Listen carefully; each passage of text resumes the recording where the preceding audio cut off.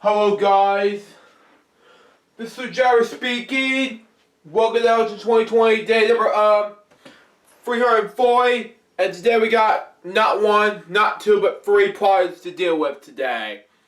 So, in order to do these three projects, I gotta eat this pizza. So it's gonna be a huge pizza, nevertheless. I cool it down just because I wanna chill out, eat some snacks and everything. So let's do it now. So we got, shall we? So we got.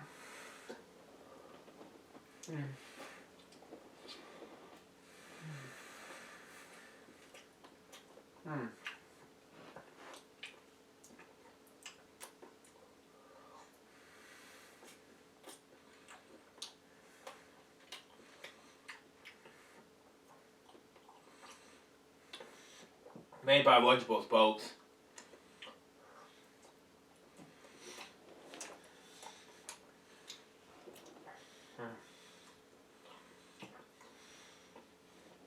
Stand by.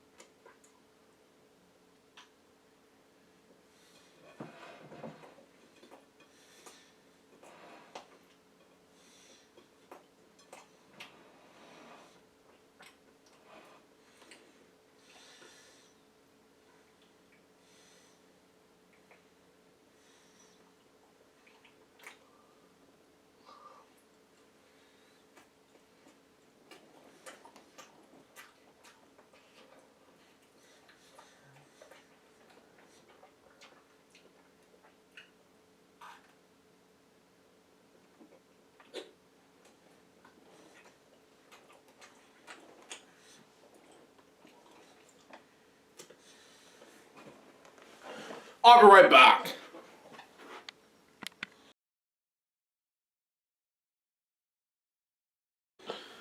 I'm back, folks. Oh, hang on. I gotta get my headset.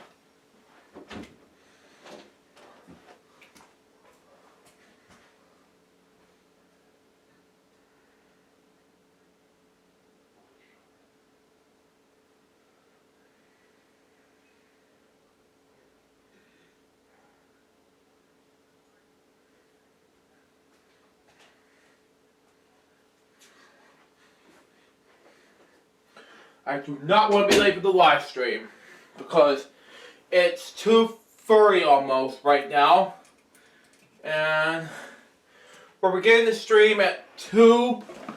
Not going to be in the stream until 3 o'clock. Stand by. We're going to get started. And of course, we're clicking on OBS and Discord. So, without clicking free me MP4 player, that's to convert that's against the rules. But anyway, next.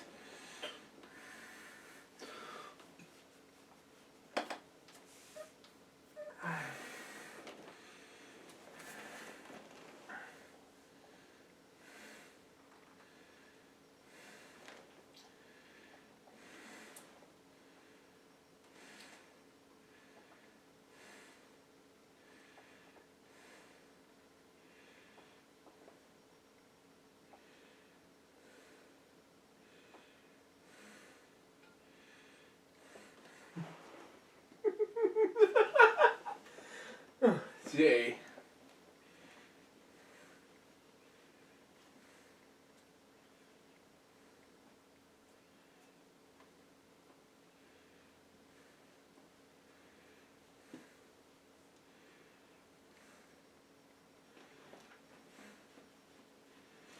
Anyway, let's see if Discord works.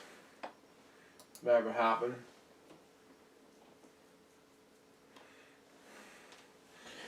Okay. No, I gotta mute this. Next.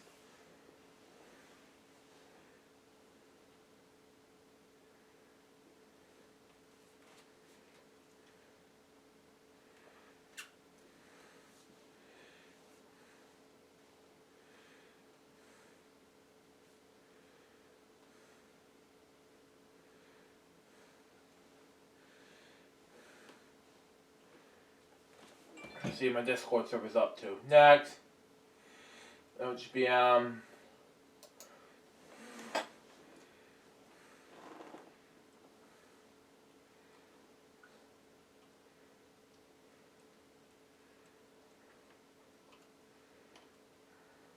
Press general and be ready to go.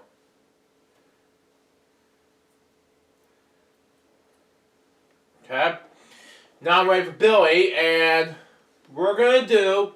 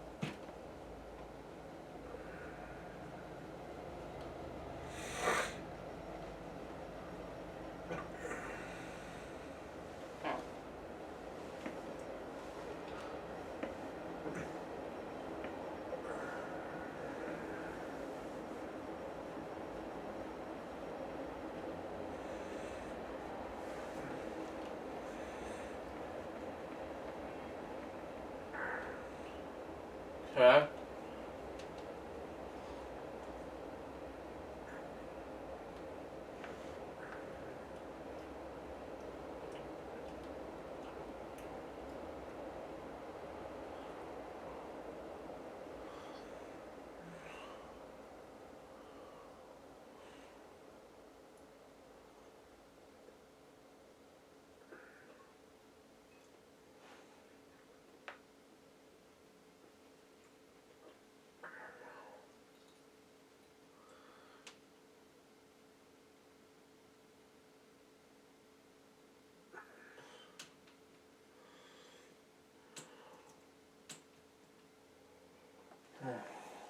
F there.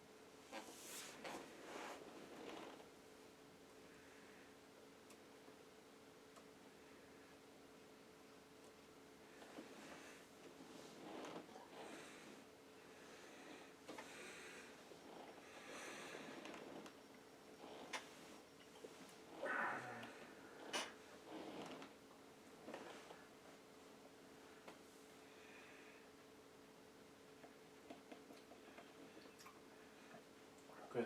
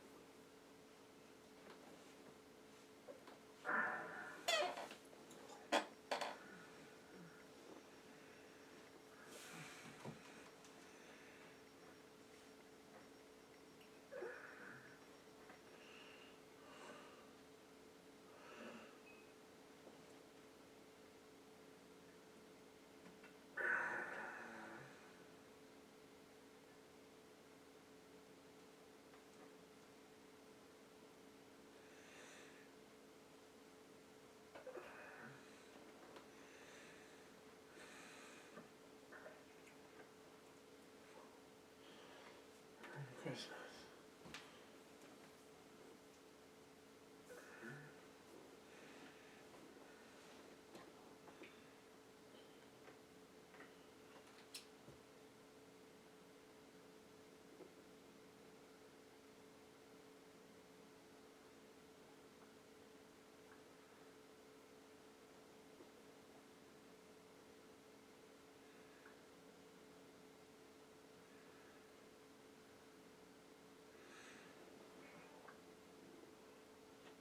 Joey agrees with me, saying so excited, okay?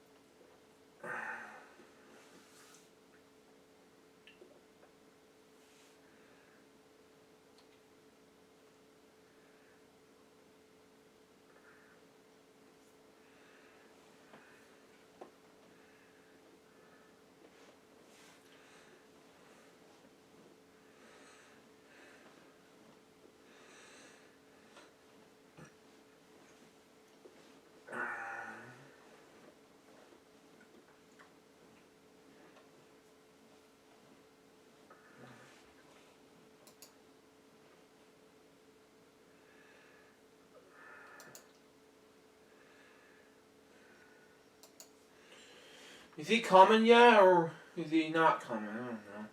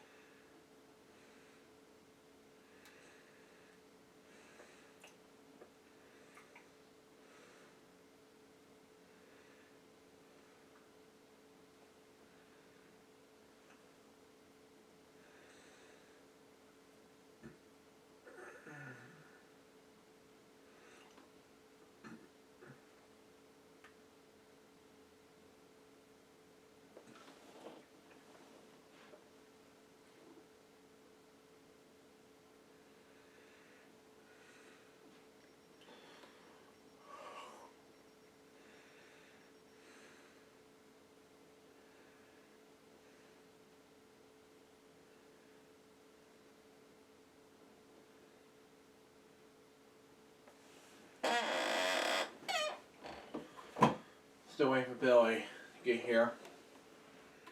While we wait, I'm gonna get ready for probably.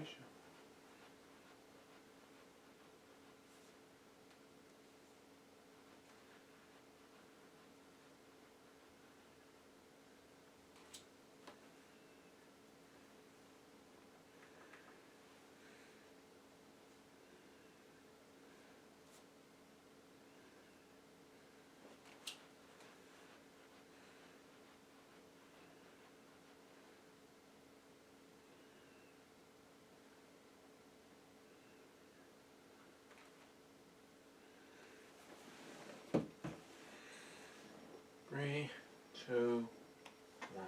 Yep. 10 more minutes left.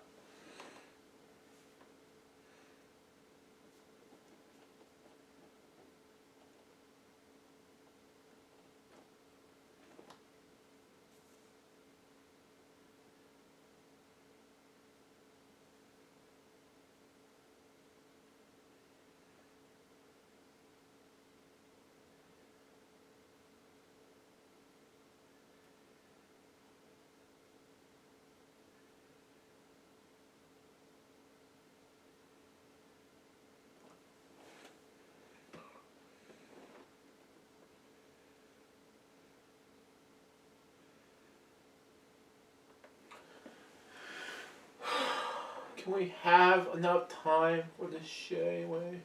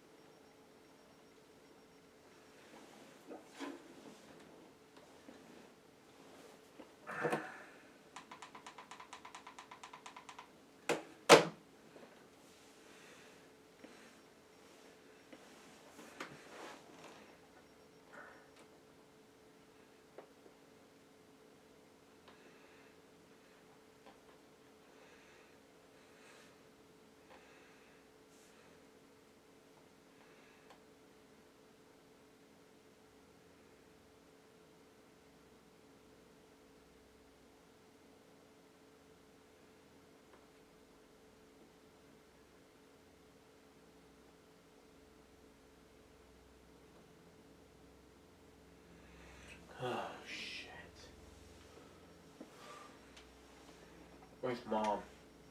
Remix, or Billy, whatever. Where he needs them. I don't know.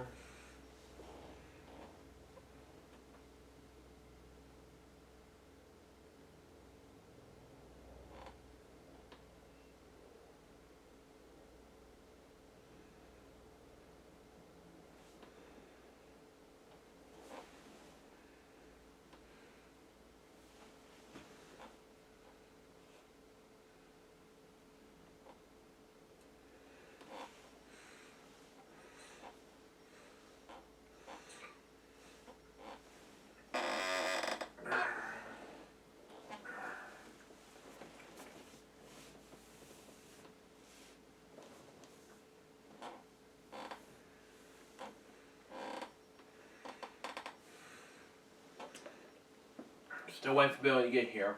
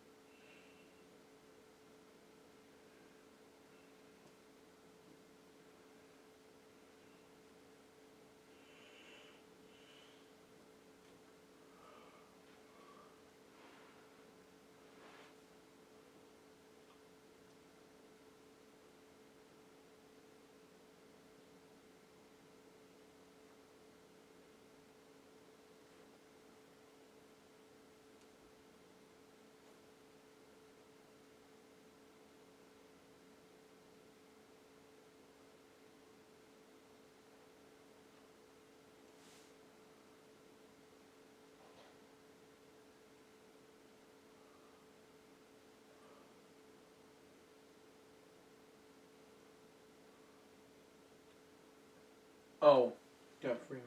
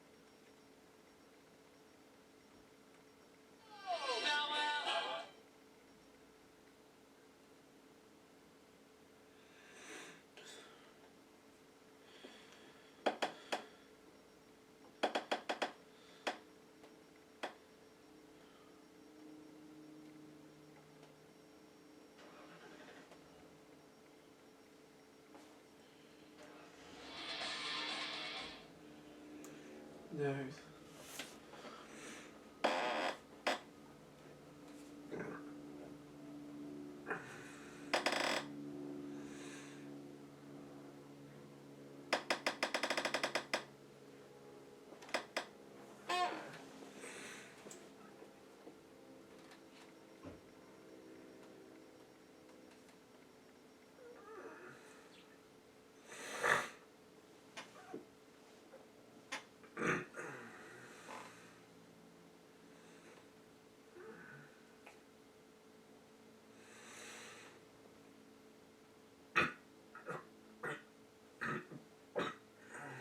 Next, we got 2 more minutes left. Good. Let's see. OBS. So let's go ahead and get the stream going. 2 minutes left. 1 minute left.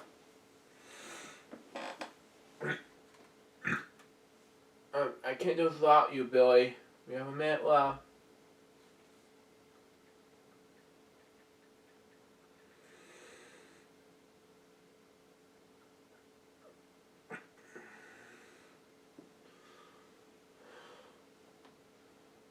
You're missing out on the stream, Billy.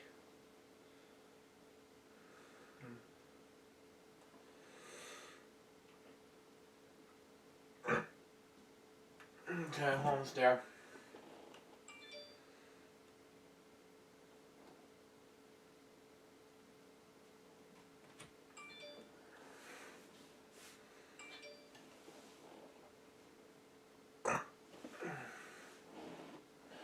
Forty seconds left. Extra time. 40 seconds.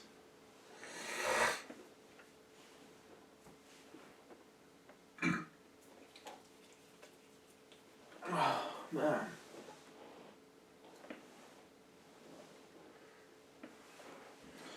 Okay.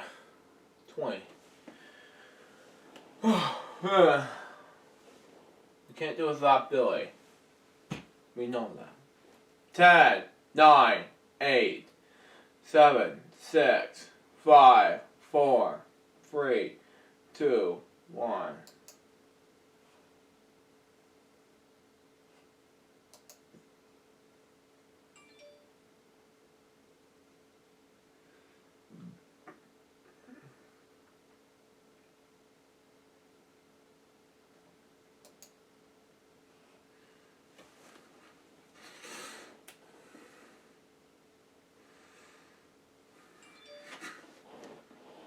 There we go.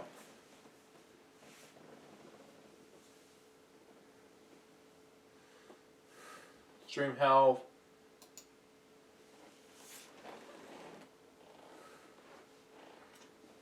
Nothing really happened during episode 315, and we're still waiting for the hellos and everything else.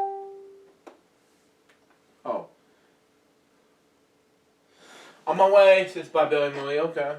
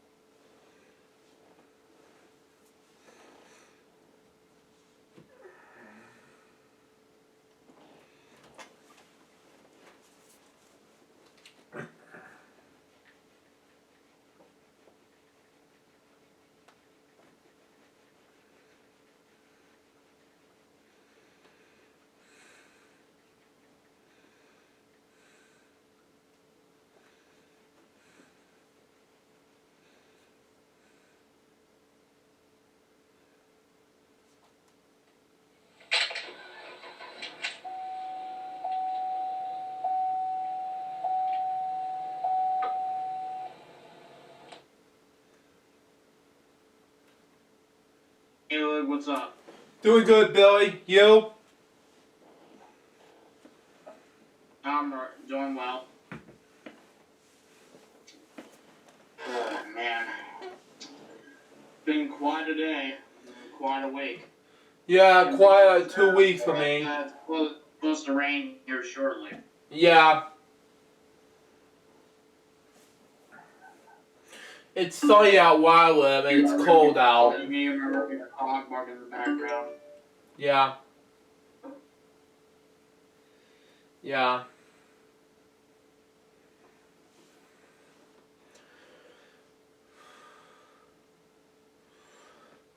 Yeah.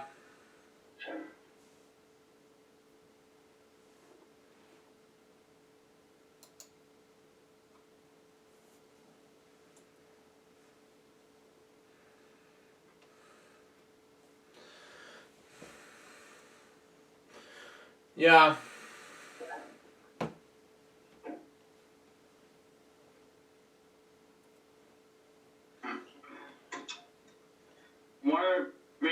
I wonder if anyone's gonna sing today. Huh?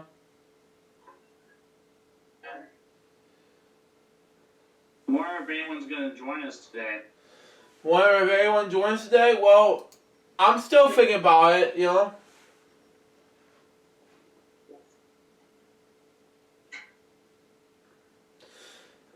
It depends, you know?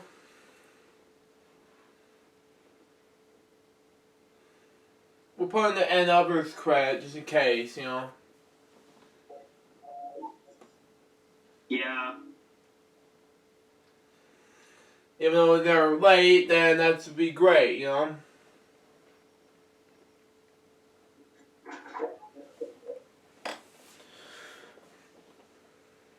Yeah, there is a possibility. There is a possibility, though, that there's a possibility we're going to have to take some commercial breaks for me to go to Subway and get my food. This one.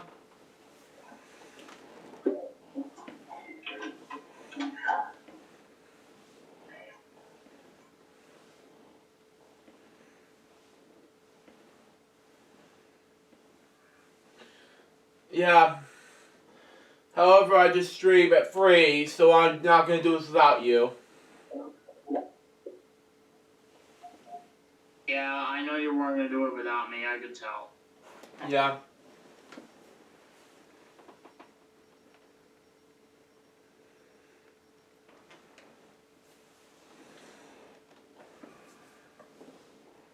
Plus, I was like 30 minutes early, you know?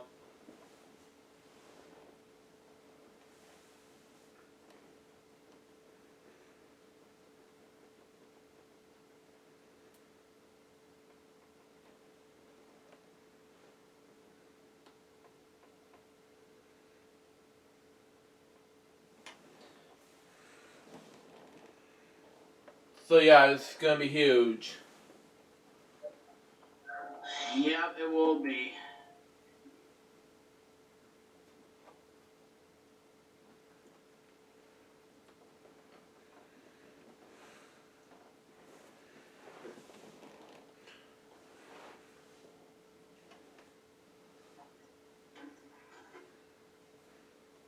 Yeah, I think it's supposed to rain here shortly. Yeah. It's sunny where I live, and it's already cold out where I'm at.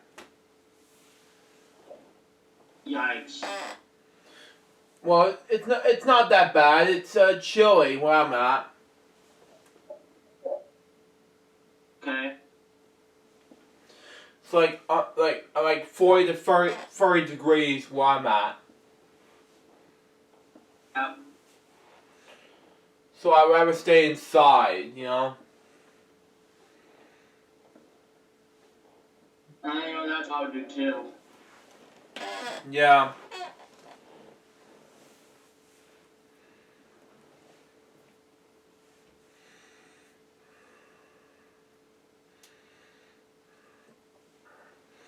So yeah.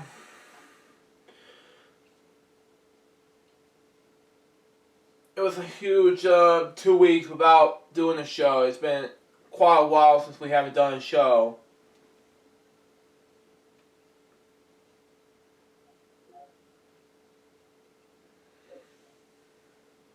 It sure has been a while. Still, I just feel like it's been kind of busy for me between those 2 weeks, you know? Weekend celebrations, Christmas, web show, etc., etc. Uh-huh. Great fun, you know? Yep.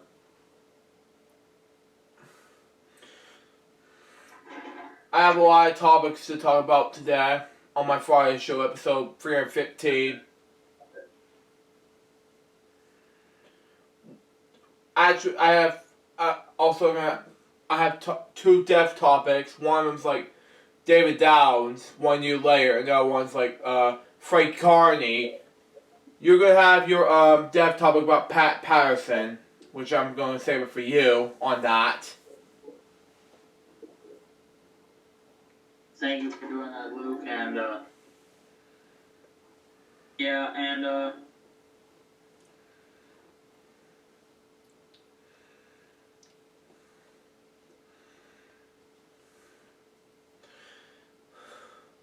And I only have not one, not two, but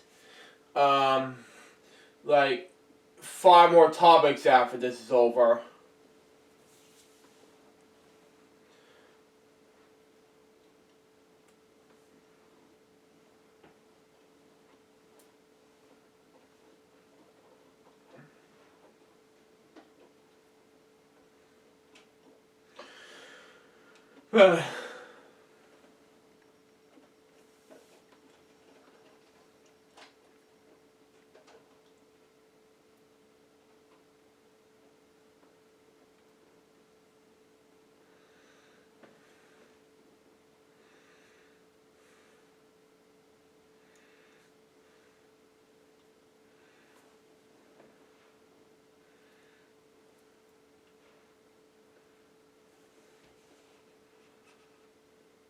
better go out and get the mail, hold and check the mail before the rain comes.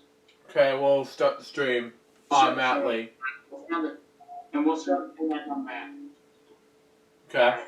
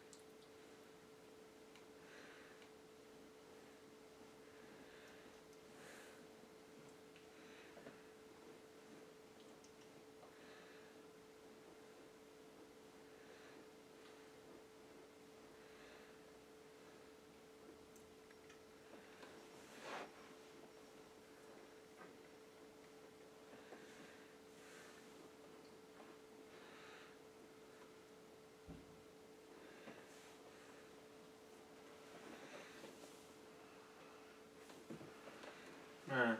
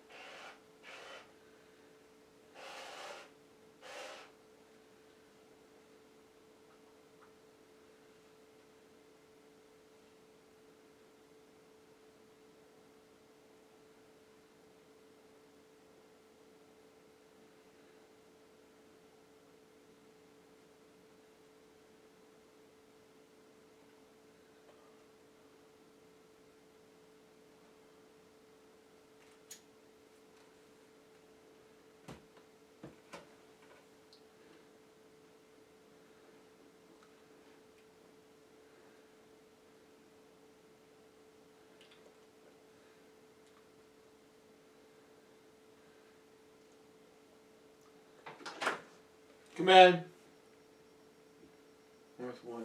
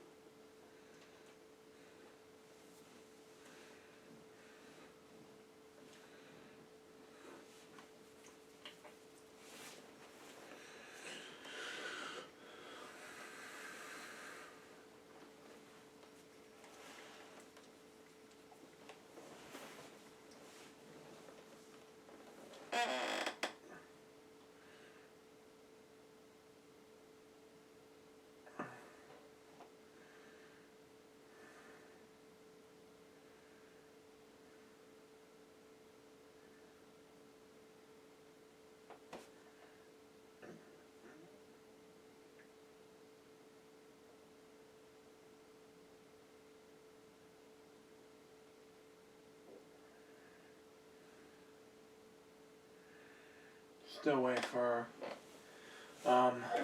Billy to get ready.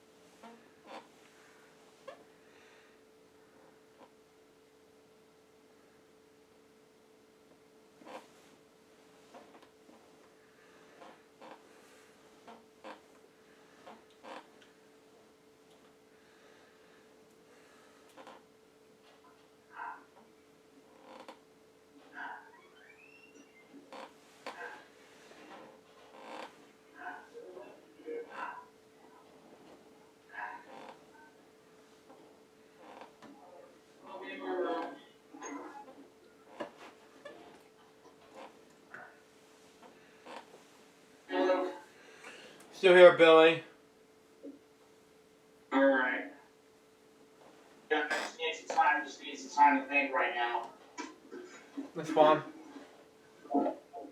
Yeah.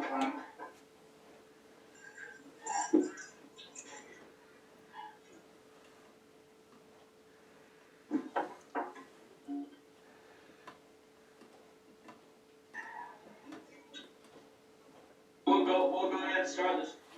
As soon as I get everything turned on and muted up, we'll start. That's fine.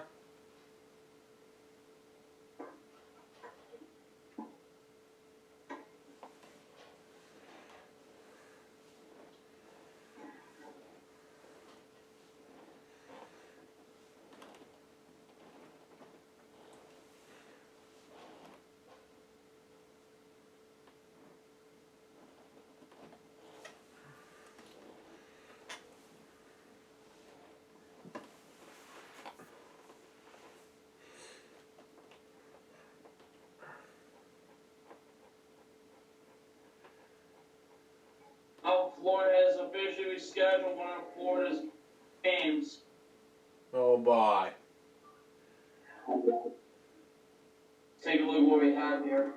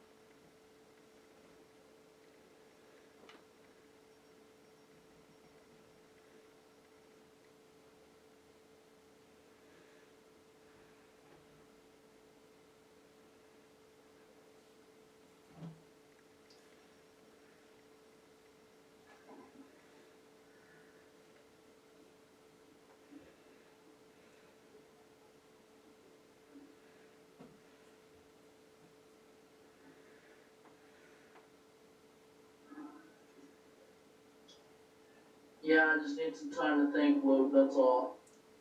That's fine.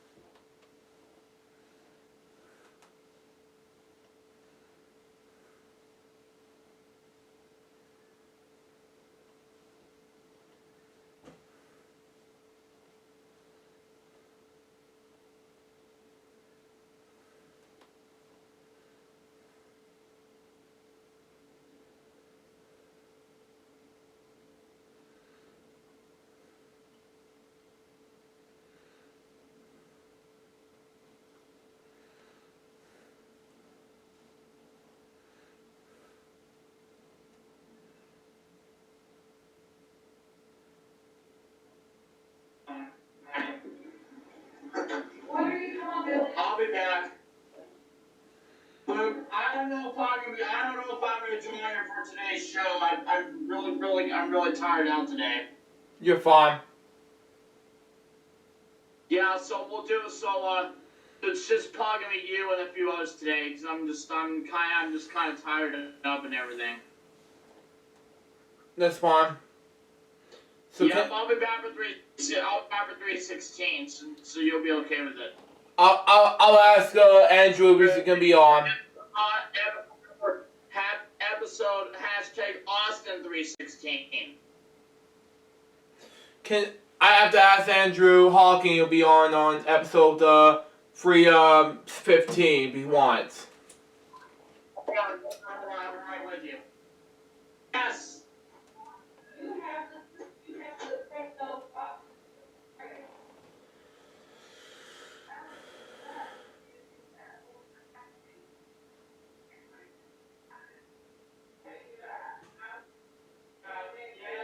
Also, the trash bag that they got put on was the last one.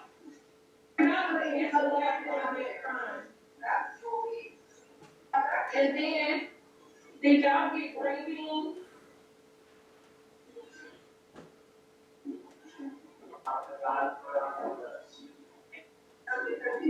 Take that trash bag out anyway. No, I know that. You better take it out, but you gotta get the trash in your room. That's why it's trash.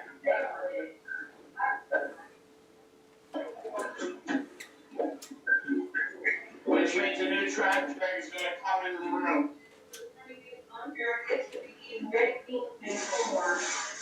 Yeah, I'm okay with that.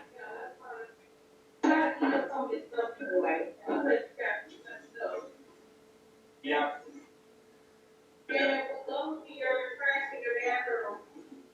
It's a good thing I decided to hold out on the green beans.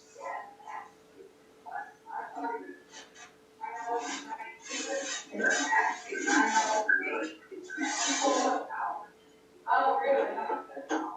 Oh, good.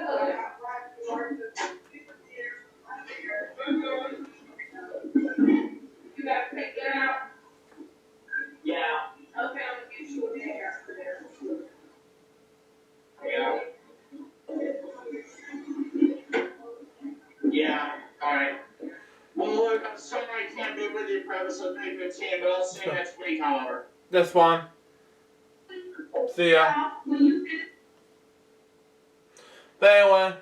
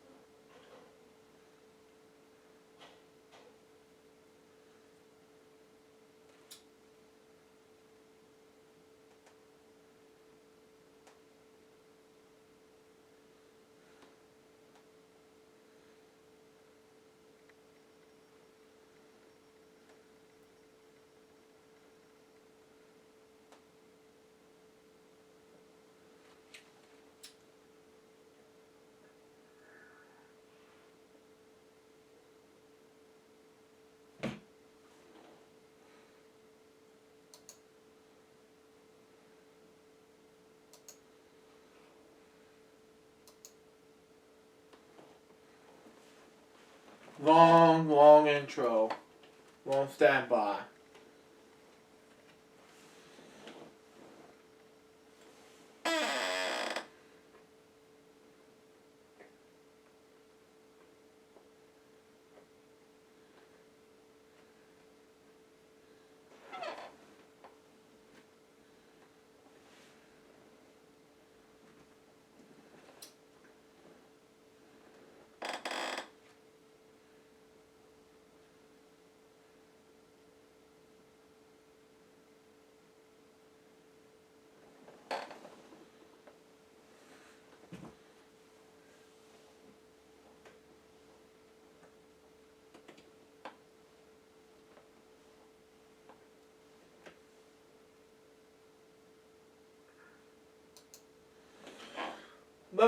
Before we begin this episode, let me just decide to fix this. It's the standby, please stand by thing was on for 40 minutes, and I was in a hurry, getting ready for this for like since 2:30 in the afternoon, getting ready for this, but it was a whole 315 episode, and we don't need to waste any more time. But with that being said, thank you. DC Comics been 2004. Hello, people. This is Jerry speaking. Welcome to Friday's Lujays 295 episode 315. Now, before we get this episode, Billy, my co-host, was not going to be able to join us for episode 315. He was originally going to do 315 with us, but he decided that, you know what, he's not want to do any more topics with us, so he's tired out. So Billy, if you watch this episode, get some rest, buddy. We got other things to do for 316, so let's just pray for him in this difficult time. Let's make it happen, okay? Okay, I was very disappointed what's going to happen next. So anyway. Oh, man. But anyway, I want to talk about some topics regarding to this episode. But first, I want to say some personal note. A rant on Double Bow, who has been nagging me 2 times or 3 times already. Now, if you don't know who Double Doe is, and he's been saying the N-word on my streams once on my Friday show 312. Well, now he's been trying to say the N-word on my streams multiple times here on my Friday show since episode. Well, no, it's been on Lucas Cool Guy's Twitch stream. I don't know what the hell is wrong with you. You need to get that cleaned up. Big time. You're not planning on stalking me. You're not planning on doing other things. So, get a life, dude. Anyway, on to my first topic here.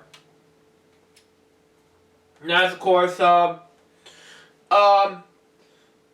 friend of mine goes by the name of,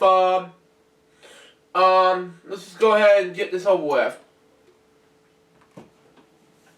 David Downs. Now, David Downs is a good friend of mine and a YouTuber who passed away at the age of 35 last year. A year ago last year, actually.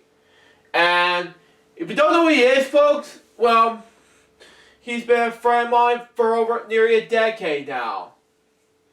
I'm sad to miss him. I'm glad to miss him. I sadly miss him, but overall, hi everyone, hey Remix, how you doing? Well, I miss him very much, but overall I just feel like Dave was a good friend of mine, and last time I talked to him was, let's keep it away, kiddo, and I'm like, sorry, the whole Booker T bookworm for Barney, and things like that in the comments, but what I wrote on Booker T thing, and I was just standing here, just freaking jokingly saying Booker T bookworm for Barney, and and he's like, let's put it away, Kale. I'm like, sorry. I didn't know David. And that was the last time I spoke to him before he died. And then back in 2011, he told me, he's the one who told me, it was on video chat with me in 2011. He did have a sense of humor. He had a life ahead of us of Douchey Award videos. He was great. Overall, I'm going to miss him. As a true friend of mine, you know? And let's show you some photos before we actually begin our video real quick, shall we? So we got. This is David, right here. The tribute to David Downs. And yes, folks, that's David Downs, and due to extreme stress, I'm limited in the chat room, but I'm beyond upset. No one's is doing anything but, especially my Christmas present. I will not be giving me a new Android phone, and now I'm not going to get an Xbox controller. I hate my family. Yeah, I felt worried for you, buddy! Sad, man!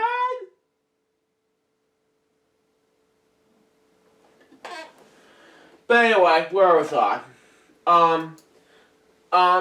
Those are the pictures of David Downs before he died December 7th, 2019. And, yeah, just want to let you know about that. And, yeah, just want to let you know that he did own The Price is Right things for 2000, for the 90s and other things, and the 80s, etc., etc. But when he died in 2019, Jim Henson says, rest in peace and God bless Dave. A dear friend and a wonderful trainer, and for me, a film magician. Safe travels, my friends. Now, he said that on December 8th, 2019, the day after his death. I told him this earlier today. I haven't told, not earlier today, but I haven't spoken to Jim about earlier today, but then yeah. I want to control it so bad, but mother is treating me like crap. Oh my god, this is sad, man! But anyway. But it was a sad moment for David, so, when he died on, a year ago this upcoming Monday. But overall, I don't know why I do deserve this. Yeah, exactly! I don't know. Either, but anyway. Now, Ryan Rickerman said, this game show community has lost on this, David Dowds. A primary trainer and YouTuber passed away yesterday. This last time we talked was November 13th. To discredit the trade. My hectic schedule prevented me, and from the starting one of a few episodes he was one of the posts his channel, I said the worst case scenario, you have it from 2020, restrained that hurt. Wow. Man. Oh man. David was a very nice guy with a very great sense of humor. His comments on my posts made me crack up on numerous occasions. It felt several going forward, knowing these fun quips will never appear on my posts again. Rest in peace, David. I miss you already. Wow. Very sad, emotional times. Now, let's go ahead and move on to the next thing. Amanda Bond with David Downs in 2019. That was the last photo she took with David. And, yeah. That was very emotional for me to have to say with my friend David. So, and when I first met this guy in 2011, I called him on Skype. He was the one who got me interested in the LJPCBM video. He was a true friend, and he will be dearly missed by all of us. May rest in peace, David.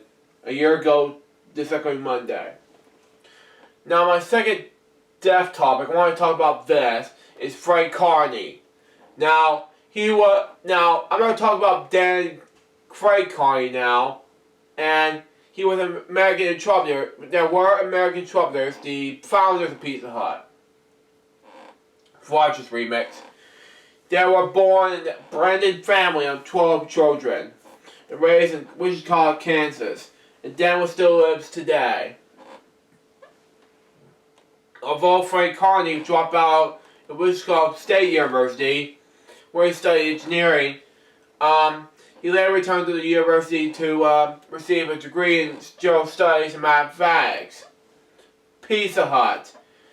In 1958, the brothers borrowed $600 from their mother to open a pizza restaurant, covering the students after a local real estate agent was unread bill convinced them that pizza would be a prominent business. Although they knew a little about pizza making or business, they learned quickly and their business started to grow. And David typed it in something. Hang on.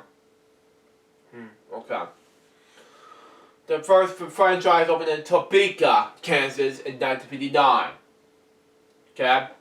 The pizza in Abingdonville, Kansas was first to have delivery, in origination.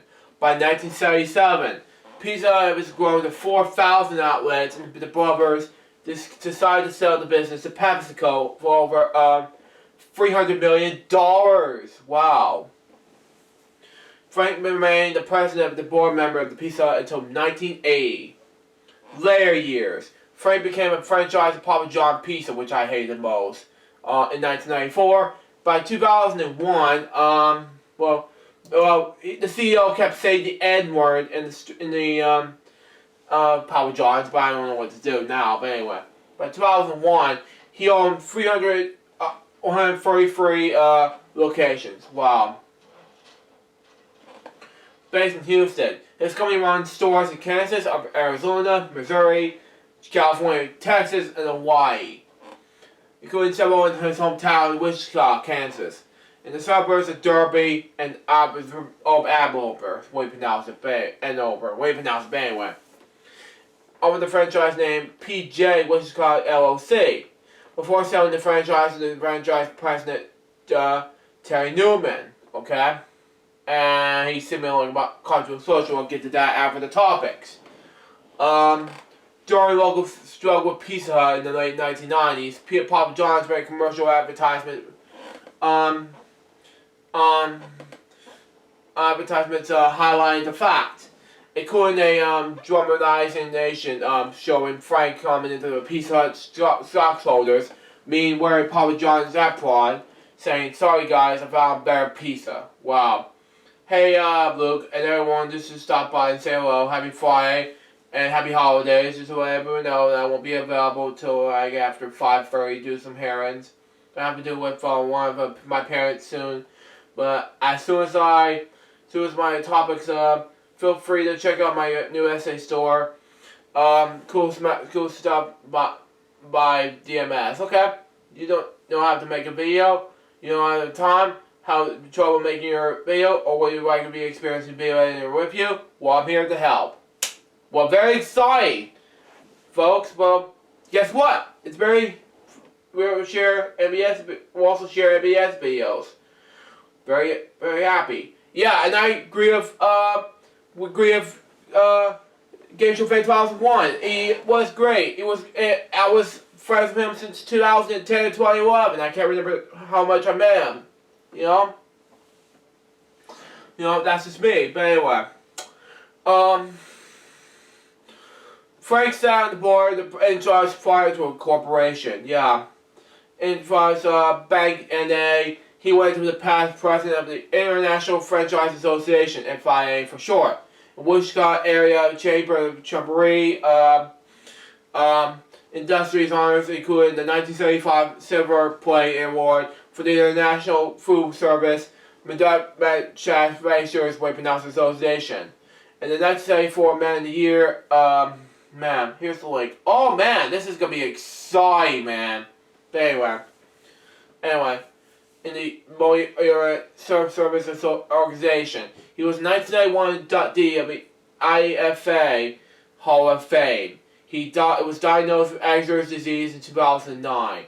He died on December 2nd, 2020. He was 82 years old from Phenobia. Then in his later years, however, who have many ties, strong community ties in his hometown. As the chairman of the board of Celebrity Policy Research Foundation of Kansas. Since his foundation for years. Wow. Feel free to share the screen with the Grace 16289 with my British. Yeah, I'll do that wherever I can finish my topics and all. That's fine. But I'll do it, yeah. As soon as my topics and David and the Cartoon Explosion topic, I'll do this. If you're a review of David, that'll be fine. But anyway,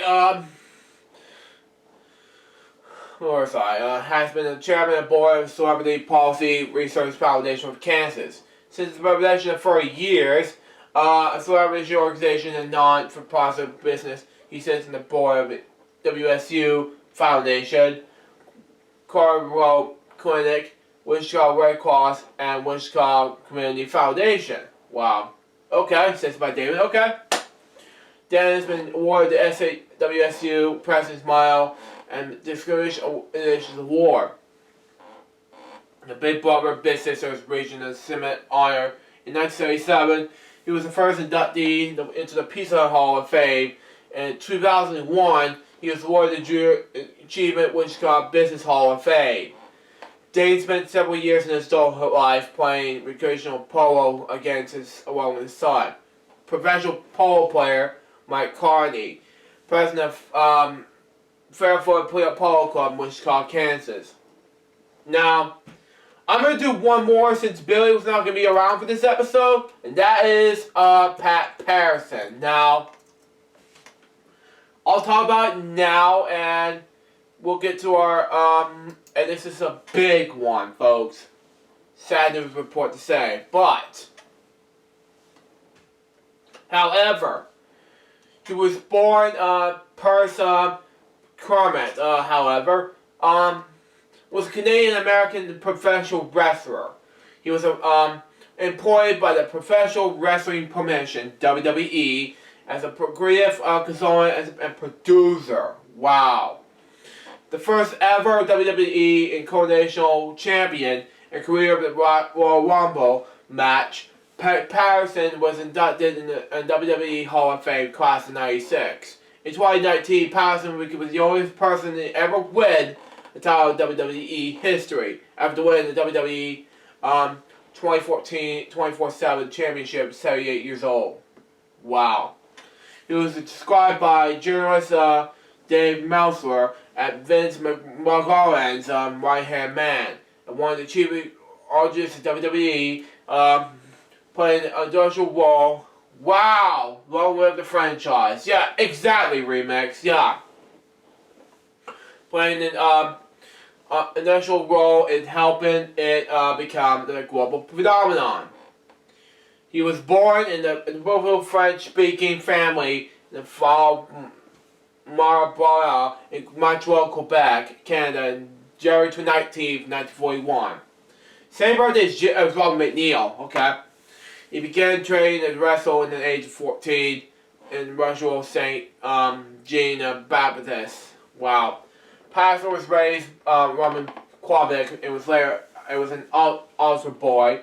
He was expressed by an interest in, oh man, I remember having something back in 2015. Yeah, I remember since this kid, yeah. Hey Ronnie, how you doing, buddy?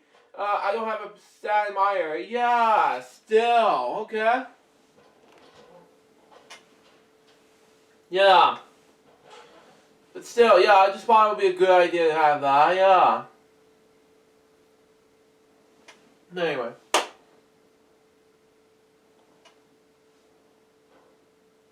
The best, yeah! Still.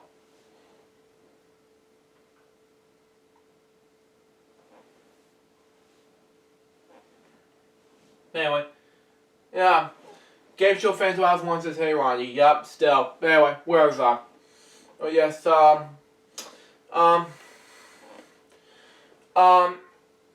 it was expressed to interest in the place to becoming one himself, but his advice and what not having worked. But it was too advantageous. Professional wrestling career.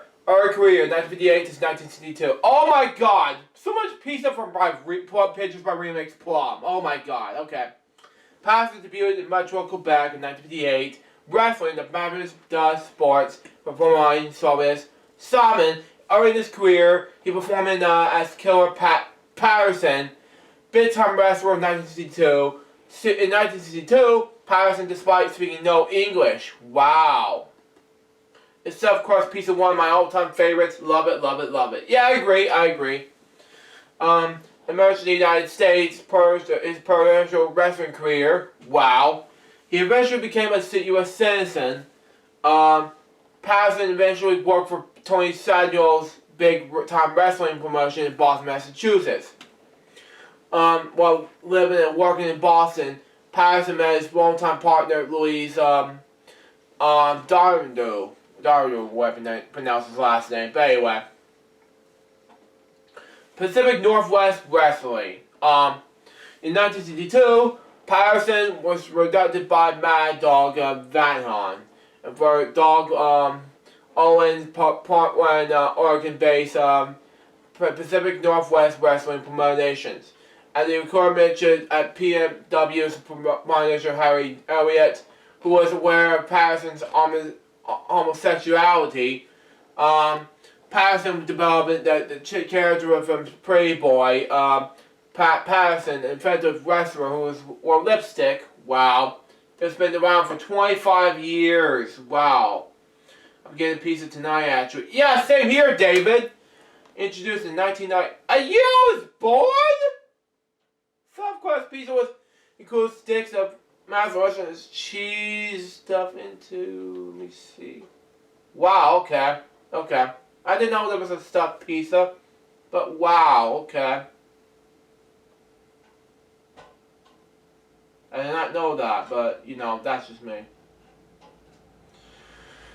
Oh, man. What else am I going to do? But anyway, okay. Okay, where was I? Patterson developed this character of Pretty Boy Patterson, an unofficial wrestler who wore lipstick, sunglasses, and Brad's career as secret holder. Wow. In 1963, Patterson wrestled a promotion in Texas, Arizona, and Oklahoma as part of a talent exchange organization by Owen. Wow. Patterson returned to Pacific Northwest Wrestling in 1964. He held an NWA Pacific Northwest Tag Team Championship. Wow. Okay. On 2 occasions that year. In October 2nd, 1964, Patterson defeated Pepper Martin for the NWA Pacific Northwest Heavyweight Championship. He held the championship for 6 weeks before losing to Martin. Patterson won the championship again in 1965 and 1966. Big Time Wrestling San Francisco in 1965 until 1977. The Blonde Bombers, as he also faked, which I'm not going to read. But anyway, in January 1965, Patterson was hired by Roy Sawyer, we pronounce it, for his San Francisco, California-based Big Time Wrestling promotion. At Sarah's request, Patterson dyed his hair blonde. Wow, okay. So now we got pizza you got against. Here's a controller I was supposed to get, but not getting it for this year. This is going to be the worst Christmas since 2017 or 2018. Oh my god, the Xbox Series X controller! Oh man, this is not this is like, oh man, this is just like face palming and what's happening next to your family. I felt worried for you, buddy. But anyway. Move on. Patterson dyed his hair blonde from form of a tag team with Ray Stevens, the Blonde Bombers. The duo won the NWA World Tag Team Championship in 1965 and again in 1967. Excuse me. Yep, says by Remix Plum. But anyway. The Blonde Bombers were described by Bret Hart as considered by many to be the best tag team of the 1970s. Excuse me. 1968, Patterson wrestled the NWA Wrestling State Wrestling in Amador, Texas. It's Lord Patrick Patterson with the NWA North American Heavyweight Championship and NWA Brass Knuckles Championship. In the same year, he undertook a 6-week tour of Japan, facing Antonio Inoki in a series of bouts. After Stevens turned face in the late 1960s, he had a feud with the heel Patterson, culminating under the Texas Death Match. Oh, yeah, but they all said I deserve it, so I guess so. I don't. Ah, man, this is not happening. Not happening. Yeah, worst Christmas ever. I'm not gonna say it, but you don't deserve to have a worse Christmas. I pray to God, that you don't have a worse Christmas ever. Period. The end. But anyway, moving on. Next, let's see, we wanted for Patterson. In 1970 and 1971, Patterson won a match during his matches and won cheat by playing a broken object under the mask and add power with his headbutts. Wow. 1972, Patterson turned face again after feud with Lars Anderson. Oh my God. I know you don't agree, but my lover does. Yeah. Man. Who was managed by Dr. Ken Ramey. Later that year, he teamed up with Rocky Johnson and won the Tag Team Championship in 1985, 1981. Terry Winston won the Cow Palace Battle Royal in San Francisco. Okay. Championship Wrestling for Florida, 1977. I mean, she just lost her sister yesterday at the age of 76, which is sad. And I'll talk about this after this moment of silence needs free. But this is emotional. Yes, I'm Terry missed her. Yeah, I agree. And I paid tribute to her on the blog site. And I agree with that.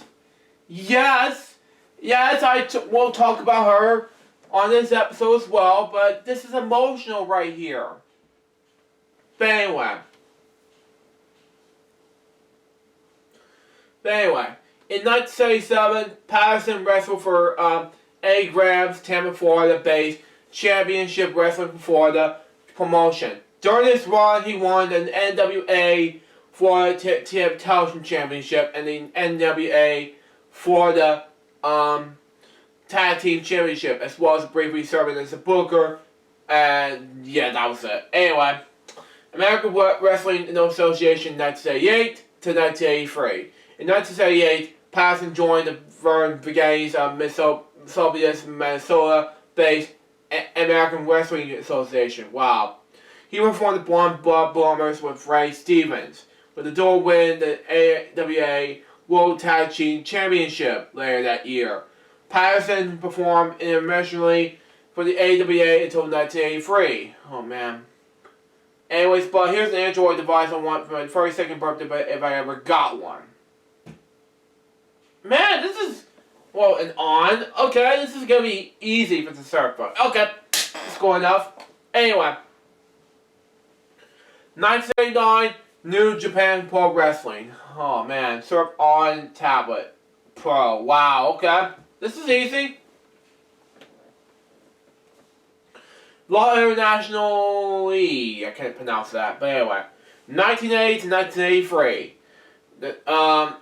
Patterson made his professional return to Quebec in 1980, wrestling a number of bouts with the Montreal, Quebec-based World International League promotion.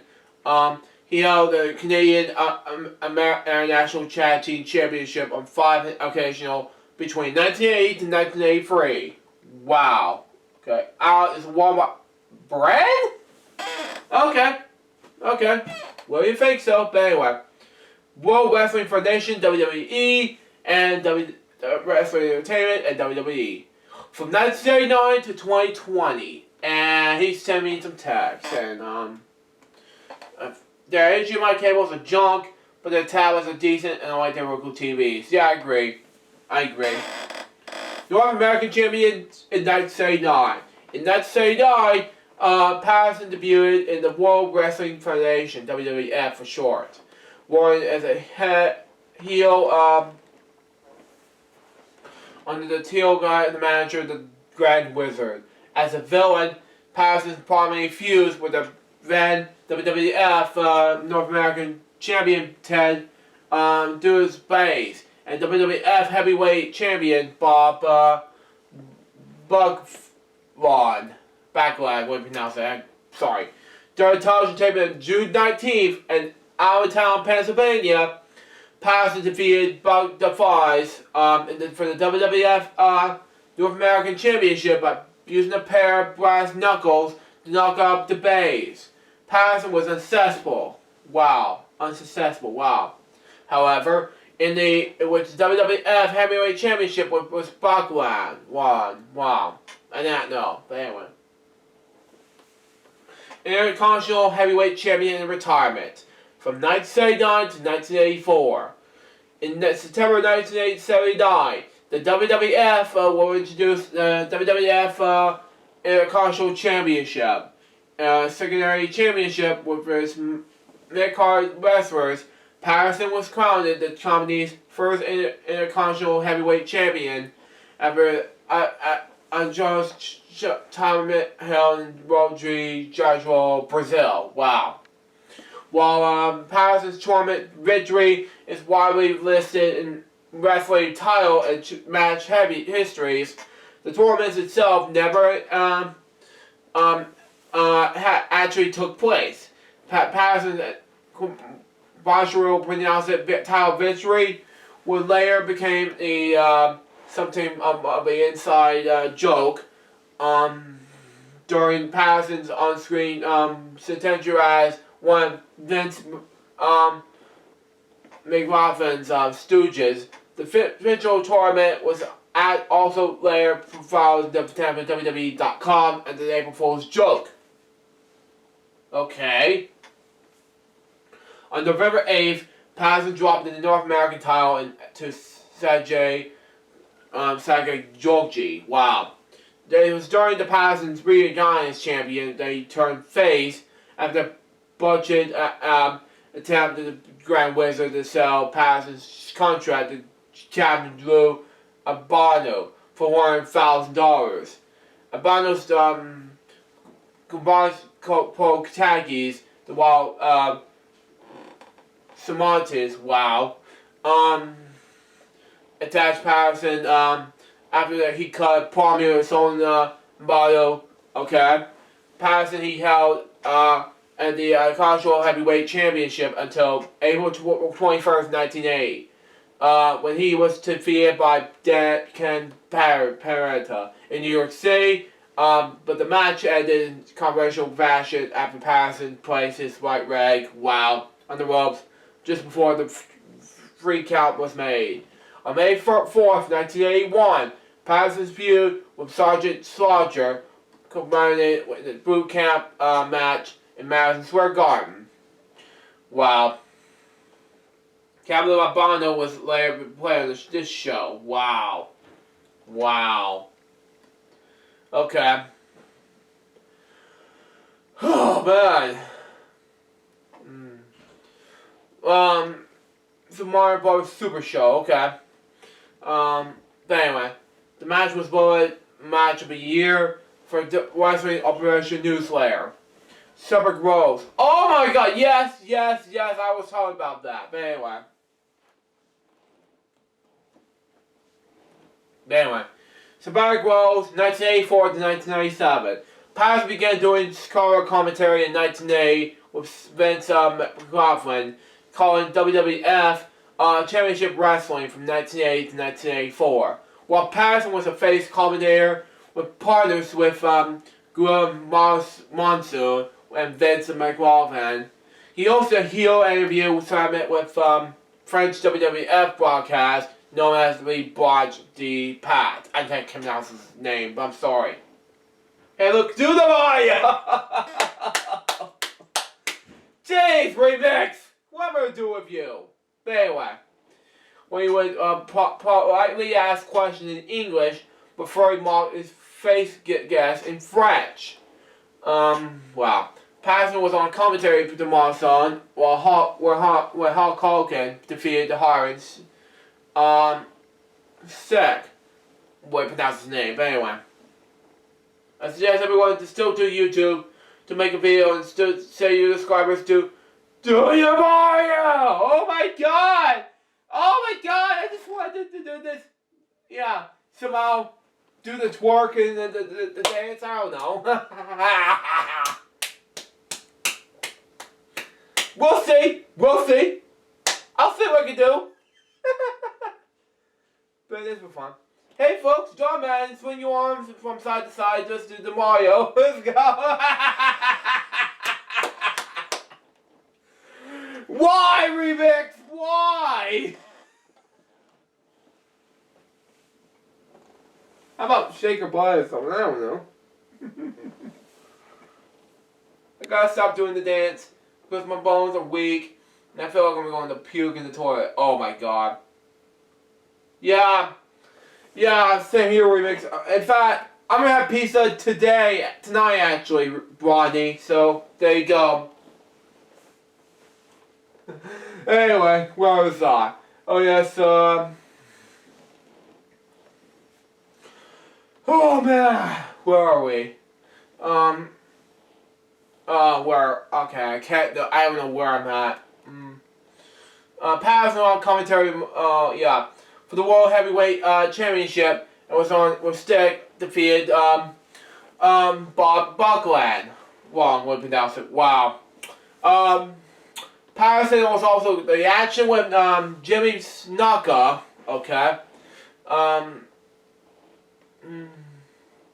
jump off of the steel cage and splash John Morento in Madison Square Garden, 1983. Okay, that's John Man doing the voice, doing the Mario. He was like, boom, doing the Mario. Okay. Oh my god. Anyway, Patterson retired from wrestling in 1984. Although retired, Patterson continued to obviously wrestle. In January 26, 1985, he wrestled Niagara Golf in the losing effort in the house show in Cincinnati, Ohio. The following month, he teamed up with Andre the Giant, okay, as a pair of house shows in Canada. Okay? And defeated Canada Para and Big John Studd. He took a spot in Mad Dog Vatron WWF skit show with Brock and WWF Superstars of Canada until late summer of 1987. Okay? Happy early birthday, Rodney! Watch this, 42 next month. So excited for you.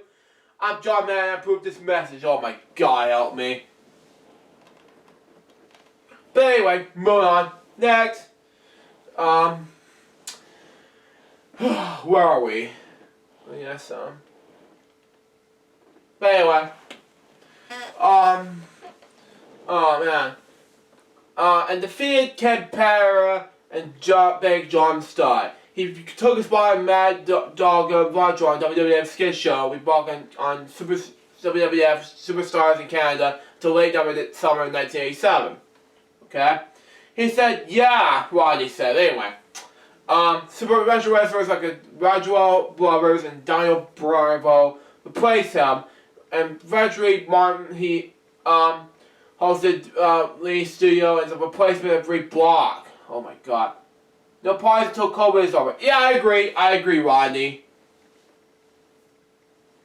Before he made a member appearance, the time is Battle Royal in Montreal on February 24th, 1987, the same day as LJPCBM Day, which is not there until 20 years later, duh! Anyway, he also appeared in the Battle Royale in the house show in Buffalo, New York on December 27th, okay? I have some sports news to go over after this topic. Yeah, but right after this topic, in the moment of silence, of these three, I want with your fame, I will do 5 topics to go over. Yeah, hope everyone stays safe and be well, says by Remix. Yeah. And speaking of sports, yes, David? Yankees suck. Yes. Yes. Okay. Okay, David. I know what you're thinking.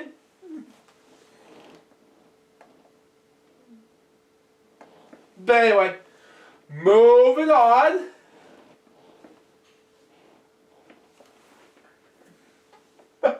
Where are we here? Oh yes, Floyd made another appearance, this time in the Battle Royal in Montreal on February 24th, 1987. He also appeared at the Bar Royale and House Show in Buffalo, New York on December 27th, which I was going to say before, but anyway. They won close to 30 champions. How they saw David? Oh my God, yeah.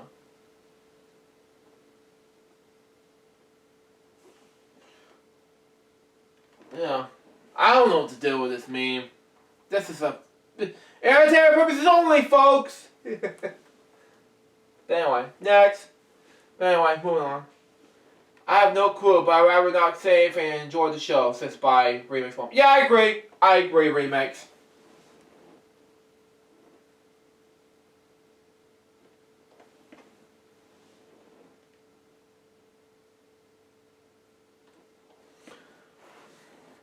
Yeah. Just for entertainment purposes. Anyway, where are we here? Patterson made a handful of initial appearances in Montreal in 1987. Yankees sucked because they were choking in postseason and spots. I agree. I maybe agree.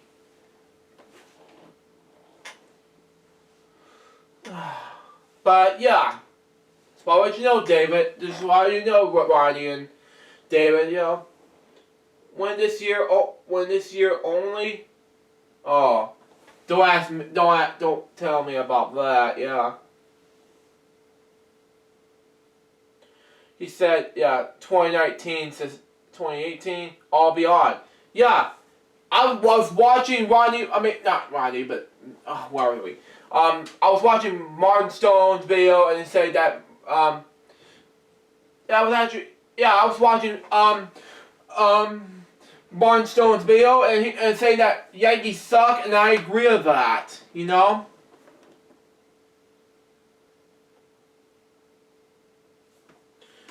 And yeah, I don't think it was 3 years ago, actually, Ronnie. It was actually some more than that, Ronnie, just to let you know. But anyway, we're going to keep this calm, let's continue on, but let's just keep it going.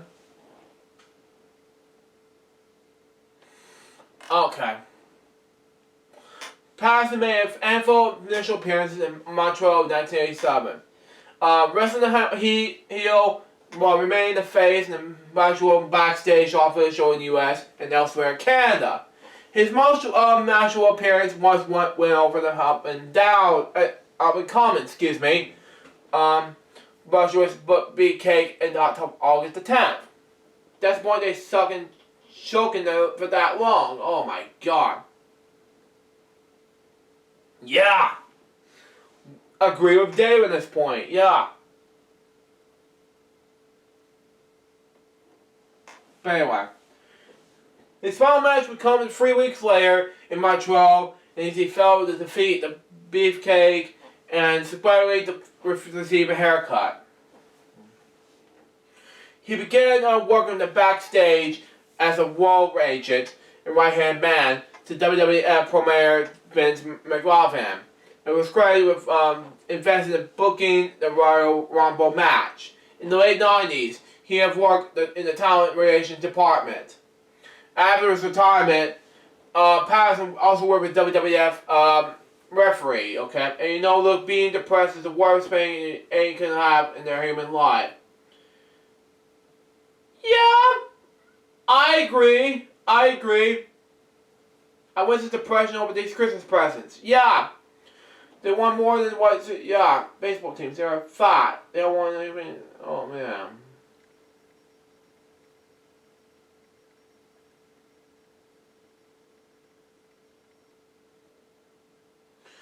Yeah. Anyway.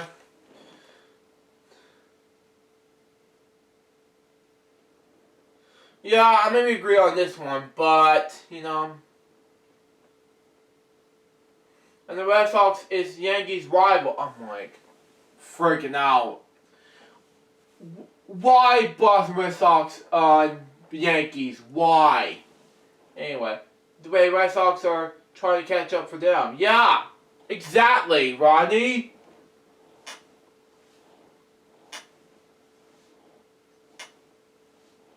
But anyway, moving on.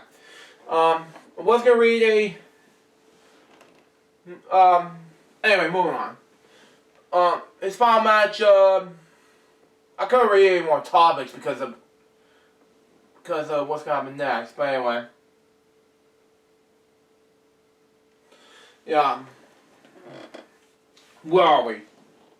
Yes, but how many games when they won in 2004? 4 elements and the Yankees won? 1. That was my case. Yeah, exactly. Oh, man.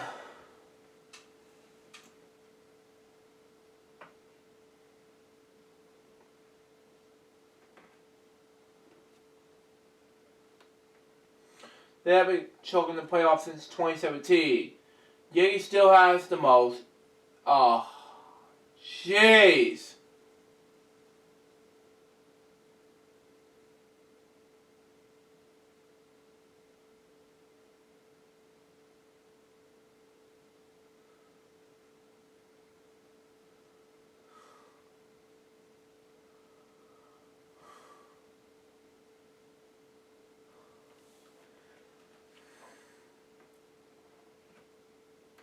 But anyway, I'm going to keep the chat room going. I'm going to go ahead and read this topic. But anyway, Patterson has had 4 appearances in Montreal in 1987, wrestling as a heel while remaining a natural backstage official in the United States and elsewhere in Canada. His most notable appearances when winning over the top hopping common choice with Beefcake in August 10th. Okay. His final match was become 3 weeks later in Montreal as he fell defeated the Beefcake and subsequently received a haircut. Okay.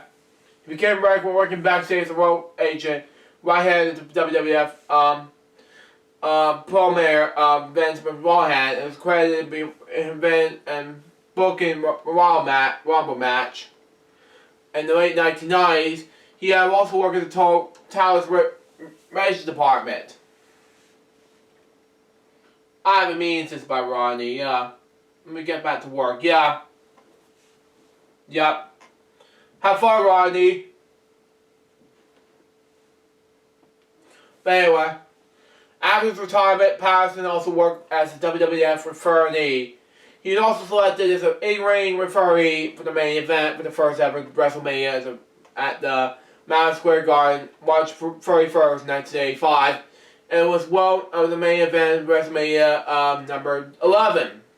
In 1992, Patterson was accused of, I'm not going to say anything about that, by former announcer Murray Hawksman, which is sad to say. Hey, look for your next full review. I want you to do the Chicken Faro. I already did that remix on episode 220. Yeah, I've already done that remix. It was on episode 220. If you watch this remix, yeah. Yeah, it was on Black Friday shopping during that time. Yeah. Yeah. If you haven't checked what food review I've done, 220 is on Chicken Alfredo, 221 is on someone else in mine. Yeah. I'll send remix a link about that. If you haven't missed my food reviews episodes, yeah, you need to check it out. Whatever that means. But anyway.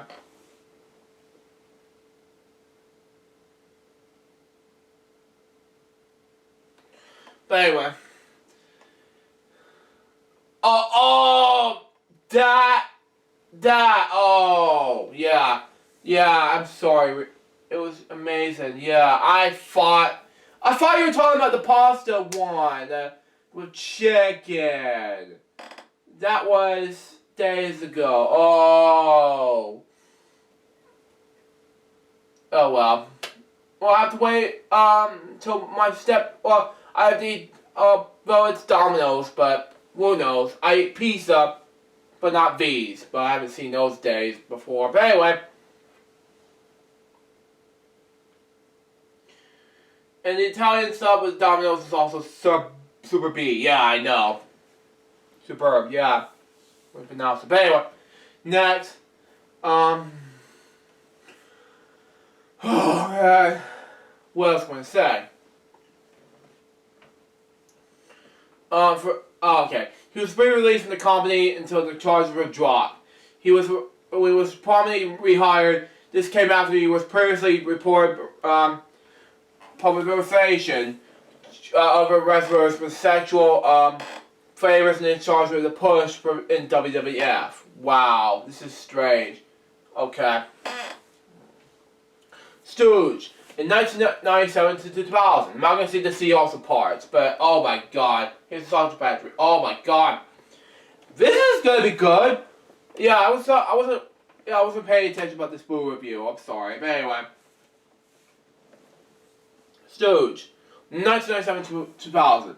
In 1997, Patterson along with Joe Russo became family comedy heels and the onstage stooges of Vince McMahon's assistant boss, Rally's Stone Cold, Steve Austin, Mankind, and The Rock. Wow, okay. Patterson and Briscoe were among the family members of the corporation, okay? And he sent me another, I'm not gonna say what it is, no. Just stop. I don't want to help anything, but anyway.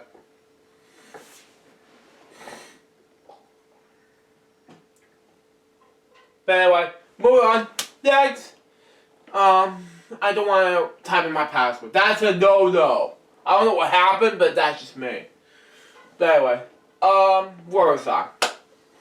Oh yes, I was saying it for so long, but that's just me. Anyway, where was I? Oh yes, in order to mock Hulk Hogan, they used Real American in their entrance music and parodied how Hawkins playing routine in their approach to ring.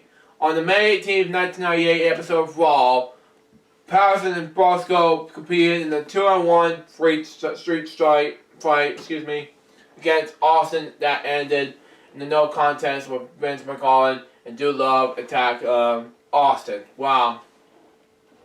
Later in 1999, the two became in charge of the McMahon faction.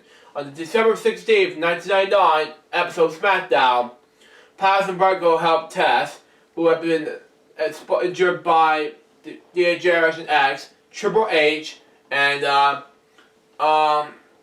Stephanie McMahon, then forced Patterson and Briscoe to compete in the WWF Tag Team Championship against the New Age Outlaws. Okay? Or to be fired.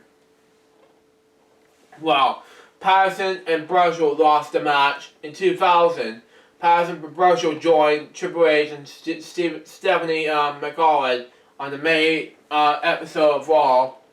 Patterson, Raw Dog, and X-Pac, face Ricky Skye would pronounce it. The 3-on-1 handicap match, and where the skirmish spot after Patterson hit Ricky Skye with the chair. Wow. Afterwards, Patterson lured his drawers to deliver this distinct face, okay, to Ricky the stained underwear, oh god, with commentator Jim Ross described as a trigger-sized stem mark on June 12, 2000, 2000, when the faction of Masked Kane, Patterson photographed Kane's unhappy, scared face, and threatened to expose him to the world. He was not to comply. Kane was forced to wrestle The Rock. And then it's Howie in a no-holds-barred match. When Patterson's film did not develop property, Kane was turned out to foul patient.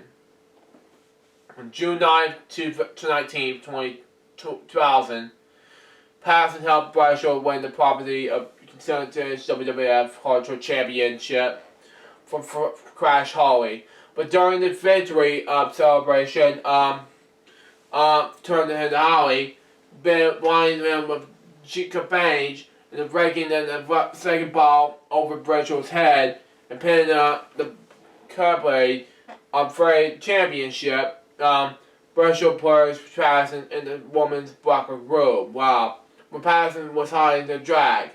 Sequentially, Vince McMahon scheduled them to fight over the Hardcore Championship in the Ebony Gala match at King of the Ring 2000. In the course of the match, Crash Holly attacking both men and pinned Patterson to become Hardcore Championship. On the July 21st episode of Raw, Patterson Brashaw's match with Shane and Vince McMahon ended in the no contest with Mean Steen posters ran and attacked them. Wow. Backstage Rolls 2000 to 2020. The Hardcore Championship was followed with the World Heavyweight Championship on October 20th, 2002 was restored on May 18th, 2003 at Judgment Day in the Battle Royal.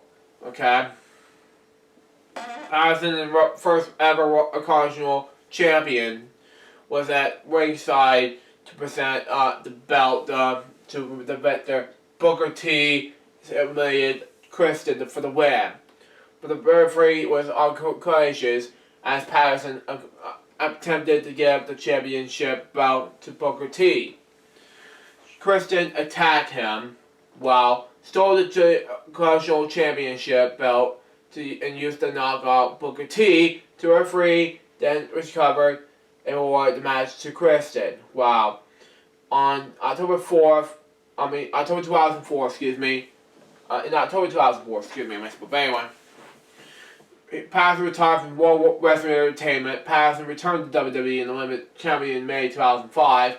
While retiring the producer to WWE, he was at the creative consultant. At Breaking Point, Patterson made an appearance in his hometown World Trial, the in-ring segment for Dolph Ziggler.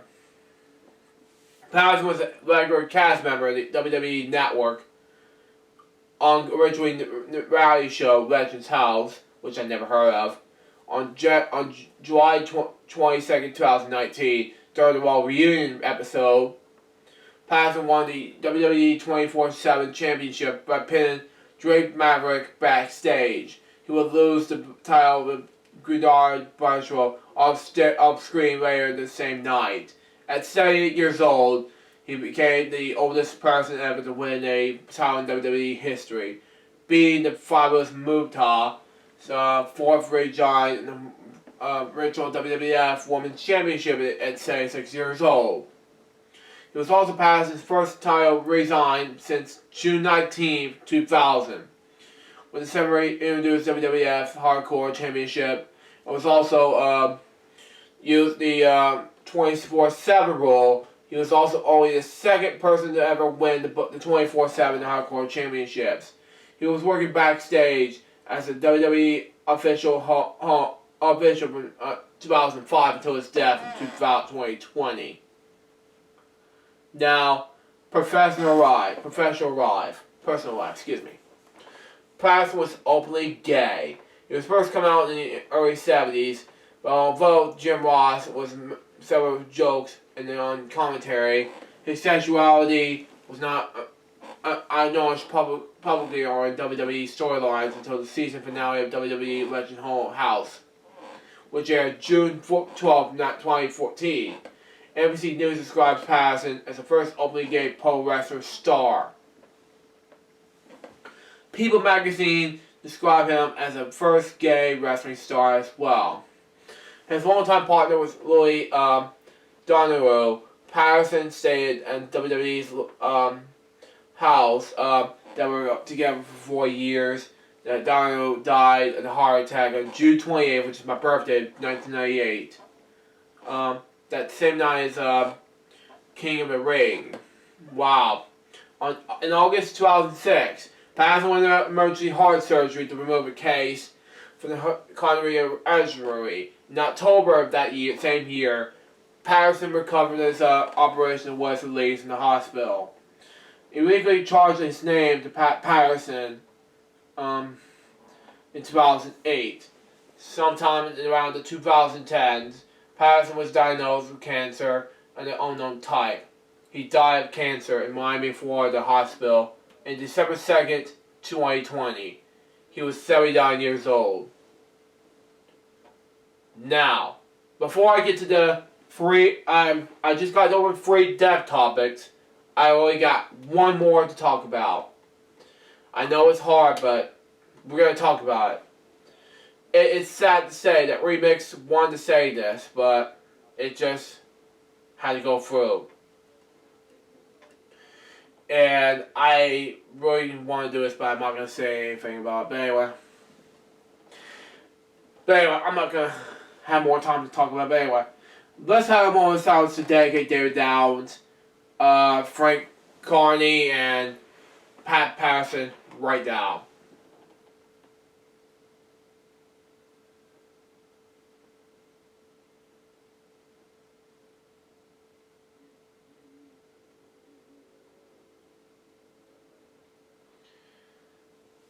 Thank you. Rest in peace, you three. Now I got another topic to share, and that is, of course, CJ Merrick's. Now, they're getting ready to be married tomorrow. Now, if you're watching CJ Merrick's, congratulations on your wedding day coming up tomorrow. You gonna need it. Now, what it is, folks, is their wedding ceremony is gonna happen tomorrow at 5 p.m. The reception is at 5:30 p.m. Now, here they are, CJ Merrick in the right and Merrick's in the right. So, and December 5th, 2020 in Atlanta. December 5th, 2020, I'm not going to read the address, that's a no-no. So, here it is, and I'm not going to quit the travel, but I'm going to quit the wedding party on that day. Here's the matron and the man are as follows. Cameron Brown and Pasquasi, bridesmaid, are as follows. Christy Duffy and Madison Nichols with Jackie Sandsman and Lauren Nichols and others. The groomsmen, the best man as follows, Ryan Burleson, which is my cousin. And groomsmen are as follows. Chandler Burleson watches for you, Billy, and Dorme, and finally, Jordan Yancey. I want to say to them, congratulations, and please be super safe. Thanks, Remix. I'll just tell Mom about this Sunday. And efficient and Guzman is Chaz Boone's Gardner. Now, here are some photos regarding this from happening. Now, they got engaged last year, and what it is, folks, they got married tomorrow, which is big. And I'm going to say this is they are getting married tomorrow, so it's going to be huge, so looking forward to that. So, if you watch this CJ Merrick's, you're going to need it. So, there you go. And this is our engagement day, party, thing, whatever. And this is huge for CJ Merrick, so there you go. And looking forward to that. So, and here is CJ drinking a beer or something. I don't know, but that's just me. And I'm looking forward to this wedding day, which is tomorrow, big time, but yeah, it's huge. It's very huge, folks, but, you know, that's just me. And right now, my mom is making a movie for you guys to see, inspired for you guys to get at least by Christmas Day. So let's see what happens. So, and for you, Remix, thank you for making them stay safe and everything. So, there you go. Now, I'm going to say that the next topic about what's going to happen next is going to be DuckTales reboot. Now, this is sad news, and what it is, folks, is DuckTales reboot canceled after 3 seasons at Disney XD. Epic season finale will air in 2021. And the DuckTales reboot will end after it's currently airing the third season on Disney XD, which we don't have anymore. Which an epic season finale is set for next year. The talented creative team, led by Matt Youngberg and Francisco Angelozzi, had delivered expository storytelling. Here's a photo teaser of my new podcast show. Brand new that is, but it'll be a Twitch only show. Here you guys go. Okay, that would be exciting. Something like that. But anyway. Glitchly romantic characters with 3 seasons of 75 episodes and more than 15 shorts. A Disney spokesperson told the Wrap, while presumably production is wrapping, DuckTales continues to be available on Disney channels and Disney Plus, which I have, around the world, and fans will get an epic season finale in 2021. Disney XD still exists in America. Yeah, I agree. Post that Disney Cartoon Exposed on Facebook, but yeah, I agree. But anyway. Fans go see epic season finale in 2021. Yeah. The DuckTales reboot will premiere on Disney XD. Was premiering on Disney XD in 2017. And the animated series boasted that the voice cast included David Tennant as Scrooge, with Duck, Danny Pudi as Huey Duck,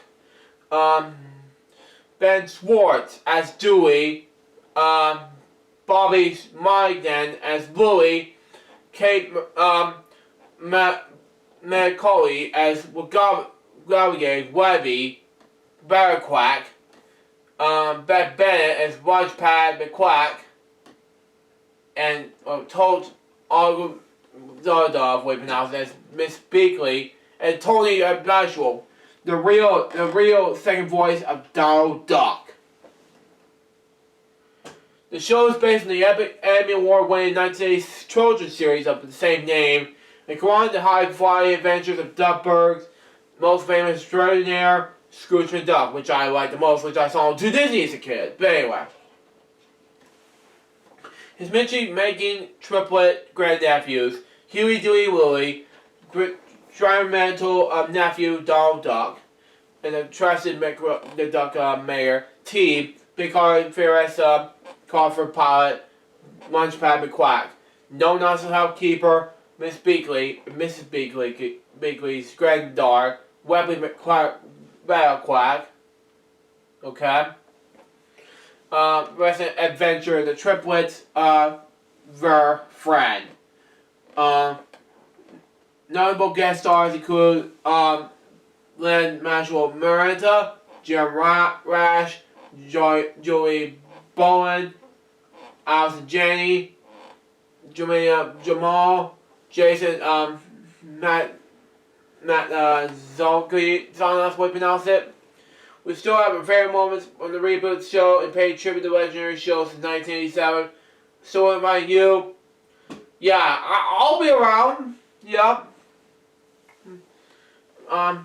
Yeah, still, but anyway, Johnny Carlo, Impostuoso, and Don Chetti, among many others. DuckTales is produced by Matt Youngberg with financial as co-executive producer and story editor. Zane Strimrez is an art director for the series, which hails from some Disney television animation. Now, my next topic, I'm going to go ahead and read this now. And remix, get ready for this. Let's Get Dangerous. Yeah, I agree with that. Yeah. It's going to be from M1 chips. Mac Mini runs Windows 10 far faster than the Microsoft Series Pro X. Now, Surface Pro X, excuse me. Now, new test shows remarkably speedily performance with the Mac Mini with the ARM-based Apple M1 chip professional runs with the ARM version of Windows 10. Wow.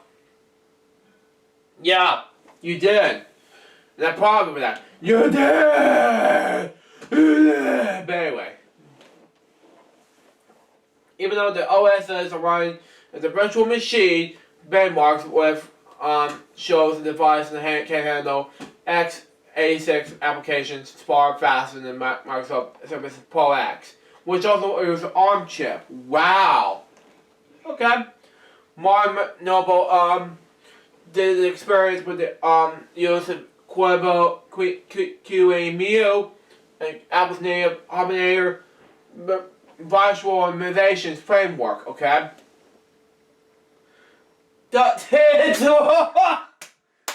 God, please help me.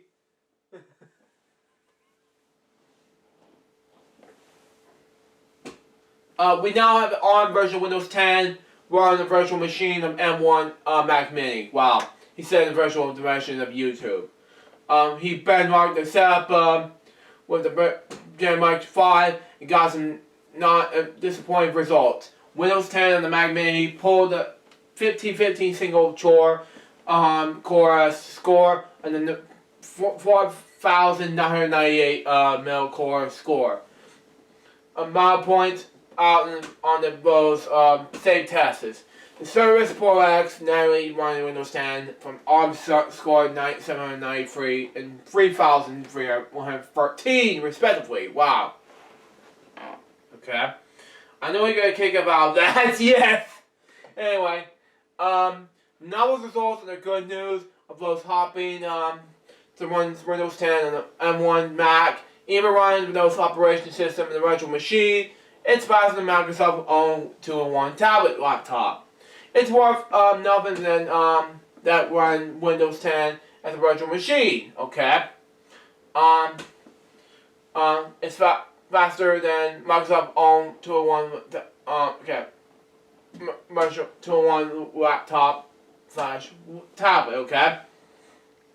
Most nothing than running Windows 10 on a virtual machine has a big impact on the performance of the Mac Mini. Running Mac OS, the desktop gets 1705, 105 single core and 7,387 middle core scores on the Geekbench 5.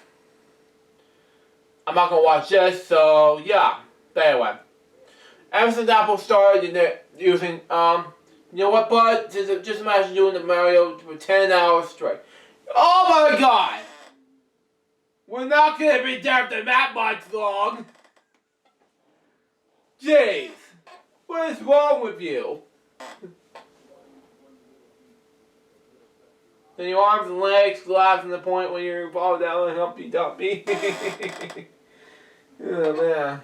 Anyway, ever since Apple started using Intel processors, macOS users have been optioned to boot camps with the right Windows, become the operation system to create Intel chips, but switched to Apple Silicon boot camp to the end.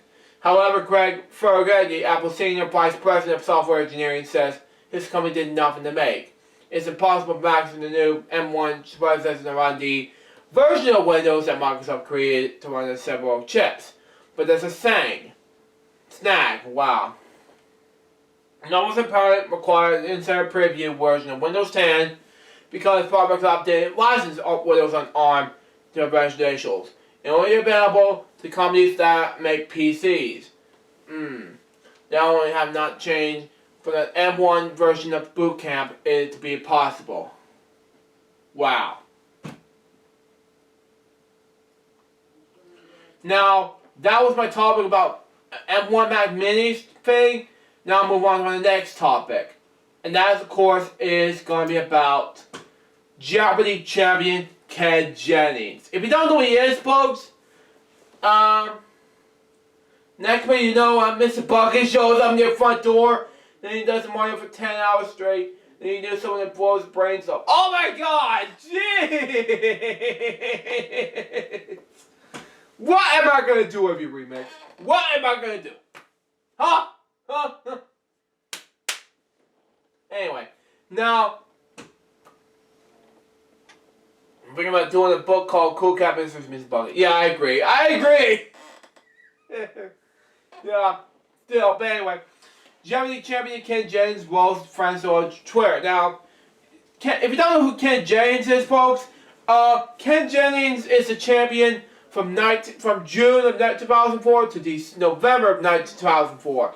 He won 74 games on Jeopardy in 2004. Then he won,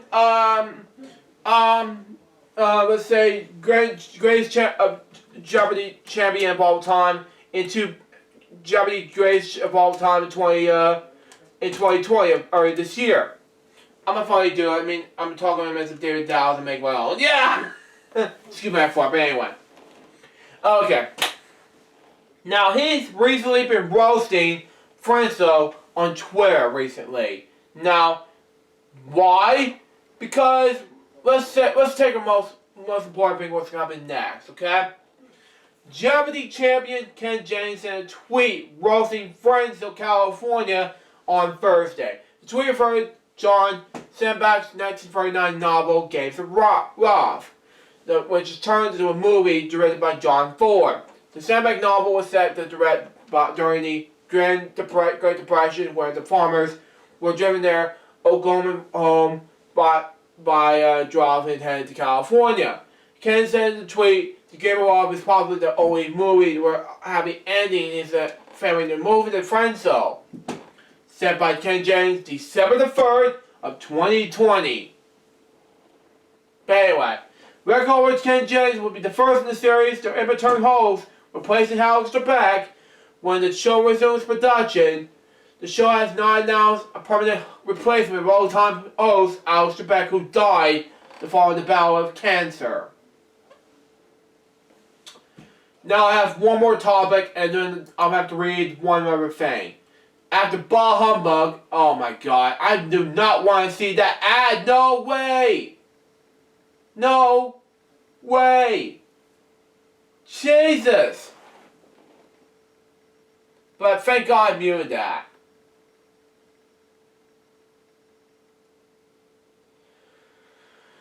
Oh man, do I have to pause this? Thank you.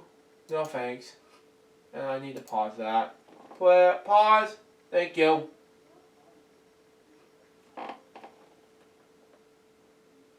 Yeah, I muted that ad, thank you. Pause. Thank you. Where are we? Oh yes, a lot of people have resisted to change, especially in 2020, and the Hershey's Chomp Company have found out the hard way. Oh yeah? Hi folks, John Man here. Want a pizza in your house? It's simple really. Go to your local grocery store online. Select what pizza you want. The fresh toppings. Select what kind of pizza crust you want. Stuffed crust is my favorite. And boom! You got pizza delivered to the doorstep. Take that, Papa. Oh my God! Help me, remix. Help me. I don't know. Anyway. Oh my God, help me. But anyway, where was I? Oh yes, a lot of people are saying that could change, especially in 2020. And Hershey Company found out the hard way. After a Bah Humbug style backlash, Hershey was now aired the traditional Bells commercial to remain of the holiday season. In addition to the new Bells and Blossoms ad unveiled back in November. Okay? The company confirmed the change on their Twitter account following the complaints about the new commercial. Now, good news, we're running both the iconic Bells commercial as well as the Bells and Blossoms commercial this holiday season. Wow. The Hershey's Kisses commercial Bells ad first aired in 1989 and have remained the same until this year, when the animated handbell toy Kisses was joined the father-daughter duel baking Christmas cookies. The logo uses the Kisses to top the peanut butter blossoms, and the ringing of bells is replaced by the jazzy traditions of we wish you a Merry Christmas. But anyway, the news 15-second spot was not well received. Even the fur took a few weeks to reach a crystal. Wow. Hershey's bringing the official Classic Bells commercials, one tweet said. Kelly Clockwork, yeah. Hershey, seriously? I asked another. Hershey's Bell commercial? That began my Christmas season, and the memories is bringing back every year. Now 10, and I'm sad. Well, Davis, wow. Oh man, yeah, it was sad. Yeah, I know. Oh wait, was it Pepsi Zero? Well, too bad. You have to buy it directly from me. Boom. Sure. Wait a minute, just buy it at Walmart. Do I say more? As John Man. Jesus, I don't know. But anyway, where was I? Hershey's reps are responding to commercials on social media, apologizing for the disappointment and referring to passing on the feedback, as well as confirming both ads will now air. As the true spirit of the season, however, not every tweet has a screwdriver vibe.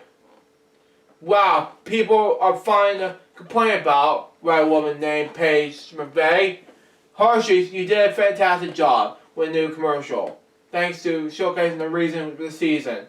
No family, not some jiggly Hershey's kisses, but they're pretty yummy. Yeah, I agree. The Bells ads joined the Bluff Holidays ads to make a makeover in recent years. In 2012, the Pennsylvania Lottery Snowball, okay, commercial was redone on the shot-by-shot match of the original but in high definition in the widescreen format. Mars M&M commercial faint ad was run since 1996, leaving a 20-year cliffhanger until the company released the sequel in 2017.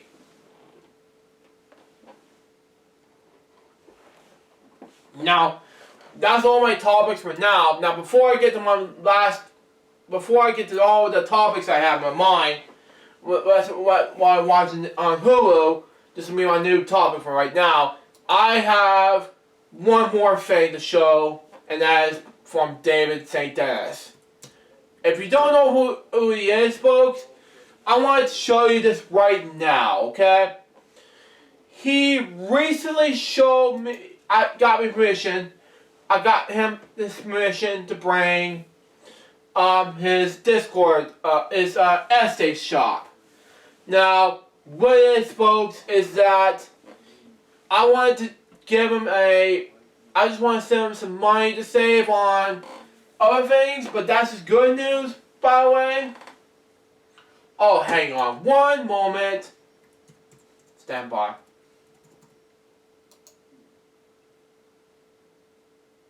Anywho, that's not the right one. This is the right one. So there. Anywho. Anyway. Where are we? Where's that essay store? Where are we? And we hear Morgan in the background. Just ignore it. But anyway. He's trying to get ready to do something real fast. Stand by. What was that I heard? Probably a boom in the background, but anyway. Hang on. I heard that noise. Oh, there you are. There you are. There you are, David. Okay. Okay, what was that? Okay, I'm gonna have to ignore that. Anyway, it's a thing where David says we help you make videos. Recently, he said he made a video called "Me at Farmway Parking" for 2017 LDS Game Free Boss. Now at Boss. Now, what is, folks? He decided to make a video. He want to make videos for you guys or me, LJPCBM, but if you watch this, David, you know what's gonna happen next for me, and I have NSBS content and more. Gonna be video and have NSBS content and more. Yeah. Hey folks, John Man here with Man Zero. A delicious cola taste and 0 calories per serving and 0 grams of sugar. Boom! To get yours today. Oh my God, help me. Anyway, where was I? All this and yours will save you a lot of money. This one's $20. This one's $5. Say $5 this one per minute. This one's like $65 for 60 minutes. 55 minutes for $45. 50 minutes for $42. There's a lot to explain, you know? I mean, I got a lot to buy in order to do this, but anyway. And then after this one, I'm gonna have so much to deal with, but anyway. But, you know, but when we come back, we'll do the game segments. We'll be right back after these commercial breaks. Stay tuned.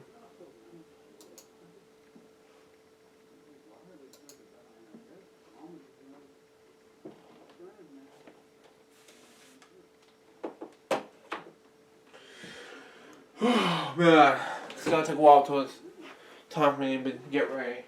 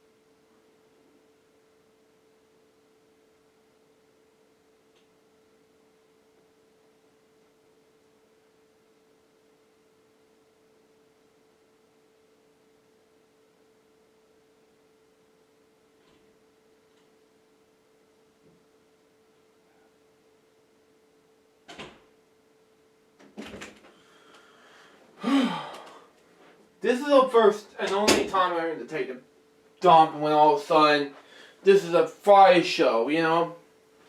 But anyway, commercial break's over, and here we go. I need to take a shower after this. It's over. 5, 4, 3, 2, 1.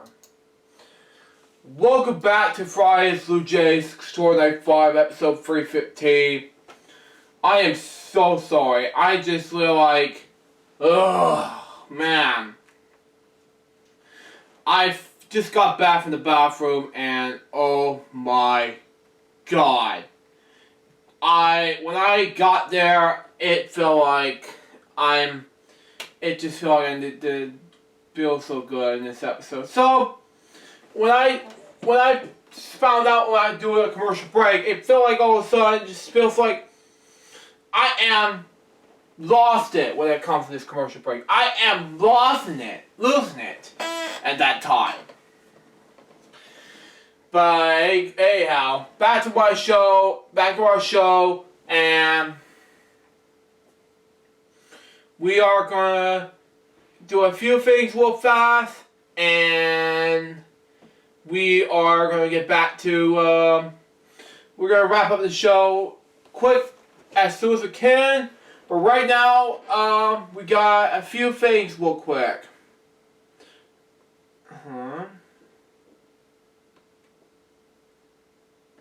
We got not one, not two, but 4 wheel segments. But today I got, while I'm watching Disney Plus, while I'm watching Hulu segments, there won't be a while I'm watching Disney Plus nor HBO Max today. But what I'm watching at Hulu today is Animaniacs Season 1 episodes 1 to 5. Now, those are the only ones I got today. And that was it. So, right now I'm going to spin the wheel and figure out how much I got right now with the game. So, let's spin!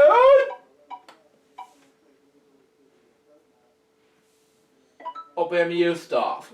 Anyway, let's see how we can turn it down in the way. Did I hear anything? Right now I'm going to spin. Okay, yeah, I heard anything. Okay, there we go. Open MU stuff. There we go. In the background. But, you know, that's just me. Next. Yeah, right in the chat room so people can hear me. But while I was in the commercial, these guys were chatting around, just sat around in my general post saying what my case will be. I don't know what is going on that might be while I'm here. But right now, we're going to sit around and do some things while we're at it. But anyway, open new stuff is first. We got to do this right now. So we got, shall we? So we got FSH for the NES. Well, no Billy Sevens today. There will be some more Billy Sevens tomorrow, the next week. So there you go. It may happen next week. So there you go on that. Let's play some FSH for the NES first. Come on, if it'll let me.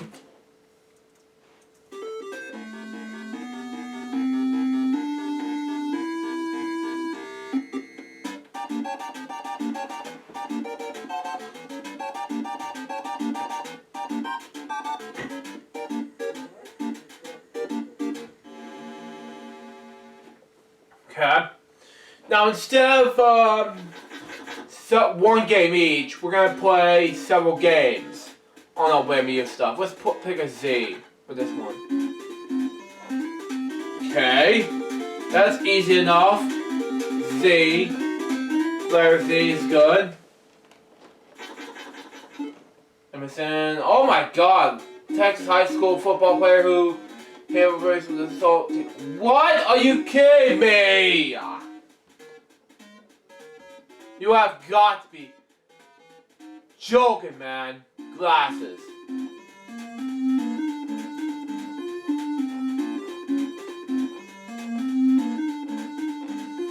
Yeah, we're in the game segments now. But anyway. Oh, man. Z for Zelda, yeah!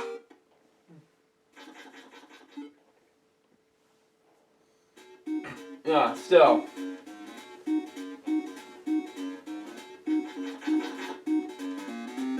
Math, and know what this is. Triangle. My Tri-Star.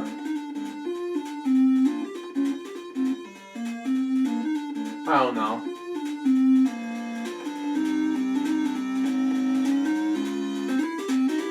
Got it. Z for Zoe for Sesame Street. I don't know. 150 points. Dumbbell! Know what this is now. How am I doing so quickly?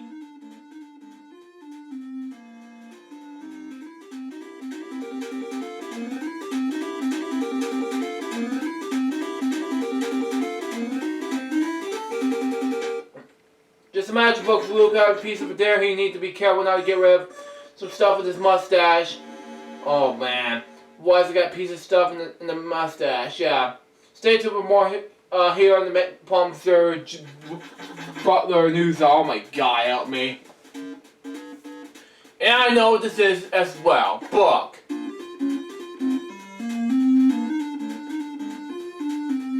I don't know.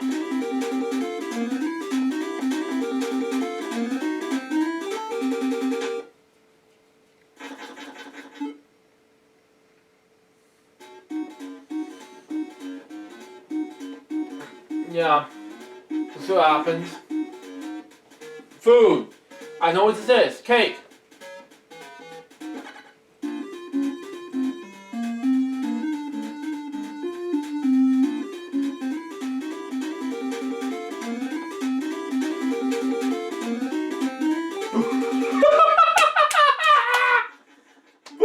What?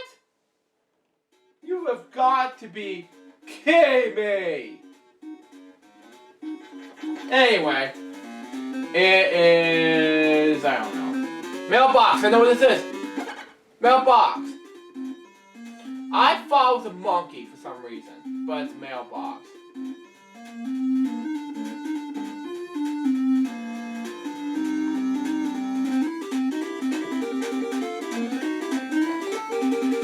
Oh man.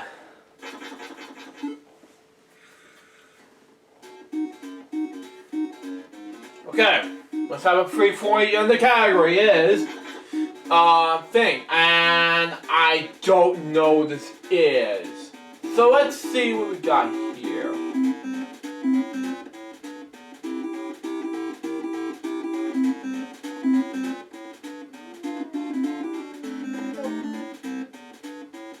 That is not an option. Can we go to the next one, please? Mailboy. What? Oh, I know what this is now.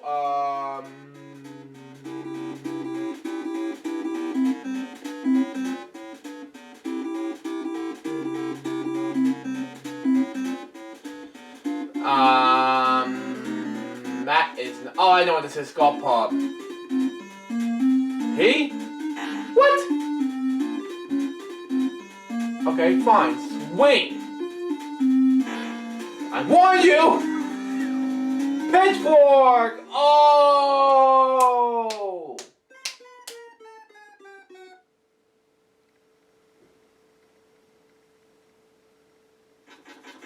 Banjo. Oh, man. Man, I don't know what this is now. I have to know it.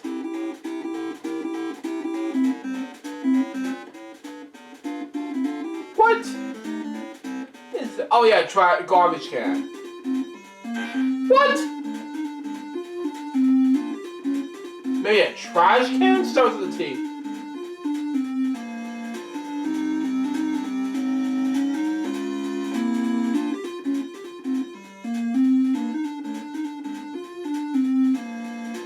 Okay, that's better. That is better. I did 2 tries and then 1 more to go. Good. 38 points. Good. I better do better in level 3. Oh, I was worse. Science, my least favorite category in Blue Puzzle. Again. Like then we can celebrate episode 65. Whatever. What is that? House of Living. Yeah, duh.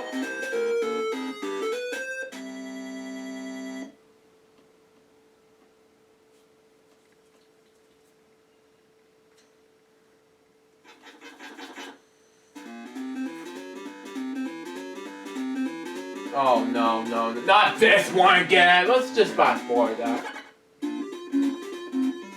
D.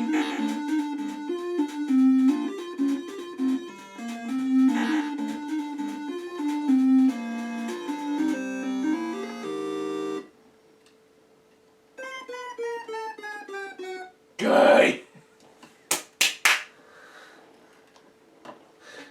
Next.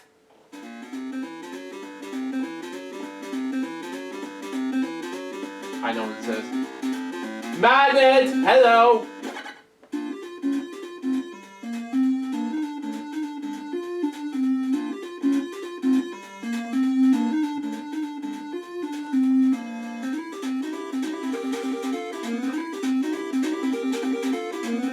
Back assist by David 2000. Okay. It's good enough. Ooh, pizza! Oh my, speaking of pizza, I'm gonna have pizza for dinner. Which is cool enough. Oh man, what's this? Oh my god, I know what this is now. Yeah, pizza and fries, yeah. Pocket knife.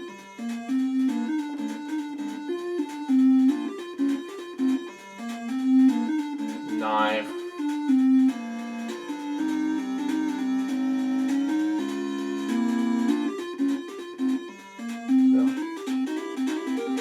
Good.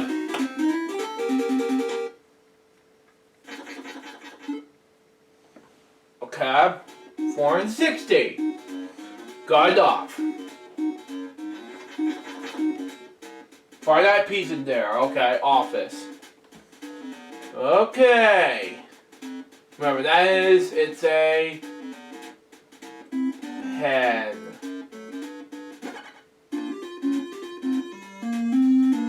Pocket. No. What? You have got to be kidding me, remix.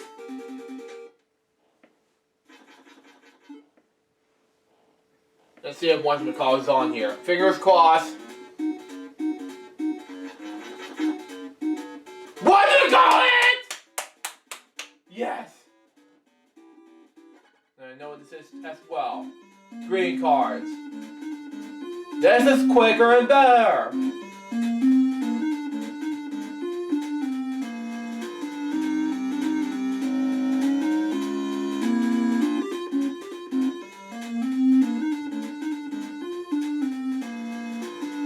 There we go. Be like 8 seconds flat. Go. Take away dancing shoes.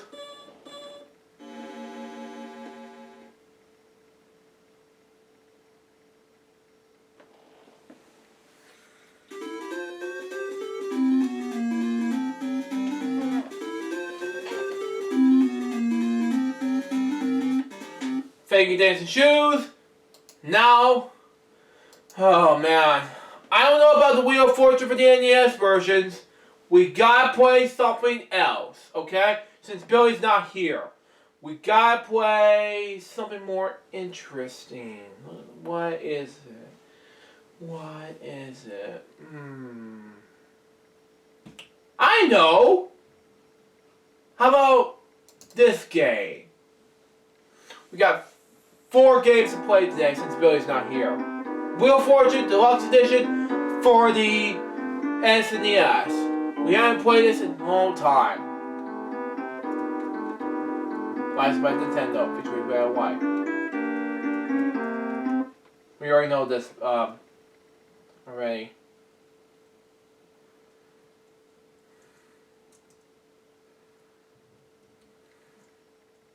How many players would you like? Would you like to play against the computer? Please enter your name. Let's see.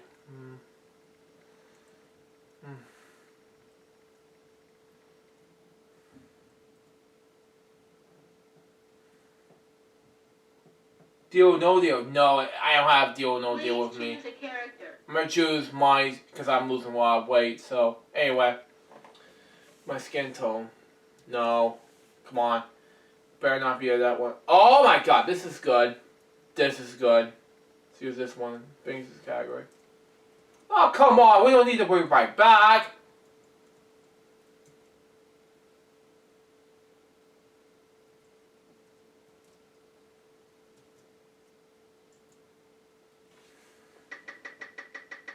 Rookie, what? $1,000. Thank you. I'm gonna pick Choose a letter. T. 1 T. Okay. I'm gonna spend one again. Oh man. Spin again because I don't have any more money to save.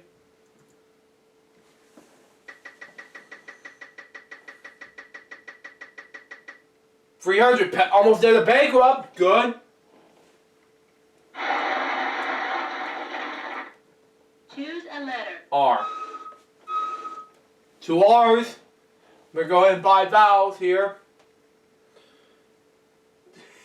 God! What? You gotta be kidding me. Choose a letter. I'm gonna buy a vowel, an E. 3 E's. Okay, cool enough. We're going to go ahead and buy another vowel. Choose a letter. A. What? No A? Choose a letter. An I. No I. Choose a letter. O. That is cheapy, yeah. I guess we're gonna have to do this, but we're gonna buy another vowel. Choose a letter. U. 1 U. That is something. Let's spin the wheel. I don't want to be greedy on vowels though anymore. We'll see. Free spin! Of wonder. I don't have more vowels left. Choose a letter. S. 2 S's, okay. Just getting more S's here. I know what, I think I know the last word. Let's spin the wheel again. I don't know what else to do, but we'll see. $400. I'm past the 1,000. Oh well. We'll see. I actually pressed the buy Choose about. a letter. Yeah, an H. 1 H. Okay. 750 in a row. Spoon! Okay. As Remix said in the chat room. $300.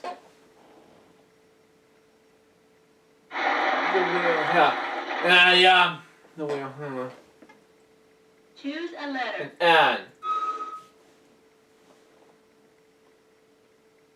I've not solved it yet. Oh man, I'm gonna go ahead and spin the wheel again. I don't know what the other ones were, except for the last word. Just because, you know. 250.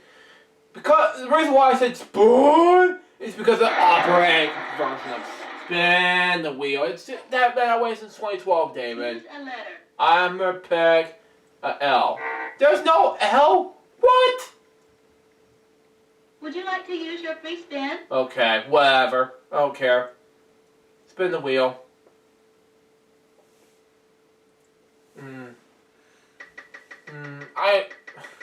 I'm confused. Why is this only a no L in this puzzle? Hold on. Choose a letter. C. Okay, we're making jokes on here. Oh, I know what this is now. Oh yeah. Let me spin one more time, and we're done here. Oh, I knew it. Kentucky. 450. Good. I think I'm gonna picking some K's up there. So 2 freaking K's, and I know what this is. Let me solve. Kentucky Derby. Kentucky Derby horses. And that's the answer. It says by David. Okay. Congratulations, $2,200. Thank you. Anyway, let's see what else is going to be the next puzzle. No, I don't want official character. No. Next. Ooh, that's a good puzzle. Oh, man. That's good. $25,000 based on the winning categories. Another things. Let's spin the wheel and figure this out. What horses? What? You have got to be kidding me, Remix. No way. Jeez, I don't know what's up with you, Remix. I don't know. Choose a letter. T. I mean, there's no I in the puzzle. Oh, man, I'm gonna buy some vowels here. Choose a letter. And E. 3 E's. Wow, okay. I'm gonna go ahead and buy another vowel. Choose a I'm gonna letter. play this one time. A. There are 2 A's in the puzzle. Wow, okay. I did not know this, but let's go ahead and buy a vowel. Choose a letter. I. Let's go ahead and do that. Buy another vowel. Choose a letter. O. Let's see if there are any more vowels left. What? No more vowels? You gotta be kidding me! Oh well, let's spin the wheel. Yes. $200! Good.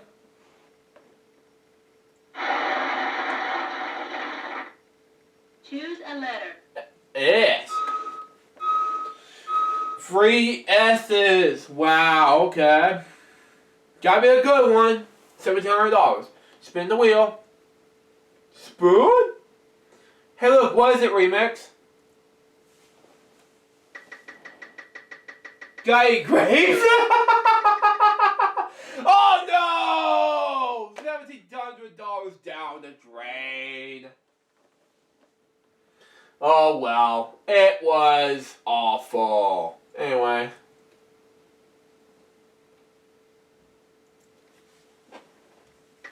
Well, oh well. Let's go back to $400. Pick an arm. Man, what am I gonna do with you? Choose a An letter. R. 3 R, excuse me. Wow, okay. Christmas tree ornament. Well, let me spend one more time with that, get this money back. If it is, then that's great.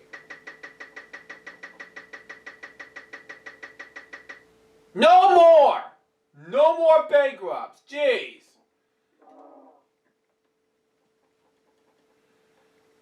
Sorry, we went on bankrupt. You lost them all. Well, gee whiz! How do I know?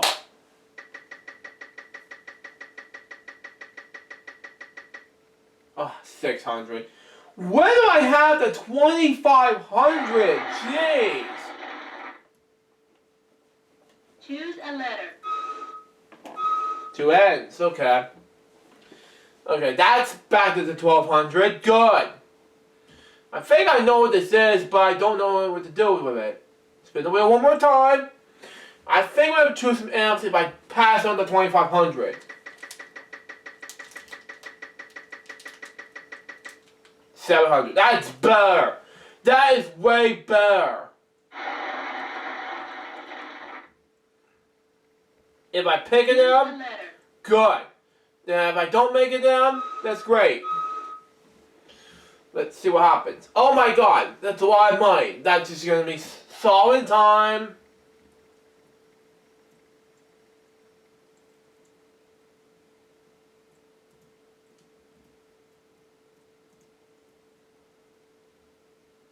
Wow, Christmas ornaments. $4,800, good. Okay. Man, I lost some of the money when Will ran on me. Thanks a lot, money. You got me big time. So, how about just skip the cheap puzzle thing and move on to the next thing, okay? Let's skip before and after, okay? I don't want to do this anymore. No! No, skip this, no. You kidding me? No. Combination, no. I don't know things, no. We want to do a place. We want a bigger puzzle than... No way. That's not a big puzzle, man. really a big puzzle. Neither is that. Neither is that. You kidding me? Nor a phrase. I don't care. Okay, we'll take it. Get the tile. Spin the wheel.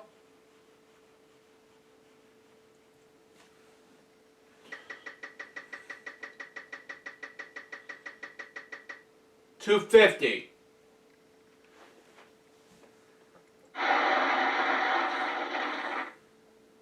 Choose a letter. T. 4 T's. Wow, okay. 10 on $1,000. Excuse me. Let me spin the wheel once more to buy vowels.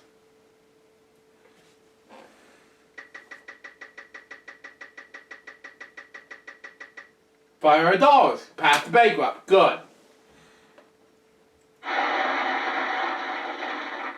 Choose a letter. S. No S? What? Oh man, I don't know what to do. Ish. Sound like countryish, I don't know. $300. Good. Did not want to almost dead lose the turn. Next. Choose a letter. R. Okay, 1 R. I'm gonna go and buy a vowel now. Choose a letter. An E. I'm gonna buy a vowel. Choose a letter. A. But man, I don't know. Choose a letter. I.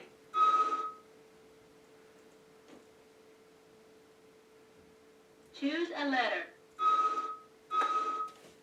2 O's. Wow. Okay. Not without something. I don't know. Choose a letter. You. $50 left. Oh man. Spin the wheel.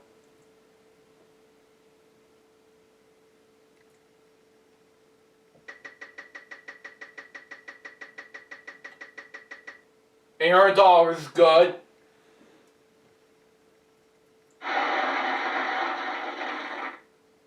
Choose a letter. N. Okay. Not without by laughter. I don't know. $2.50. Okay. Good.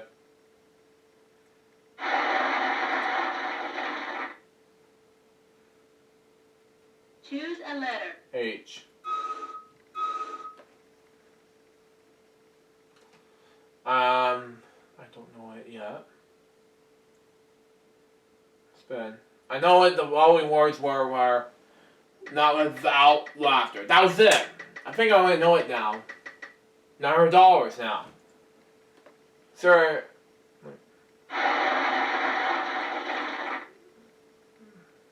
W? Choose a letter.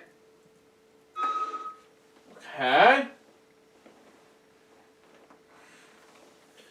I think I'm gonna solve this.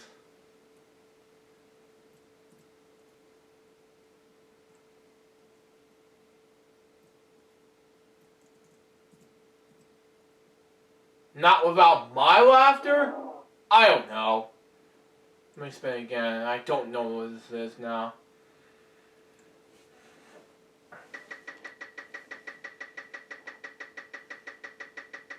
$200.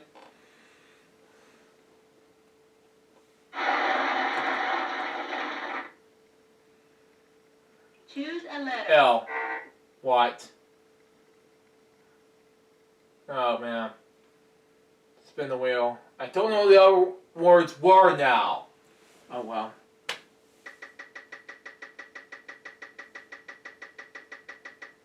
$200 again.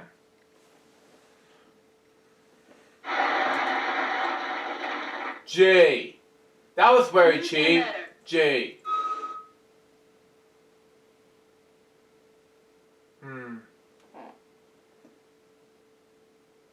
Well, that's a rhyme of laughter. Let me spin again.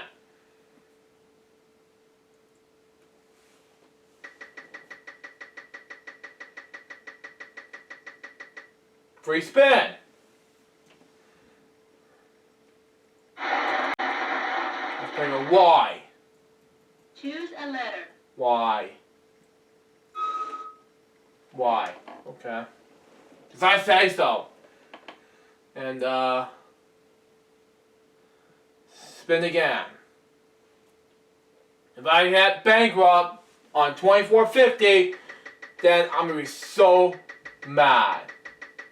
$800. Good.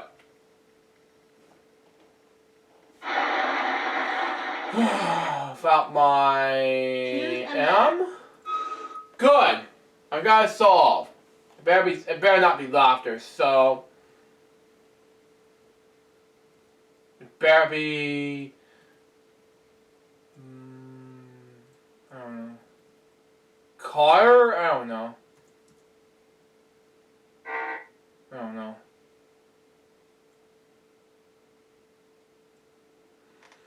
We'll see.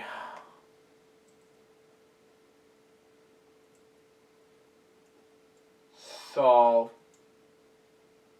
I don't know. I shouldn't spin by accident, but anyway. Good. 4,500. Not bankrupt. Good.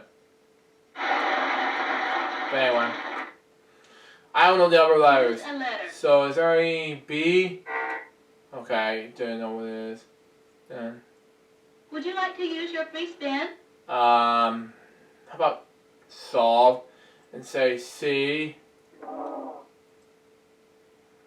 D. Oh darn, oh well. 850, oh well. I do not know that the title of this. Sorry remix, I didn't know the title, so yeah. No, we're not gonna take this puzzle anymore, so no. If this cheaper puzzle is gonna take me again, then I'm not gonna take it. Title, no. Things, no. Say these are the bonus round, nah. Nope, not phrase.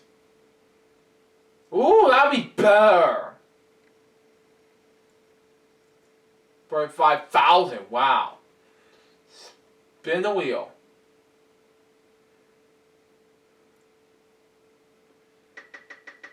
Mm, 5,000 facing the wheel and it has 250, good.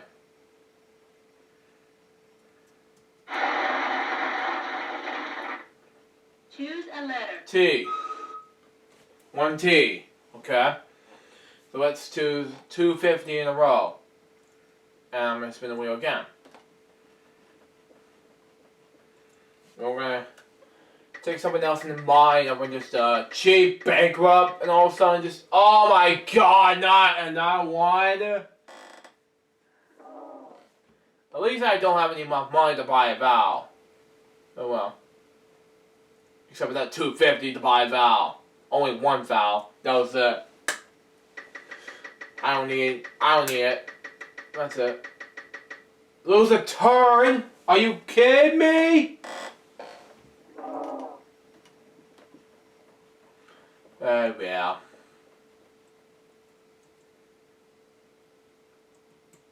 Gotta spin the wheel though.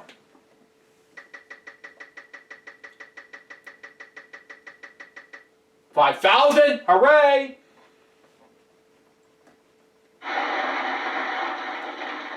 Sorry, yes. Choose a letter. R, excuse me. 2 R's! My god! I was gonna pick S, but there's 2 R's, but let's buy a vowel. Choose a letter. An E. That was a win-win celebration right there. 4 E's. Okay. Pick a win then right there. Buy a vowel and A. Choose a letter. 1 A. Okay. What are we gonna say? Choose a letter. I. One I. Okay. That was easy. Choose a letter. O. Two O's. Okay. Any more vowels? Choose a letter. U. Okay.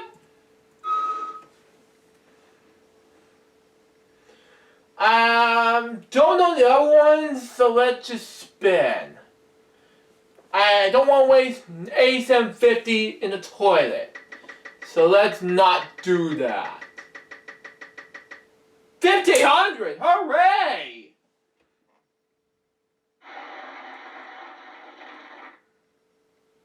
Choose a letter. N. That is better. Okay. $10,250. Let's not get bankrupt with this one. Let's spin the wheel.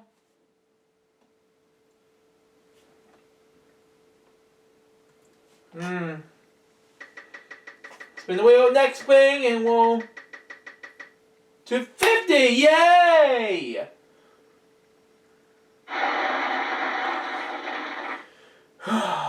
What a big win. There is a 2. I picked 2. I was going to pick 2 S's, but okay. Whatever. House Rose Garden. Oh, I know what this is now.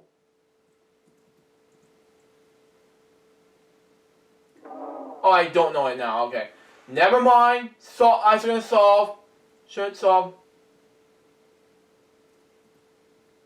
Then white. I think it's white house garden. Thank you. SD. Yeah, I knew it. 1800. 18,800. Yes. Thank you, Remix, if you're watching this.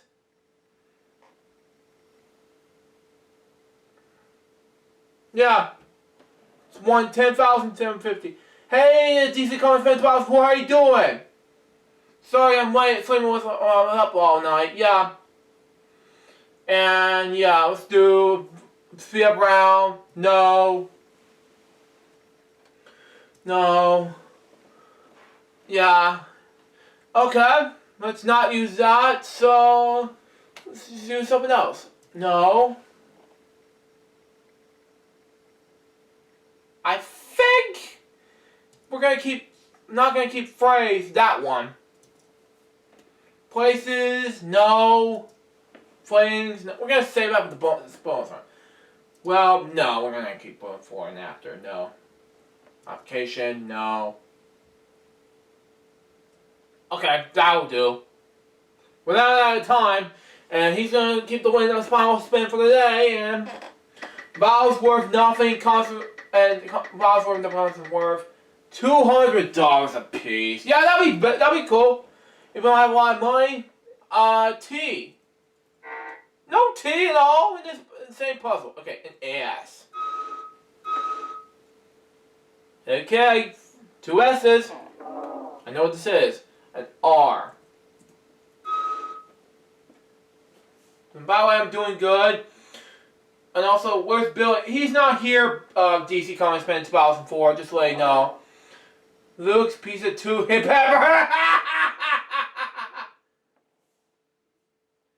Oh man. This is outrageous remix. Oh man. Love it. Love it. Entertaining joke. Anyway. 2, oh my god. 3 L's, man. Man. An E. 3 E. I mean 2 E. Excuse me. I misspoke. An A? 4 A's! Wow! Okay, since my DC Comics Fans 4. Okay. Let me sure. Okay. Oh, I know what this is now, but I don't want to solve it. This is one of those my 3D parts. See?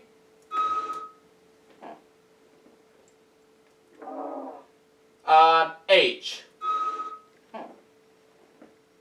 Only vowels left, but I'm not going to solve it.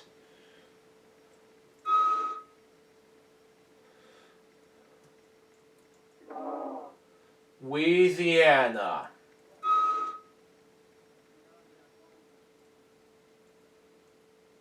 Anyway, that will be it for that'll do. 22,400. Okay. Let's speed up. Let's just what the X button does. First 600. Let's see. A lot of money is at stake. 22,400. No, we're gonna keep person in place or thing. Okay. Things that'll do. Let's keep the W for win. Since I won the winner, the RSTRNE, people Choose a letter. vowels and I think I know. Okay. C. Choose a letter. I don't know what this is, so P. Choose a letter. H and Choose I. a letter. Oh man. W. Let me see. Twinkies? I don't know. What's the I didn't win?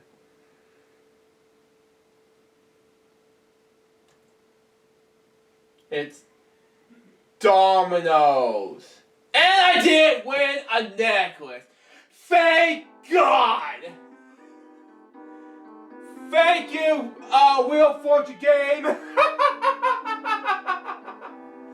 Thank you, necklace! You didn't give me the necklace with Dominoes!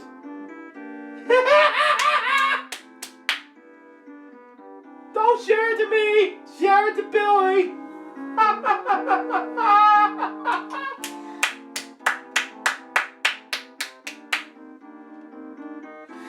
Oh, thank God it's over! The boys lost and a necklace! What a game! What a game! You dodged the bullet! Yeah, you got that right, we made it!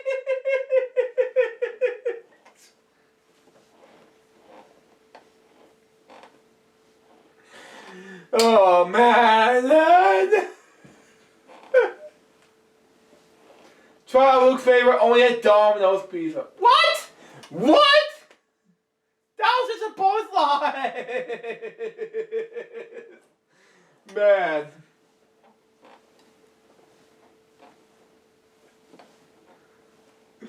Shout out to Billy, he don't know that!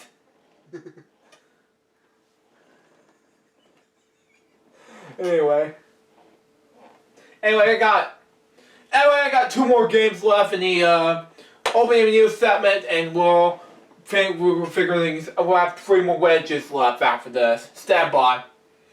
2 more. One of them is Mario Party 2. Really? Do we have to do that? It failed.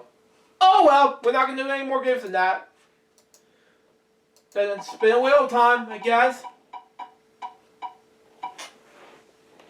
The 25 now currently forming on itself for GSTV, and soon to be known as the 25 Crash Control stuff. Let's start with money cards right now. See what we got, shall we? See what we got. I know they're gonna do this. That's the rules. And I'll open it up. Come on, come on, come on.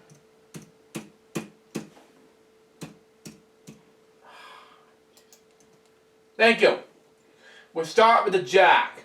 $1,000 lower. Woo! Higher. It's a push. Not bad at all. $2,000 higher. The 7. Change the card to a queen. All of it lower. Okay. Lower. It's a push. That's okay. That's okay. I'm going to change the card to a 2s. Oh, I'm going to go all of it higher. It's not bad. $16,000. Super scratch your time. Hey, bud, can you give me as a zip folder. Send to me. Yeah, I'll see what I can do. Remix. SW. Oh yeah, I'll see what I can do. Remix. Yeah. SWF. Yeah. Yeah, I'll see what I can do. Since we have no money left, but well, I've spent the money on the L4 GST on the Alex Paris' essay status. 15. Ooh, 13. Cool. Bang. Okay. 11. My apologies, because it says stuff. You're fine. Josh. But anyway, 12. Gold. Okay. 14. One more gold for that win. $50,000. 10. Oh man, at Bluebird. 9. One more and I win $25,000. 8. Okay, not bad. $25,000. Okay. Let's go to do Danger Color next.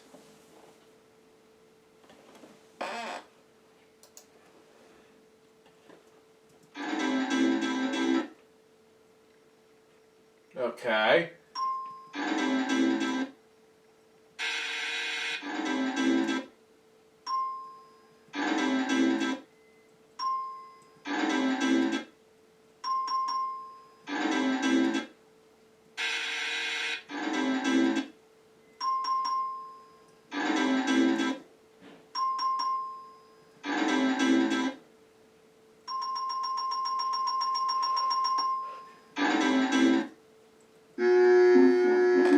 Oh well, not bad at all. Got the home stretch, and we're gonna choose 3. 100,000, not bad. 1, it's red. Gotta keep these yellows away. Sucky 7, it's another red. 12, it's gonna be sucky 1. Okay. Blue. Gotta keep these yellows. Keep looking for the yellows. Oh my god, one more I win $10,000. Oh man. This is not looking good. 6. Ooh! Neck to neck. 10. Let's see. What do I have time for the winning? 9? Sounds more interesting. One more and I win $100,000. 8. That is not bad at all. 2. Oh man, $10,000 in the bank. Oh well. Well, not bad at all. Let's see what the other things are gonna be winning. So we see what they have here. I don't want to cheat, but that's just me. Spin the wheel once more, and we'll get to our notes, because I think Billy's not here at that time, but that's just me.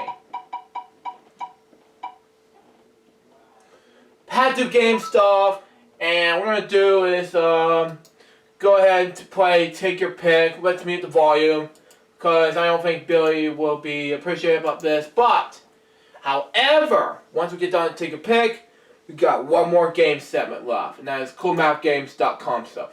We got one additional thing once we get done with tic-tac-toe. And that is a bonus for you guys. And we got Hangman. I don't know what to say here, but we'll see what happens. Oh, that was a neat thing for Patrick Games to explode. That's $700, 900, 600, yeah. But anyway, oh my god, that was a huge win. No, it was higher, number 5 had to win, okay. Oh man, 45,000. Wait for 10 to win. 45,000. That was easy. 14 out of the lose. That was new to Patrick Games. 55,000. And that was a win. That was a win right there. Oh man, I wonder if Warbank's doing that. Maybe we'll have to wait till next week. See what happens. Let's see if tic-tac-toes have do something real fast. And we'll have to wrap up with Hangman, because after Hangman, we gotta do some notes. Because since Billy's not here. Okay? Okay.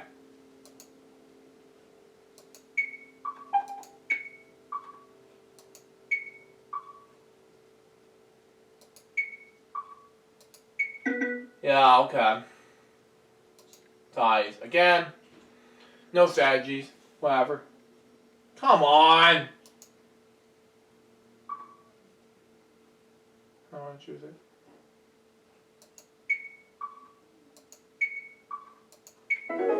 Got it!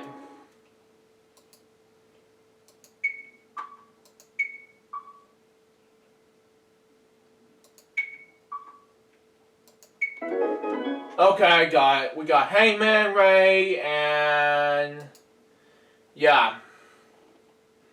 And we're gonna wrap up with one more game. So let's go ahead. Yeah. I'm gonna solve one puzzle for this Hangman game, and that'll be it for the rest of the day. Come on! I just want to play games right now. Yeah. Yeah, no thanks. Don't want to sit around and play a game. I don't want to play with Premium. Let's play an easy game. Let's move this. Okay, favorite brands is a category. I'm gonna pick an I. There is 2 I's. Wow. I want O. There's 1 O. T. There's a T. S. There's 1 S. L. There's no L. Man. R. There's 2 R's. I know what this is. Clear. E. There's an E. I don't know it. N. There's an N.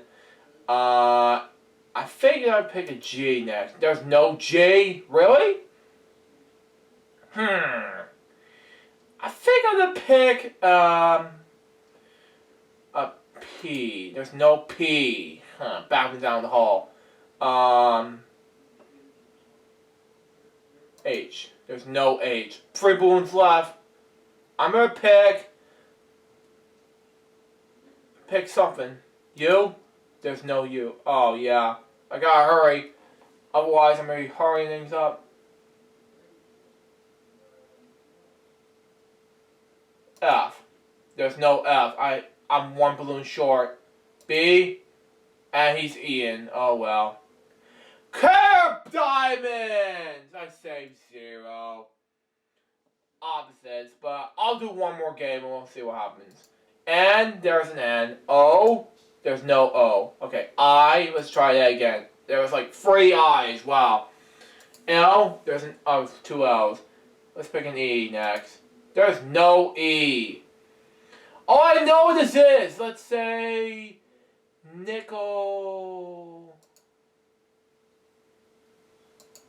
Well, there's no K. I wonder. S, T. There's still actually 2 T's. I don't know. A. There's an A. I thought there were additional. There's no D. Oh, man. I think it was U, R, and... Oh, I know it now. R additional. R, okay. That's it! Solve two of the puzzles. Yes! I'm going to go ahead and then we're going to do the next one. Applications. Let's do like S. There's no S. T. Oh man. L. I. O. True that. E. There's no E. Okay. A. I'm going to do one more puzzle with this one, and that'll be it. I know what this is. P. No P. R. Oh, I know what this is. Librarian. Yes. This is a neat puzzle, eh? Yep. I'm going to do one more puzzle, and that'll be it. O. F. There's only one that I know. It's the second one is of. Do D? Is it D? No D. Okay. L for my name? No. R N T S Y. Oh, come on! Piece of cake! Game over. Oh well. I saved 4. But anyway. Oh well. I tried everything, but that wasn't right. Oh well. Anyway, I want to thank Hangman for giving me the watch, but you know, I think this is not necessary to watch it, but you know, that's just me for giving that piece of cake thing joke. But you know, that's just me. But you know, that's just me. I try everything my best to get this whole Wheel of Fortune joke, but you know, that's just me. Next. Anyway, we got one more note out of the way. And all you have to do now is complete the project and bam. Let's do the notes right now. So we got, shall we? So we got December the 4th, 2020, we got 24 Days Money Cards, 2020 edition, day number 4. And Weekend Celebrations, episode 66. Then on December 5th, we got 24 Days of Money Cards, 2020 edition, day number 5. And Crazy Bunch Web Show, episode 29. Elgin React, episodes 5 and 66. And Elgin TV special, Christmas special, 2020 edition, parts number 2 to 4. And then we got December the 6th, we got 20 Days of Money Cards, 2020 edition, day number 6. And MC Brown's 26th birthday special 2 times. One was the Elgin TV special, and that one's a Blue Jays Story 5 on YouTube, which will be released on December 13th. And another one is part 5 of 10 on LJPCBM Christmas special on YouTube. On Vimeo, excuse me. Misspoke. Then we got 24 Days of Money Cards, 2020 edition, day number 7, which is going to be good. And LJPCBM special, Christmas special, 2020 edition, the parts 1, 11 to 12. Then, on December 8th, we got a live stream. I'm going to be hosting a live stream regarding to LJ Reacts episode 567. So watch me again on Tuesday. We're gonna have a live stream on LJPCBM Reacts episode 567. We're gonna celebrate Christmas, a Christmas special live stream on LJ Reacts. So come watch me there. LJ Reacts episode 567. It's a live stream special on my reaction video to Alex Paris's videos. So be on the lookout for that and be on the lookout for that. Anyway. And 24 Days Money Cards, day number 8, excuse me. And 24 Days Money Cards, day number 9 on December 9th. Same for episode 568. December the 9th. Be on the lookout for that. War Breakers is the same. Oh my god, remix. Really? Okay. December the 10th will be 24 Days Money Cards, 2020 edition, day number 10. And Ripley's We Were Not episodes 110, this is 112, and Reese's Jokes episode 50, which is a big accomplishment to celebrate the 50th episode of Reese's Jokes. And we'll be back for a brand new episode of Friday's Blue Jays Story 5 episode 316, where Billy will recover from his sleep and things like that. But we're also going to be celebrating Marshall's 26th birthday. So, anyways, guys, double episode of this episode. Hope you enjoy it. Stay tuned for the next one, which is going to be episode number 316, Marshall's 26th birthday episode. Until next time, this is Joseph. Goodbye. Peace out, baby. Get more episodes to you guys very soon. Till then, Jump State out. See ya. Come on.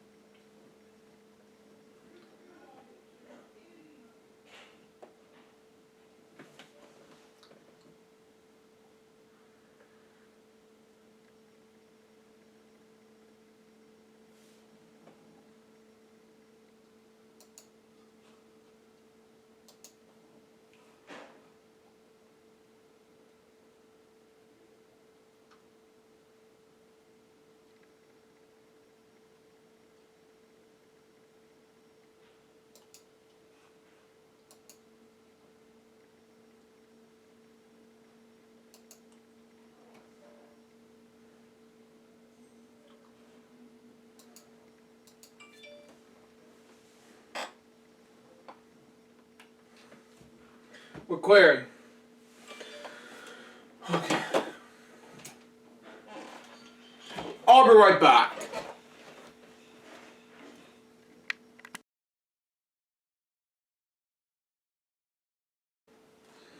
I'm back, folks. I'm getting ready to make one project, and that's of course Ripley. No, not Ripley's, but that's a Thursday show. Let's see what we got. I'm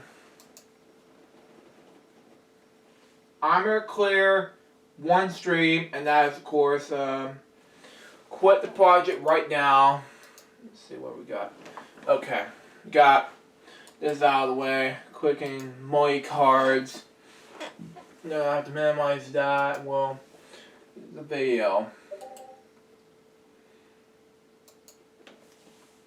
Although I'm so sort of saying bye to Billy. I don't know why he left in this last second, but that's just me.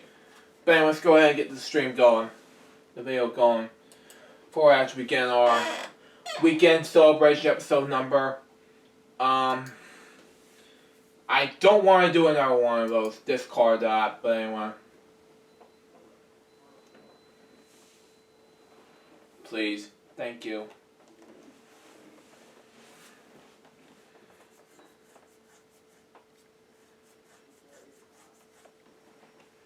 Come on, you gotta be joking, man. Ladies and ladies. What the hell that is?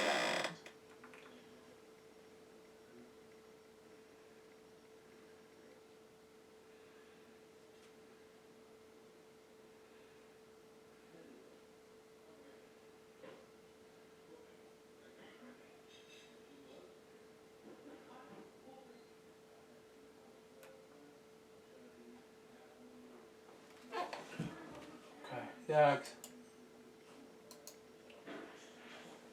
Can we please close the window? There you go. No recording. What we're gonna do is complete the project and boom. Let's go ahead and do it.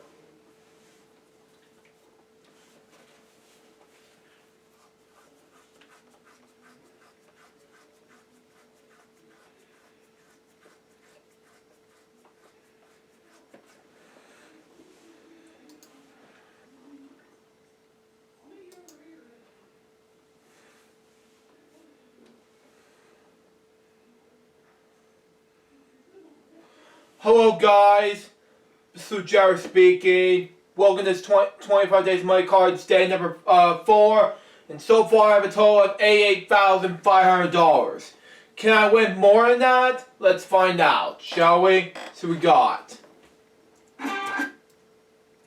We know how this works. We're going to open this up and it's an 8. Change that card to a 5. 500. That's higher.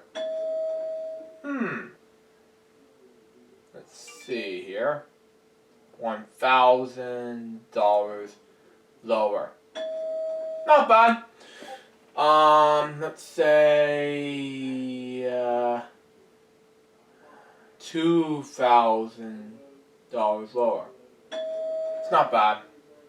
I'm gonna go ahead and say 65,000 higher. Ooh, not bad. $13,000 lower. Change that card to a 10. Man, I'm gonna go ahead and say, let's see, what is 26? Man, divide by 12. Well, half of it. Let's see. $26,000 divided by 2. Oh yeah, okay. Lower. It's not bad. It's got at least 49,000. Okay. Okay. I do not want to go lower than that. So $39,000 higher. Okay. Even though I cheat in this game, but I don't want to do it anymore. Plus, the fact is, $78,000 is my total run of $166,500. I did not cheat, thank God. So, the least amount I said, the total right now is $166,500. At least I said I did calculate. Didn't want to make any more mistakes. Like Alex told me to. But anyways, guys, that wraps up the 25 days of money cards. Day number 4. Hope you enjoy it. Stay tuned for the next one, which is gonna be 25 days of money cards. Day number 5, 2020 edition. Till next time, this is Jefferson. Goodbye. Peace out, baby. We got more videos, guys, pretty soon. Till then, Jefferson out. See ya.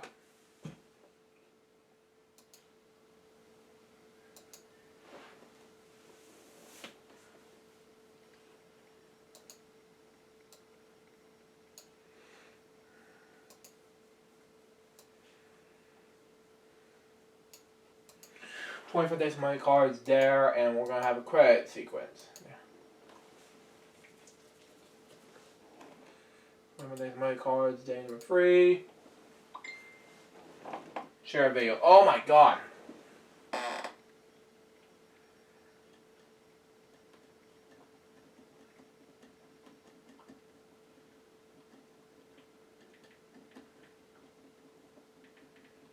Legit. And what we're going to do is make the credits more easier.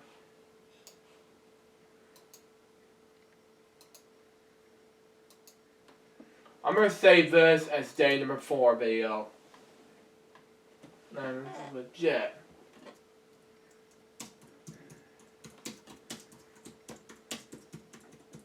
Day number, 2020 edition. Day number 5. No, 4, excuse me. But anyway, let's go ahead and save that. We'll go ahead and make the... Hang on, man. I'm gonna have to credit,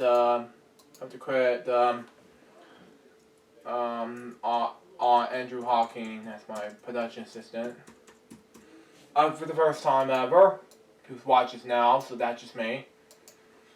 But anyway, let's go ahead and do it now. And we'll go ahead and make the video.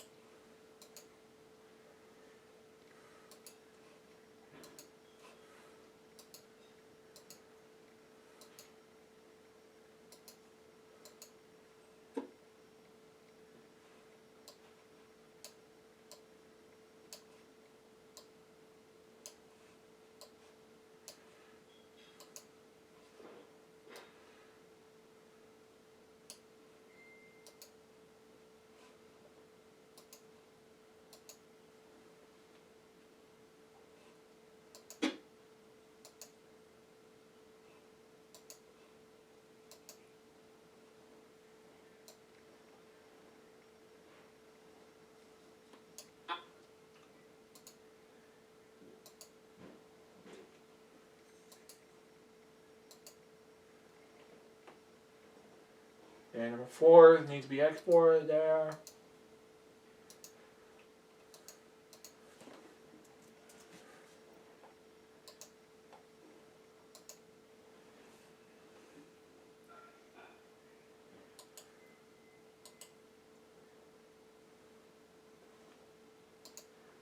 About a minute. Good. Okay. I'll be right back.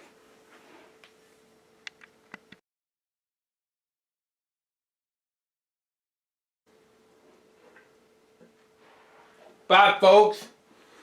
Get ready to make 1 or 2 projects tonight instead of just the normal 1 more tonight. So that was more easier for me to make, you know. That's just me.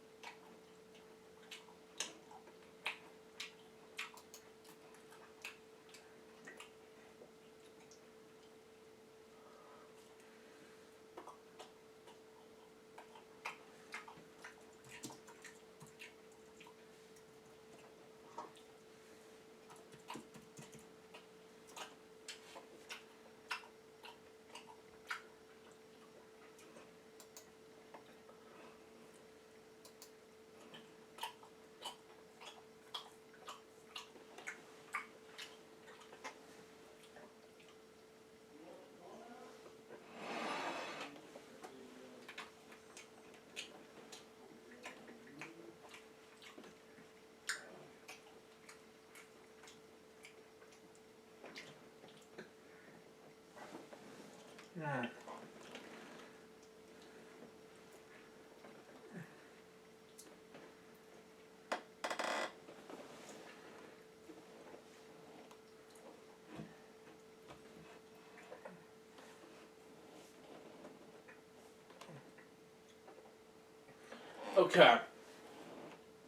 Recess season 3.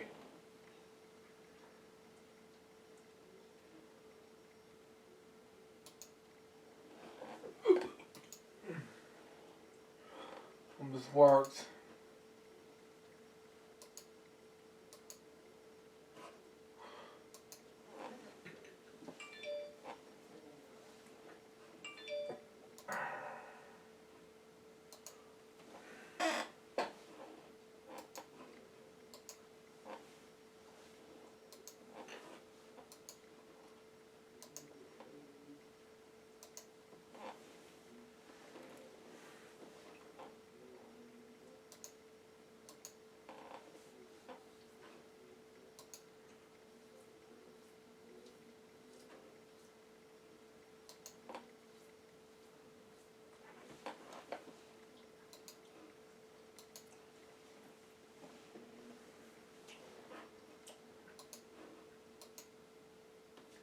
How do we go on TV first?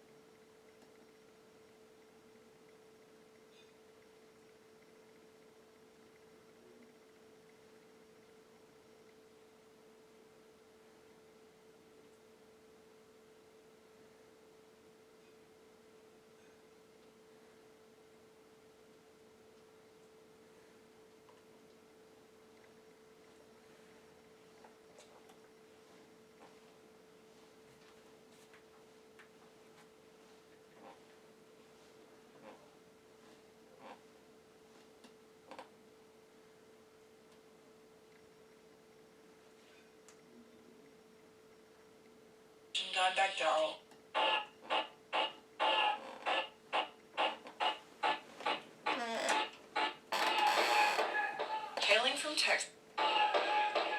Hailing from Texas, iconic drummer Vinnie Paul. Hailing from Texas, iconic drummer Vinnie Paul and his brother guitar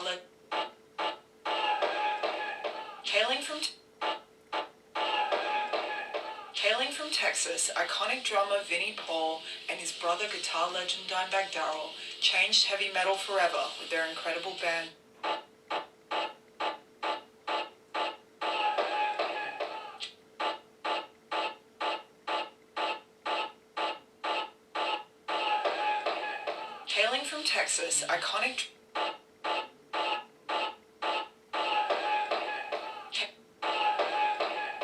Hailing from Texas, iconic drummer Vinnie Paul and his brother guitar legend Dimebag Darrell changed heavy metal forever with their incredible band.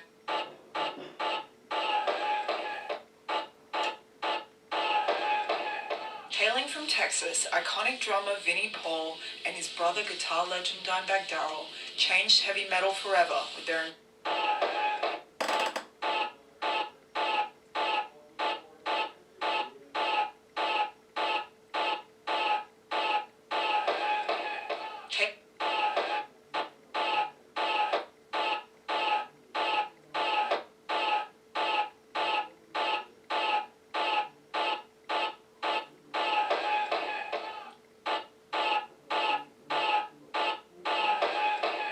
Hailing from Texas, iconic drummer Vinnie Paul and his brother guitar legend Dimebag Darrell changed heavy metal for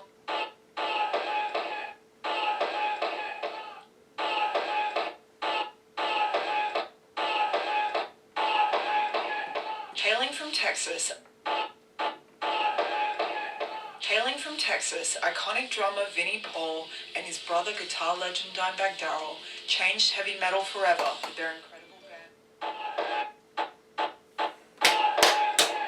Hailing from Texas, iconic drummer for us to be building a second legacy and to affecting each other. And this band, I think we have. Hailing from Texas, iconic drummer Vinnie Paul and his brother guitar legend Dimebag Darrell changed heavy metal forever with their incredible band Pantera.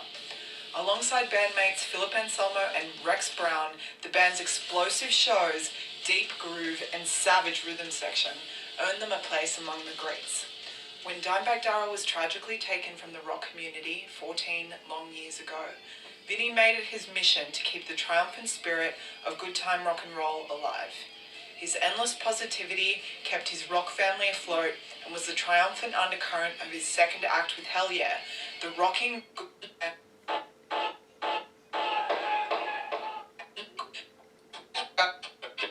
Made a decision without crazy and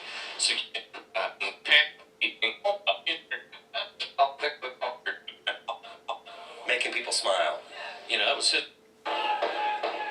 Hailing from Texas, iconic drummer Vinnie Paul and his brother guitar legend Dimebag Darrell changed heavy metal forever with their incredible band Pantera. Alongside bandmates Philip Anselmo and Rex Brown, the band's explosive shows, deep groove and savage rhythm section earned them a place among the greats. When Dimebag Darrell was tragically taken from the rock community 14 long years ago, Vinnie made it his mission to keep the triumphant spirit of good time rock and roll alive. His endless positivity kept his rock family afloat and was the triumphant undercurrent of his second act with Hell Yeah, the rocking band that took him to the end of an incredible life.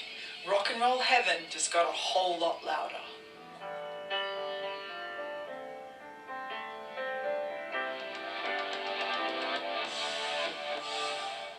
Do you remember what the first show you ever went to was? First show I ever went to, yeah, it was Sammy Hagar in Boston. Yeah, was it? 1978, man, it was incredible. It blew my mind. I was 14 years old. I bought Sam.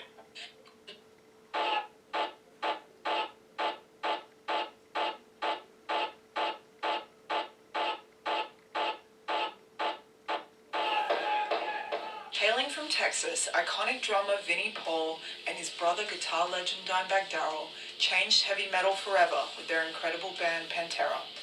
Alongside bandmates Philip Anselmo and Rex Brown, the band's explosive shows, deep groove and savage rhythm section earned them a place among the greats. When Dimebag Darrell was tragically taken from the rock community 14 long years ago, Vinnie made it his mission to keep the triumphant spirit of good time rock and roll alive. His endless positivity kept his rock family afloat and was the triumphant undercurrent of his second act with Hell Yeah, the rocking band that took him to the end of an incredible life. Rock and roll heaven just got a whole lot louder.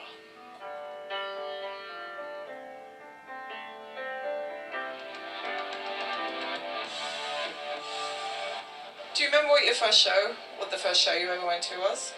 First show I ever went to, yeah, it was Sammy Hagar in Boston. Yeah, was it?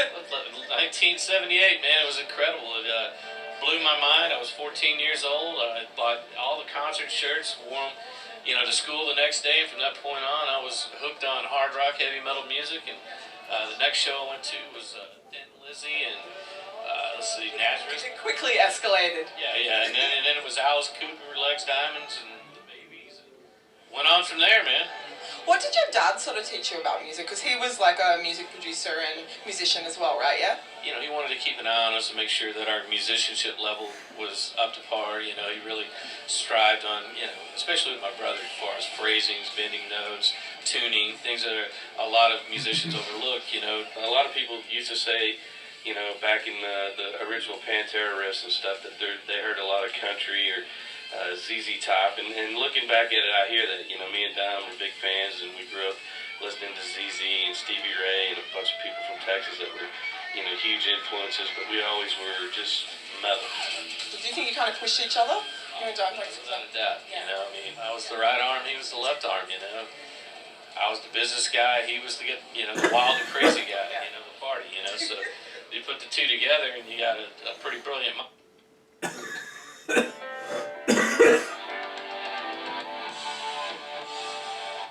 Do you remember what the first show you ever went to? Good time. Hailing from Texas, iconic drummer Vinnie Paul and his brother guitar legend Dimebag Darrell changed heavy metal forever with their incredible band Pantera. Alongside bandmates Philip Anselmo and Rex Brown, the band's explosive shows, deep groove and savage rhythm section earned them a place among the greats. When Dimebag Darrell was tragically taken from the rock community 14 long years ago, Vinnie made it his mission to keep the triumphant spirit of good time rock and roll alive. His endless positivity kept his rock family afloat and was the triumphant undercurrent of his second act with Hell Yeah, the rocking band that took him to the end of an incredible life. Rock and roll heaven just got a whole lot louder.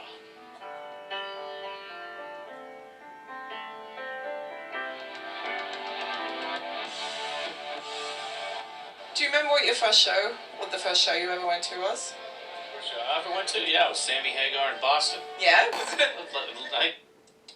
His brother guitar legend Dimebag Darrell changed heavy metal forever with their incredible band Pantera. Alongside bandmates Philip Anselmo and Rex Brown, the band's explosive show is... Hailing from Texas, iconic drummer Vinnie Paul and his brother guitar legend Dimebag Darrell changed heavy metal forever with their incredible band Pantera. Alongside bandmates Philip Anselmo and Rex Brown, the band's explosive shows, deep groove and savage rhythm section earned them a place among the greats. When Dimebag Darrell was tragically taken from the rock community 14 long years ago, Vinnie made it his mission to keep the triumphant spirit of good time rock and roll alive. His endless positivity kept his rock family afloat and was the triumphant undercurrent of his second act with Hell Yeah, the rocking band that took him to the end of an incredible life. Rock and roll heaven just got a whole lot louder.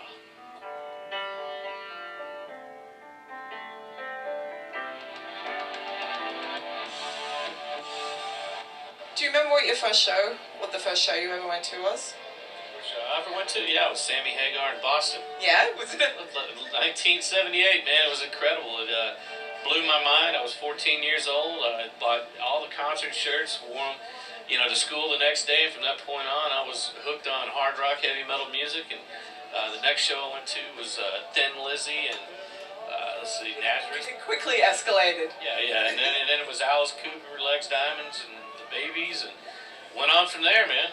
What did your dad sort of teach you about music? Because he was like a music producer and musician as well, right? Yeah? He wanted to keep an eye on us and make sure that our musicianship level was up to par. He really strived on, especially with my brother, as far as phrasings, bending notes, tuning, things that a lot of musicians overlook. A lot of people used to say, back in the original Pantera riffs and stuff, that they heard a lot of country or ZZ Top, and looking back at it, I hear that. Me and Don were big fans, and we grew up listening to ZZ and Stevie Ray and a bunch of people from Texas that were, huge influences, but we always were just metal. Do you think you kind of pushed each other?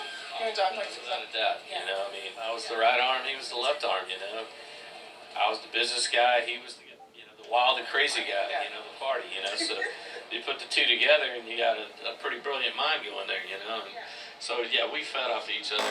Everything we did, any decisions that we made, anything that had to do with the band or anything, we never made a decision without consulting the other one. It was put the two heads together and figure it out. You're kind of in a rhythm of life now, Yeah. I had to go through the most horrific tragedy of my life and find a way to put it back together and learn how to carry on my own. And I'm living for both of us. I feel like Don's with me every day, everywhere I go, and he inspires me to keep going, man. He would kick my ass if I didn't do it. I started professionally with the Pantera guys about a long time ago. That was many years ago, before they were a major label act. I was actually a bartender at a nightclub that they played at, and that was back when the drinking age was like 18 in Texas. So Daryl was 15, and he was just this amazing guitar player. Back in the day, all the way back to 1988, 89, when we wrote Cowboys from Hell. The whole idea behind that song was the fact that we were from Texas, and we were outcasts. We were totally different from everything else. Everything else at that time was coming from LA, New York, and then Seattle had just come on the scene. I feel like that record's really special because it kind of occupies this place in history, and it has this live essence that I think maybe has been lost in music. Like, that's what kind of rock and roll needs, is to be able to hear it live, kind of on record sort of thing. Anymore, the live show's really all we have left. Everybody downloads everything, everything's for free and take it for granted. And you can never replace that live show. The live show, going there, feeling the energy of the crowd, feeling the energy of the band, feeling the music pumping out of the speakers, the sweat, all that is real, and that's amazing, and it will never, ever go away. We brought Pantera on their first arena tour of the United States in 1992, and when we took them out, they weren't a big band, and halfway through our tour, they put out Vulgar Display of Power, and that debuted at number 44 on the Billboard chart, which was their start of fame and fortune, really. What was it like kind of seeing Pantera kind of bloom into what they became? Right? It's magic. It's like capturing lightning in a bottle. It was great. I mean, they were really a great band before they were ever signed. Back in the what everybody calls the glam days. But they were a great band back then, and just to see it build, it was just a magic time. Those times will never exist again. Bands can't blow up and sell a bunch of records anymore. It's the record industry as a whole is dead in that format. You can't go, and there's no rock radio, there's no MTV Headbangers Ball, there's you don't go out and sell 200, 300,000 records, a week, unless you're Lady Gaga or Madonna. Those are it. Those days are over. So it was really special to watch it grow from, opening for Suicidal Tendencies and Exodus in the RV back in 1990 to, where we ended in 2001. Beast Feast in Tokyo, Japan was our last show. Yeah. Do you remember sort of that tour in Australia? Or? No, it was great, man. Like I said, man, it was, we played the arena there in Sydney, and there's a 20-foot chain link fence out behind the venue where the band and everybody comes out when they leave, and there was 500 people climbed up on that fence, and the whole fence was swaying. Like, that's so excellent. Chanting the band's name and going crazy, and security was freaking out, thinking the whole fence was going to cave in and fall on us. And I mean, it was a melee, man. I mean, it was right up to the very end. You know, the fans were always there for us. In the 90s, thank God for Pantera. Seriously, Pantera and Metallica pretty much single-handedly, like, really kept it alive on a certain level through those years. More Pantera than... More Pantera. Yeah. Thanks, Scott. I love you, and thank you for, you know, giving us some props. I've always been a fan of your band, and I love kicking your ass at poker, and I know you're on tour with the Big Three or Big Four somewhere in Europe and kicking ass with Megadeth and Metallica, and who's that other band? Slayer? I never could understand why they never called it the Big Five. You didn't get to Pantera and that. I see these heavy metal specials all the time. It's like, we didn't even exist, man. We were just somewhere between the Big Four and Alice in Chains and Soundgarden and all the bands he was speaking of earlier. That is a really valid point. Like, why do you think that happened? Like, who came up with this big film? You know, I don't know, but it was really cool to be able to be individual. And we were like a horse with blinders. We never looked at anything that went on beside us, around us, or anything. We just knew that, you know, if we ever got the right opportunity, we were going to be able to take the ball and run with it, and we did. What's your best hangover cure? Because I have to say, the one time I did go out drinking with you guys, I almost died. Pedialyte, without a doubt. My brother discovered that many years ago. I'm sure you guys have a form of that here. It's basically made for children that have diarrhea and lose all their electrolytes and they're dehydrated. And some reason my brother just decided to buy a bottle of it one day. And man, I feel like $1 million the next day. And ever since then, it's been part of the rider. And Tell them about the new deal. oh, the new one? Oh yeah, they got this powder form now that comes in these little things that look like crystal light. You just put it in a bottle of water. Whap, you don't even have to go find the stuff. You can carry it around with you, man. Take that, man. That's some vital information right there. It's important. We're going to be the next Pedialyte commercial. We should be the next one. It's like, fuck your kid. If you want to get some dehydration, drink this shit. That motherfucker might drive you up the wall all night. Drink this and you're done. Powerful words. They endorsement deal. Fuck your baby. You ready to kill that hangover? It's funny, you know, people still tell me Don stories like all the time, every tour. And you know, what was he really like? You know, you knew him for so long. And He was just a magical person. There's nobody else like Dimebag Darrell, and that's not just his guitar playing. Just he lit up a room. And if he didn't light up a room, there was something wrong. He was physically sick. He was ill. There was something wrong with him. He was just that catalyst. You know, let's go, let's do this. He was always the thing that drove you to enjoy life. That was what it was. It was just him enjoying life, and he wanted everybody else to experience it. Whether you're just a homeless guy that you meet in the street, or whether you know, whether you were having a bad day, or you were hungover or whatever, he was the guy. He was the band leader. He was let's do this. Let's get this going. Let's rock and roll. Let's have a good time. You know, his words, there was always a way to polish a turd. Always a way. It could be the worst situation in the world, and we'd all be going, oh, god damn, and he'd be going, wait a minute. There's one way or another to straighten this out. Let's do a shot, you know? It might have been on Ozfest where they have these kind of like after parties, and he just walks in and everybody's just kind of sitting around, you know, drinking or whatever. And he just literally was like, shots for everybody, and bought a shot for everybody in there. It cost him $3,500 to buy a shot for everybody, but it wasn't about the money. It was about making people smile. You know, it was his bottom line. He wanted to make people happy. You know, it didn't matter how he did it. He just got off on making people happy, put a smile on their face, kicking their ass too. He liked that too, man. who saw Mars did he kick quite thoroughly in a funny way? Everybody, you know, but I mean, he never let up, you know, he never really took a minute for himself. It was always about other people.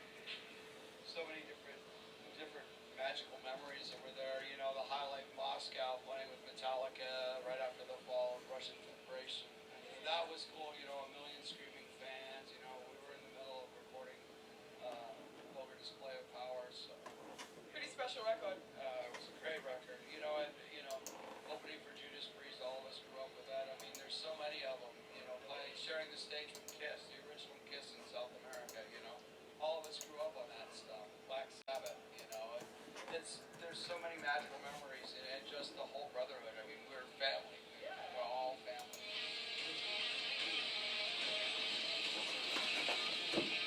I'm talking to the fucking pirate officer from Black Dog and Murder. This guy is totally fucking licking everything around in sight. He likes the bricks. He likes the fucking floor. I heard that step out. He's in the hall. Here we go.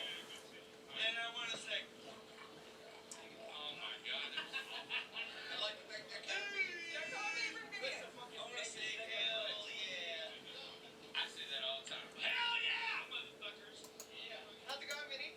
Heck yeah. You really want my honest to God opinion? It's going fucking better than I could have ever imagined. As you guys see it, how's it going, man? It's going great. It's going great. It's going like he doesn't know what he's talking about. All right. He hits these moments. I know what I'm talking about. Seriously, we're gonna go get some lobster and fur. It's gonna be amazing. You guys are amazing. We've had so much fun here. Please continue to love Hell Yeah, because we're coming back all the time.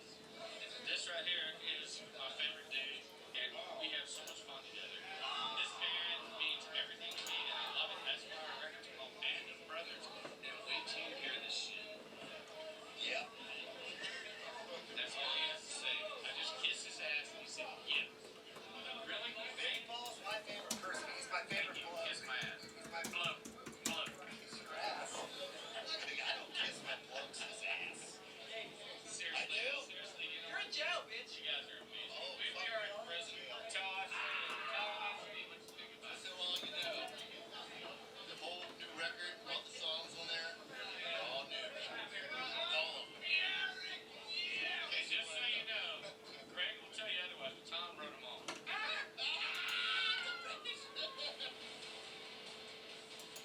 It's a term we use in the States, and it's a very affirmative yes. It's not like, somebody says, hey, you want to go to the rock concert tonight? You go, oh yeah, it sounds like we got it. And you go, hell yeah, very affirmative. How did Hell Yeah come about? I think that's good shit. This is basically a pipe dream. We started talking about this. It was Brooklyn, New Orleans, 2000.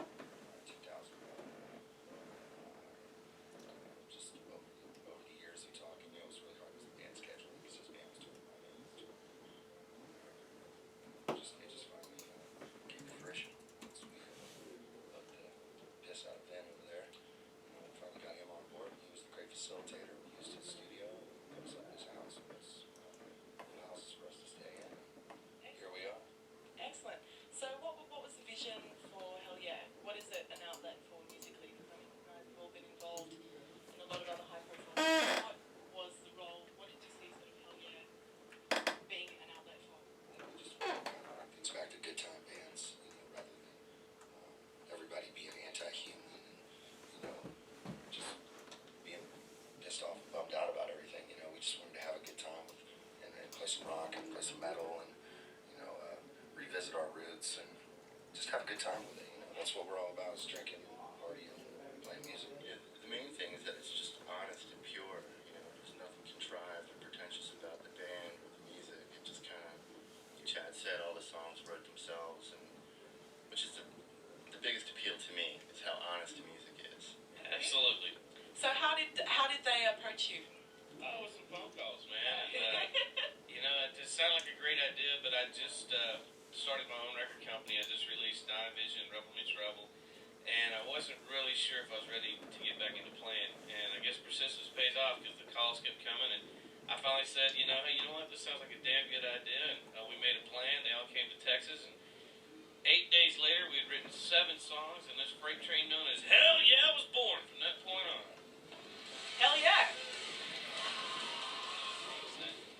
Is the hardest for bands to kind of hold on to and generally tears bands apart at some point is the fact that they have a hard time respecting each other. And this band, I think we have a lot of respect for each other. We've always given each other our space, and we always know when it's time to get together. Right, that's a good way of putting it too. A lot of respect. That's a hard thing to do. Except for you, you're the problem. Exactly. Yeah. But you're the lead singer, yeah. Do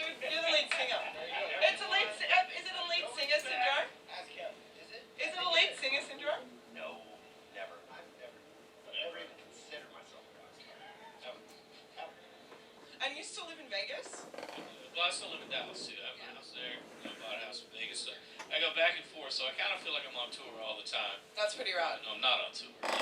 You got a cute little girlfriend as well. Yeah, look at you. Hi, Chelsea. Hey, babe. Do you remember the first time you heard AC/DC? Oh, Lord. I don't know if I remember the first time I ever heard them, but I know I loved them from that point on. It was amazing. It always is amazing. And as a matter of fact, I'm such a fan. When I get home on September 9th, I'm only going to have a couple days, and I'm flying to Chicago to see AC/DC at Wrigley Field. For real? Yes, because I did not want to miss him on this tour, man.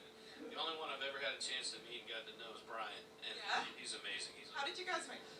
We met at the Hard Rock in Orlando. He apparently moved to Orlando some years ago, and they had a grand opening, and he was there, and we got to meet and hang out. And we've done several shows together, which was always great. But that was really the first time we ever really get to hang out and kind of get to know each other. That's awesome. I feel like the Texas and Australia kind of vibes. We've got a similar, we're straight up people, like... Australia, I tell people back home, you know what Australia's like? One big Texas. People like to drink, they like to barbecue, and they like their heavy metal loud, and they love to have a good time. Are you a better man like 25 years after Cowboys from Hell came out? Oh, I think I've learned a whole lot, I've seen a whole lot.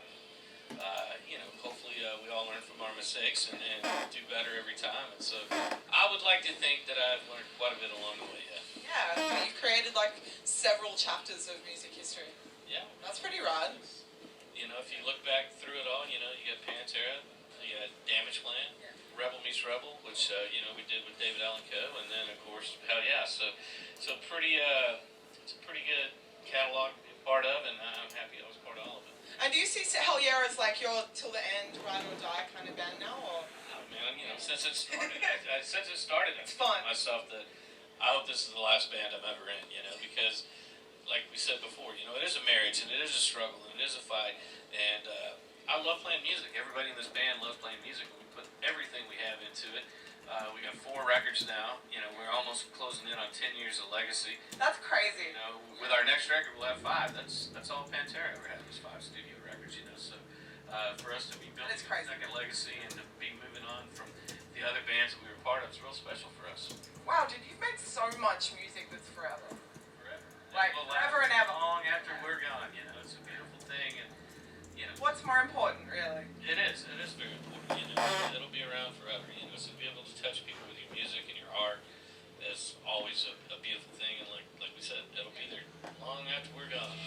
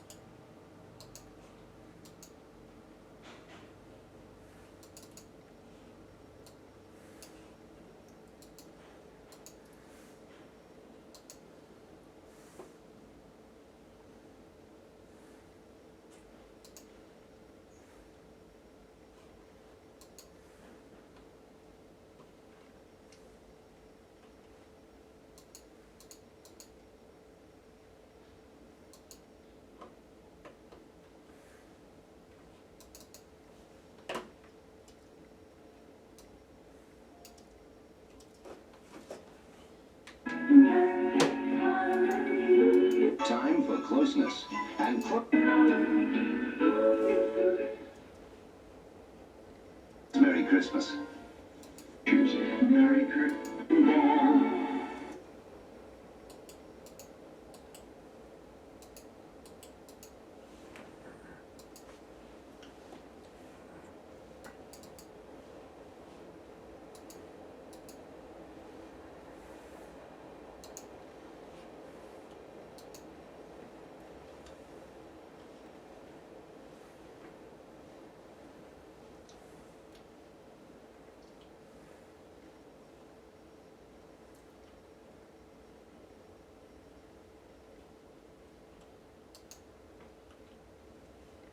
Got one more thing left.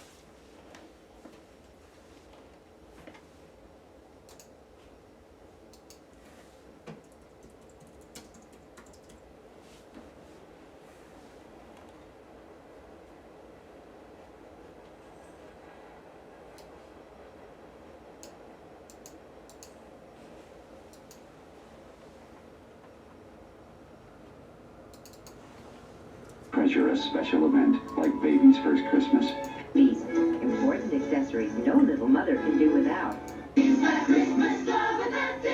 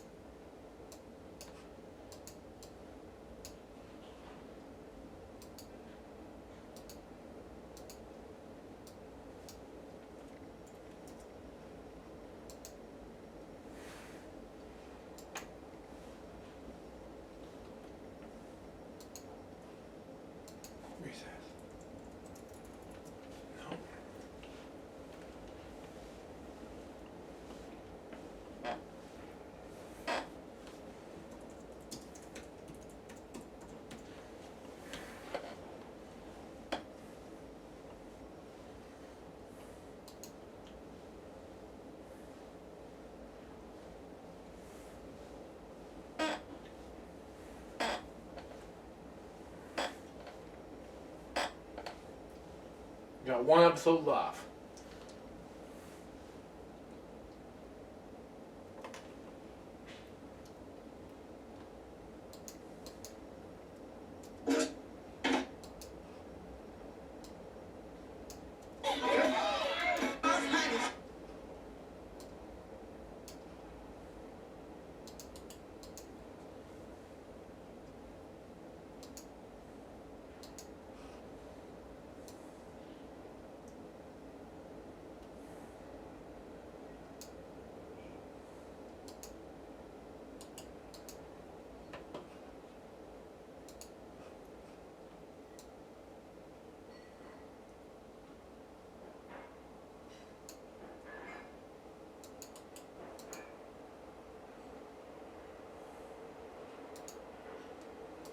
Sit back in your seats. The show will begin auto-magically with Mickey.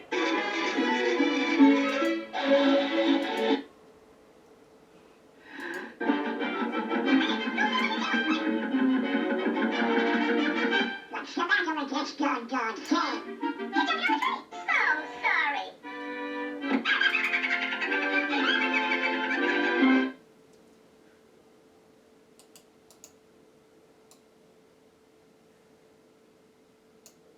Yeah, that's going fast. See, what to tell you.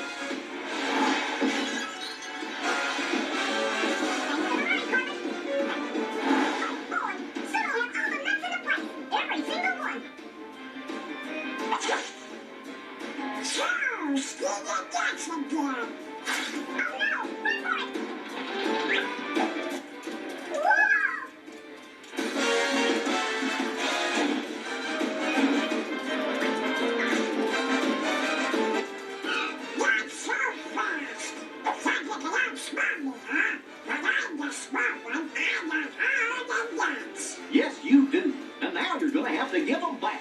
But when I was trying to stop.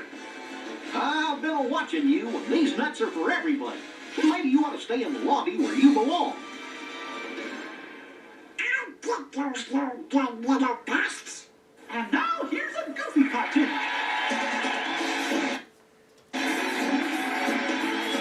Absolutely essential. Your fault. To tackle an extreme route, the...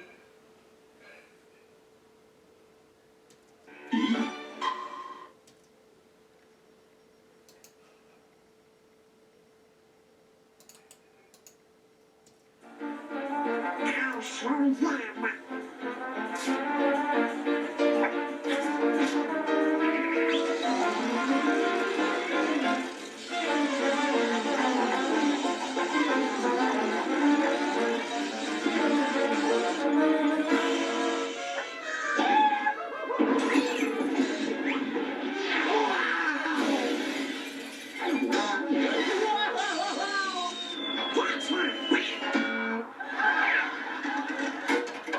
What happened? What was all that noise? Donald keeps trying to steal everybody's nuts for himself. Is that true, Donald? No, yes, what? Look, if you can't share, then you'll have to stay in the lobby for the rest of the show, away from the nuts. Now they'll get all the nuts for sure.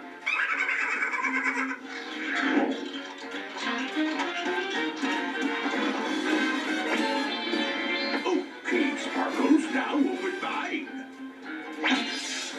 Whoa. Looks like time's flying, so here's our next cartoon.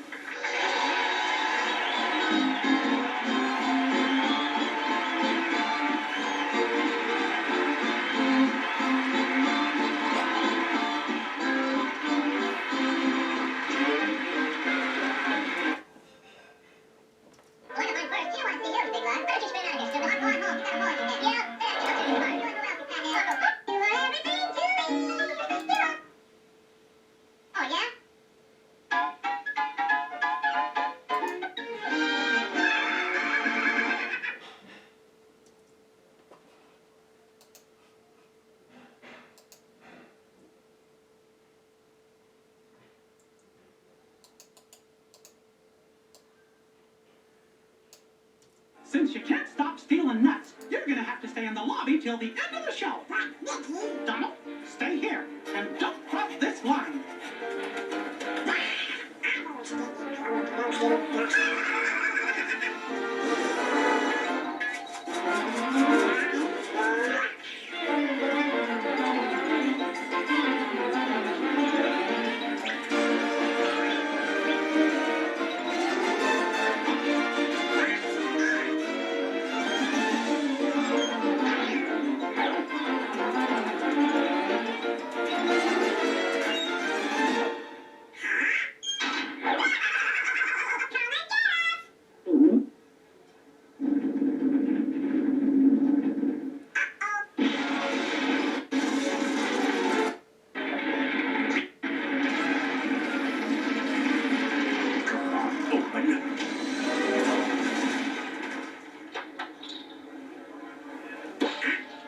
Now you've done it. I'm telling. Hey, Mickey! Donald came up with a perfect way to celebrate Chip and Dale Day, filling the place with nuts. Great work, Donald. You're not a thief. Why, you're the best friend Chip and Dale have. Thanks, Donald. You're our best friend. Nuts. Nothing like fresh roasted nuts. Especially when I'm doing the roasting. Please, don't hurt me. I just want somebody to open this pipe for me, that's all. Yeah, sure thing. Oh, Jesus, pal. That's my own bag of nuts. What is... Oh. Here you go. These are for you. Thanks, fellas. Storage for the House of Mouse provided by Chip and Dale, those cheery, chubby-cheeked chipmunks who've been squirreling things away for years. Lucky's to chew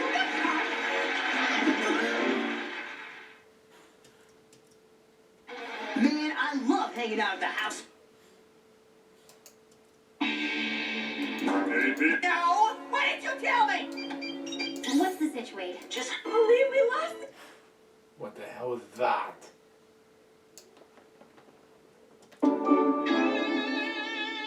Some things are just too weird to even think about. Oh, man. Next.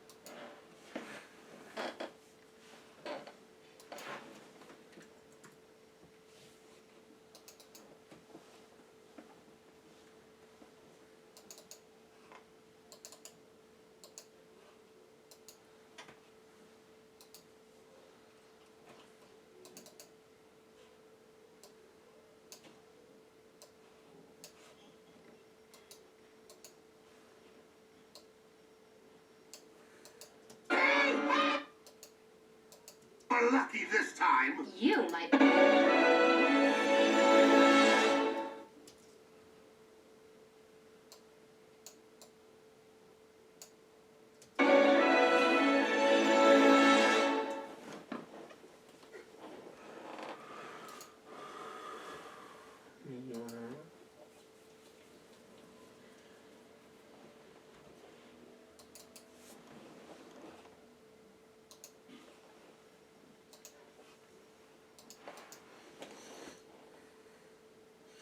Let me see.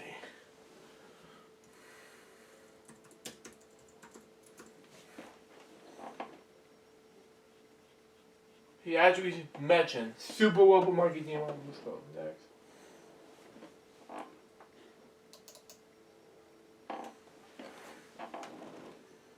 Next.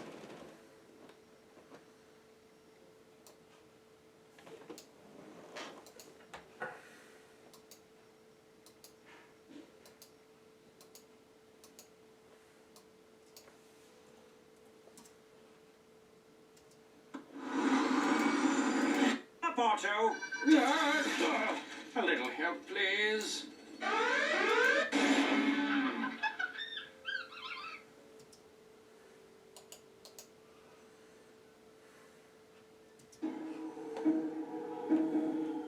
Redeemers? We're the Super Robot Monkey Team Hyperforce. Go! Oh, yes. They aped you up! They aped you up!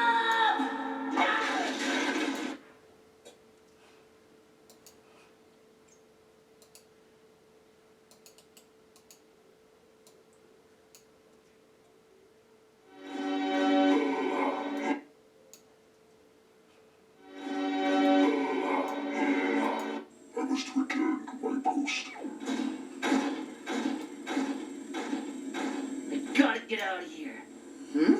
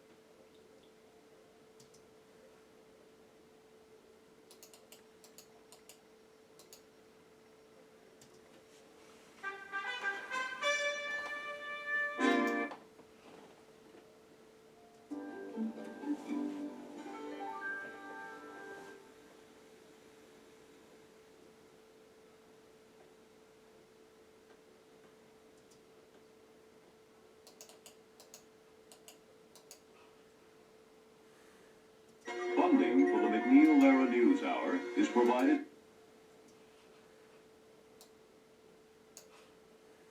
We'll see you tomorrow night. I'm Jim Lara. Thank you and good night.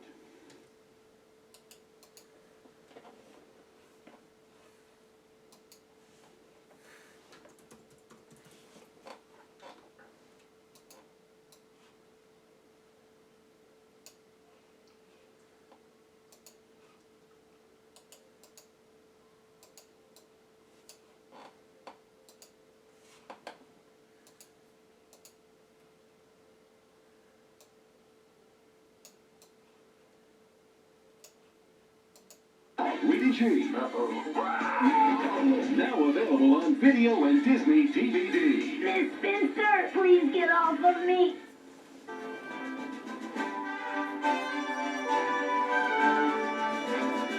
For a transcript, send $2 to Box 345.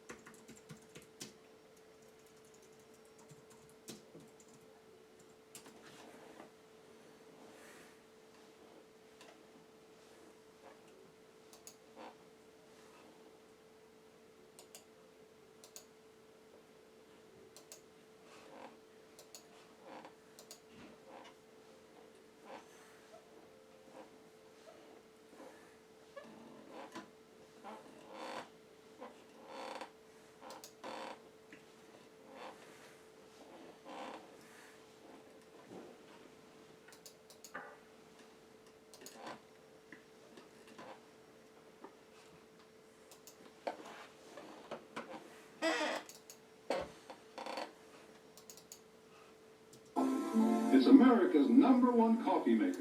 It's from Capitol Mall. Tools are now 20 pips. Ames, we grew up with better values.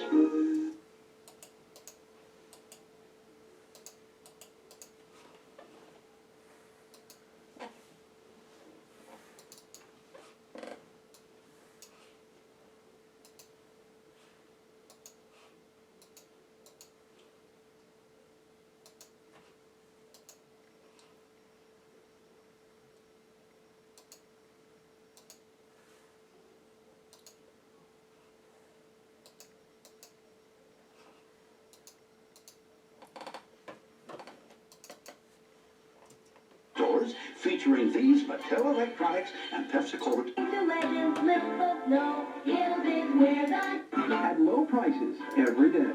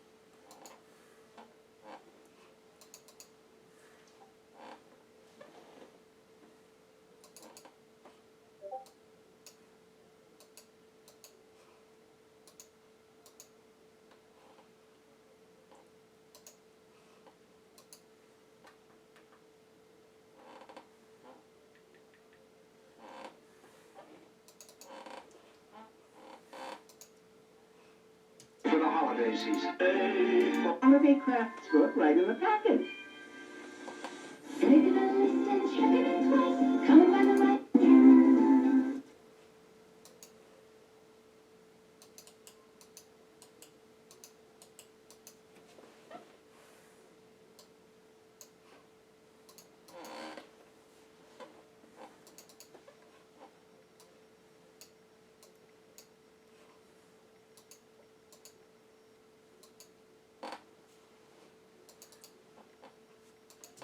Reindeer. Merry Christmas! Wednesday at 8, 7 Central and Melbourne. Here on CBS. When Firestone decorates for tailors now.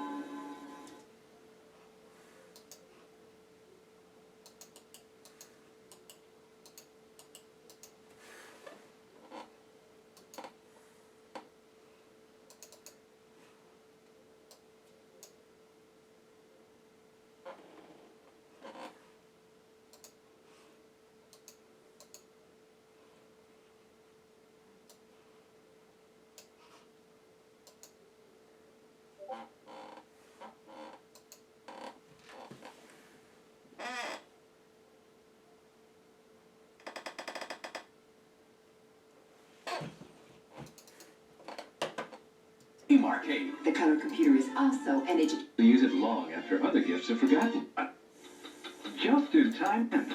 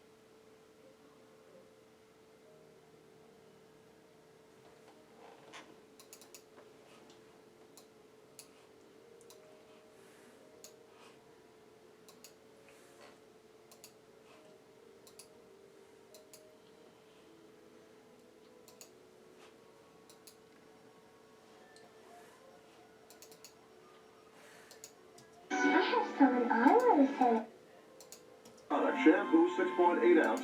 Innovators in personal electronics.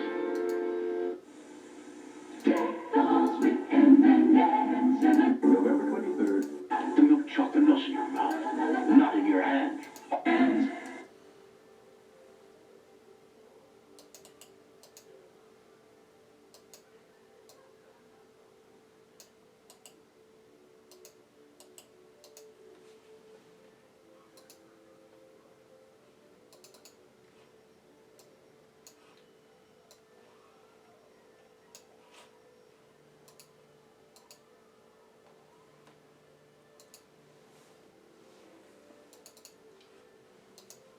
So the week is a washout collection, so don't miss the party. This Christmas movies of all time. Celebrate the magic of the holidays with one of the greatest Christmas. Crosby and Danny Kaye, team masterpiece, White Christmas. TV 5 will be Friday evening at 9.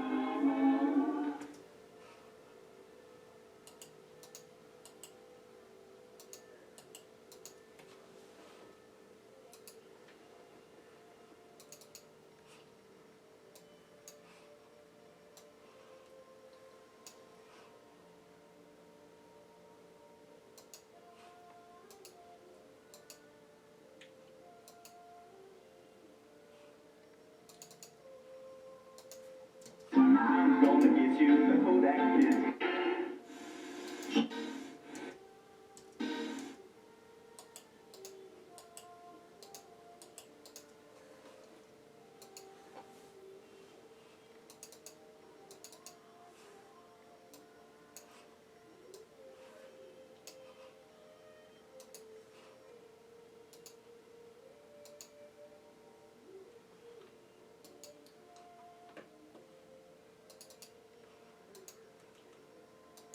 We just mail them with our holiday cards. Safeway.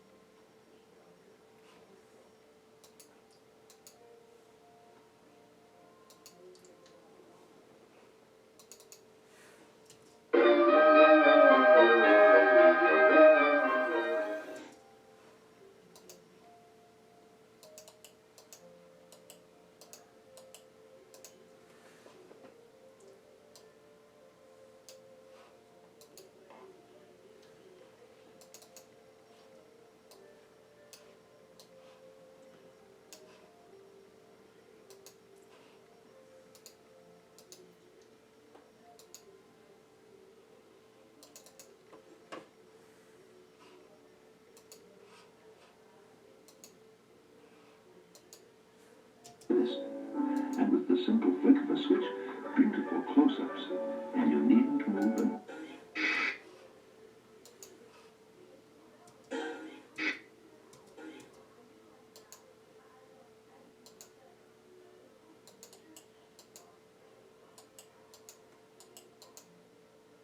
The glass it comes in.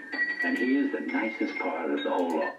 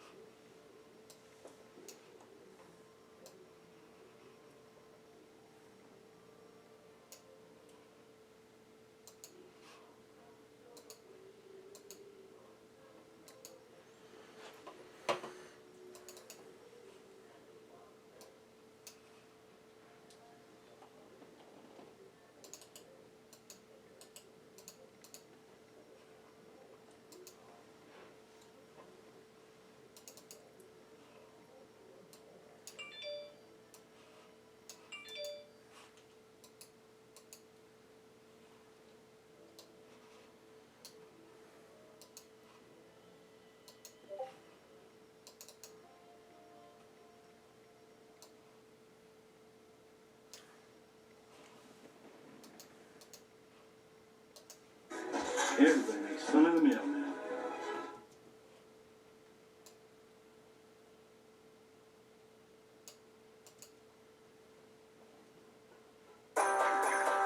Someone need a hug. You look like you came through my phone. That's exactly where I came from. Sorry! Sal's coming down! Oh my god! Betty, are you okay? I'm afraid? Yes, you sit on a throne of lies.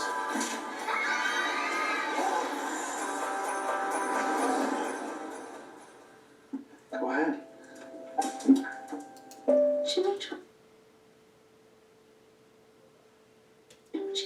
Use promo code 5off20. Got $5 off our $20 purchase. I knew she was your favorite. Use 5off20 online or on our app. It's time for examples of Christmas spirit. That's where I come in. Merry Christmas! It's snowing. The best Christmas present in the world is something from your heart. Everybody look at the pockets on the side!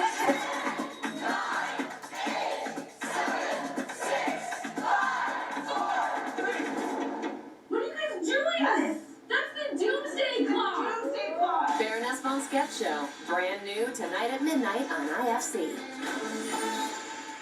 The blockbuster is back.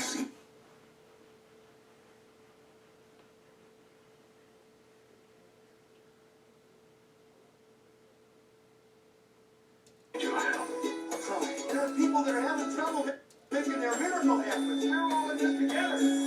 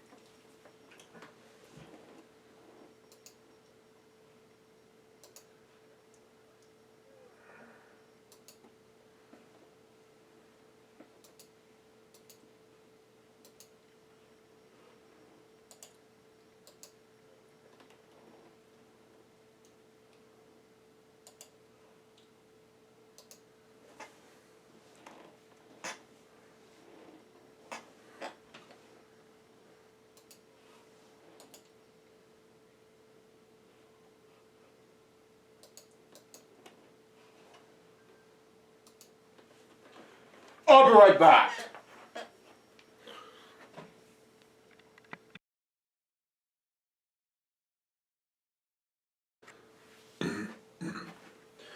I'm back, folks.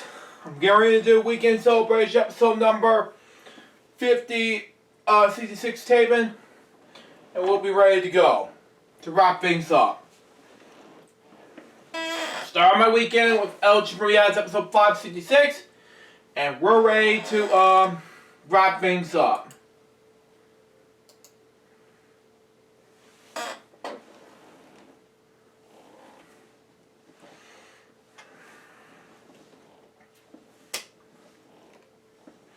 We haven't done this in a long time, so let's go ahead and do it. Okay.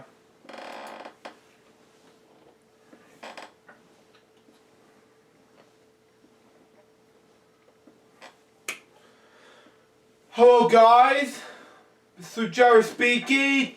Welcome to Weekend Celebration episode 66, and today we got not one but two gaming segments today.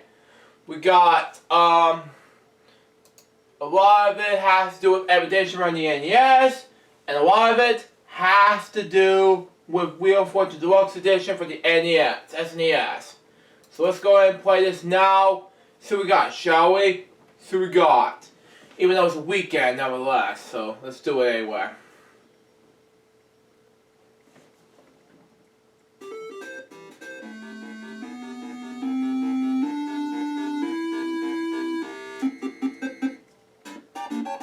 Even though it's bad enough, but anyway.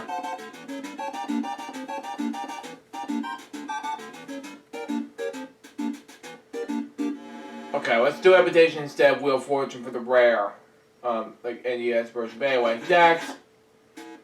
I know what this is. Hey, I don't know. Alphabet, I don't know. I don't want to do it the other way. Next. Don't do one to the six now. It's stupid, but anyway. I buzzed in too early.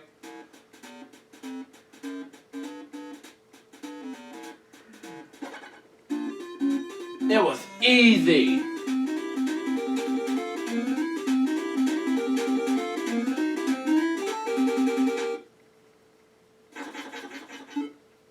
Anyway. We always start with alphabet. Now with the green puzzle, what is this gonna be? Oh, okay, I know what this is. Clothing. Shoe. What? It's not a shoe. Oh, well, it's a boot.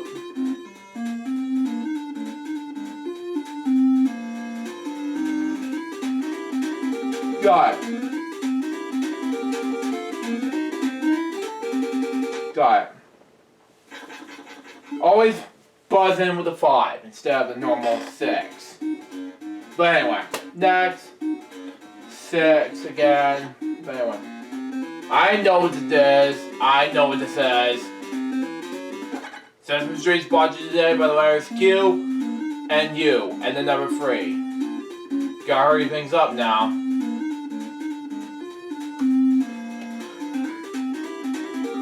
Okay.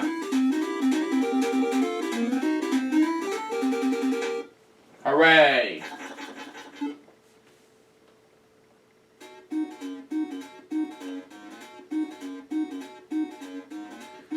Pink puzzle it is. I know what this thing is, but it's a natural. It's something you can do. Oh, I know what this is. Whale! Okay. That was easy.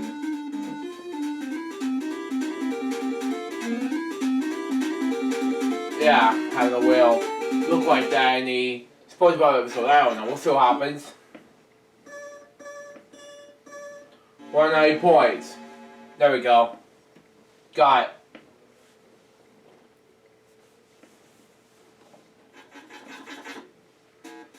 Oh, this one's meme is hard.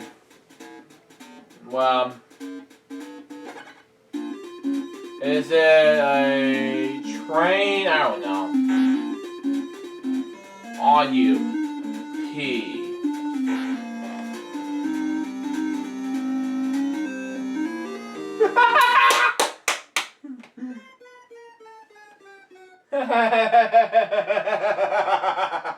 Nah, it's how like remixes laugh. I don't know. We'll see.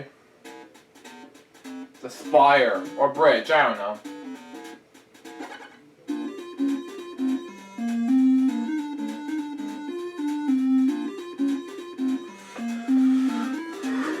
Got it. Hooray!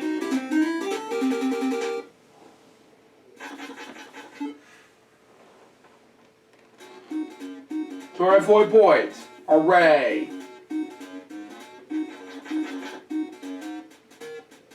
Rattle!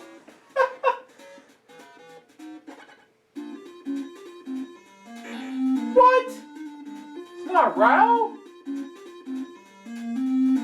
Leash, I don't know.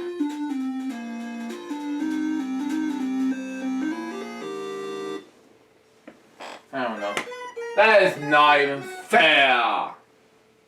That was a leisure. What is that rattle? Oh, I know this now.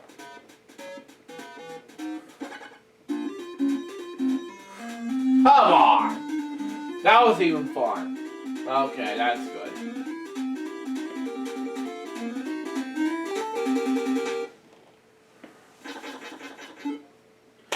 Okay. So we're 9 points. So I goof. But anyway. Sausage, I know what this is now.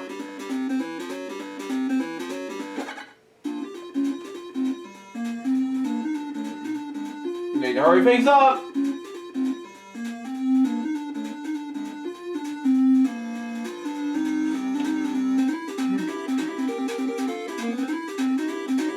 Got it.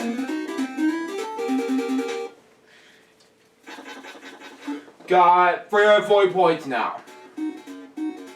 Lowest, highest scores for 540 points.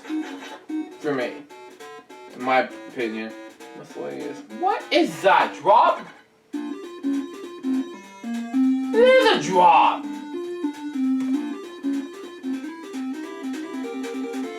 Okay. Might have corrected, but whatever. 308 points. Good. Okay. Great. Whatever. Thing. To my... I'm not sure what it is, but anyway. It's a vacuum cleaner?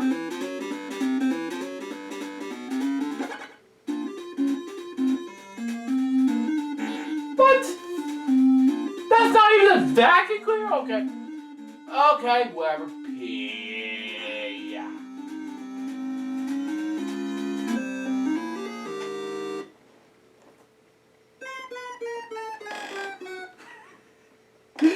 PB! Whatever.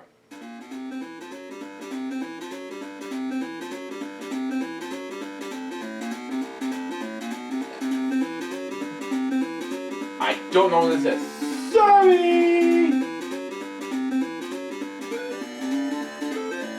I'll lie, but it's too late now. Sorry!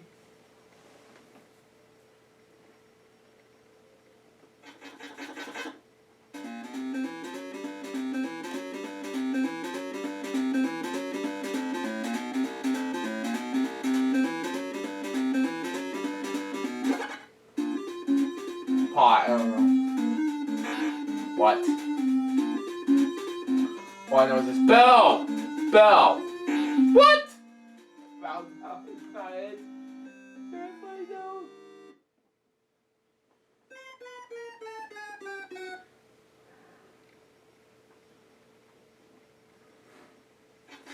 Come on, really? That was the hardest tool category, man.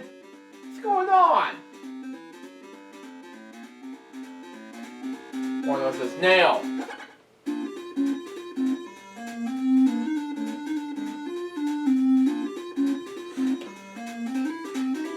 Got it.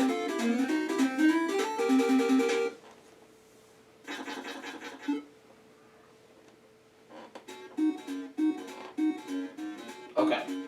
Blue puzzle, green puzzle, excuse me. It's science, my least favorite category, as always. I know what this is. Tripod. Hello?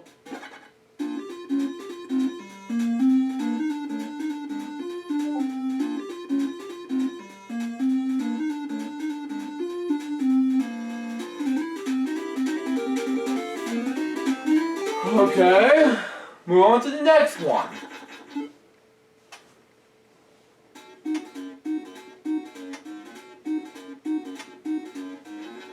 Yellow puzzle is office. I'm not trying to break a bank. I know what this is. Ink. Ink. That was it.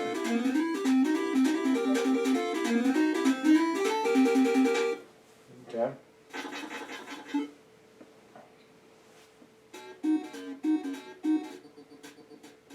Stop right about here. What? That doesn't make any sense!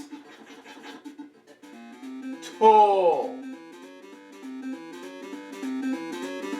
We're going back to the tool category. What is up with me?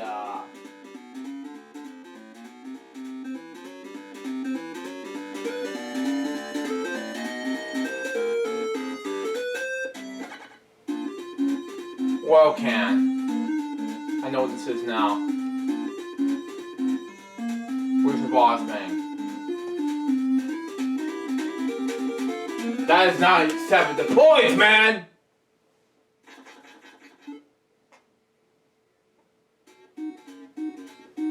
Thank you. Thank you! What you going? Yeah. 1 million. I know what this is. 1 million.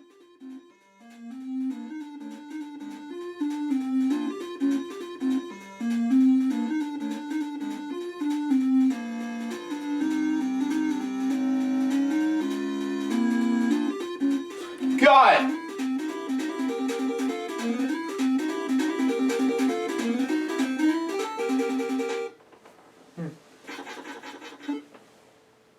Got biggest score ever. Take away dancing shoes.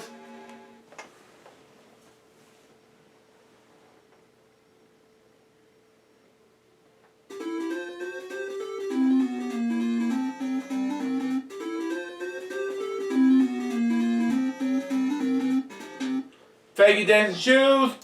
And we got some more game 7. So, we gotta do Wheel of Fortune some other time. But right now, we gotta play some not now, but they have 25 segments. So let's do it now. We gotta know what this game is, and we're gonna mute this TV. So we're gonna know this. It's a deuce! Ooh, $1,000 higher. $2,000 higher. Ooh, that's not bad. $4,000 lower. It's a free. Ooh. All of it higher. Oh.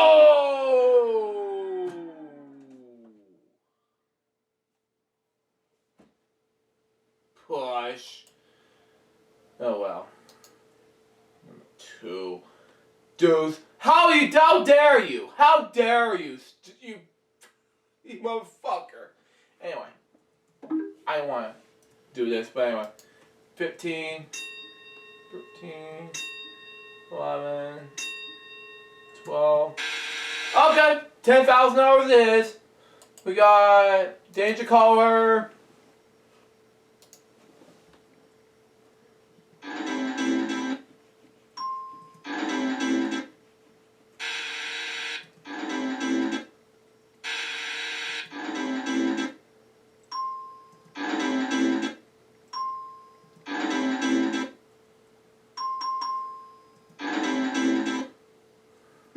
Oh, not bad.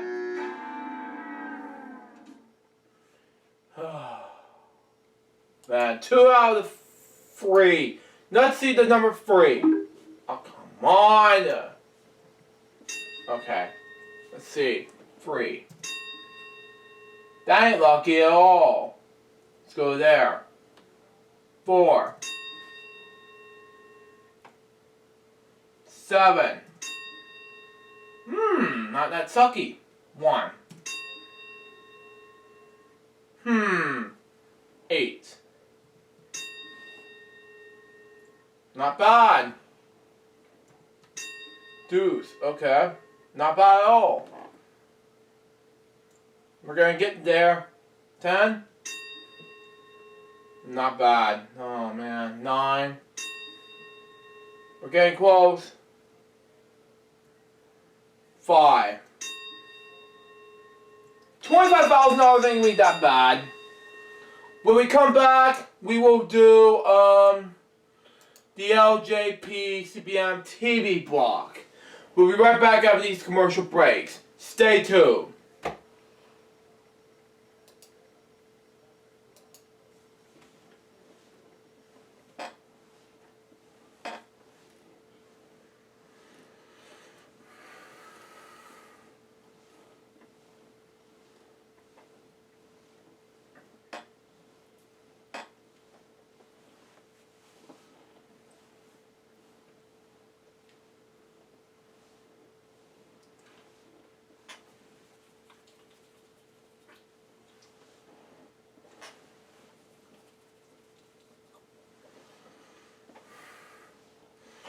And now what I need to do now is complete the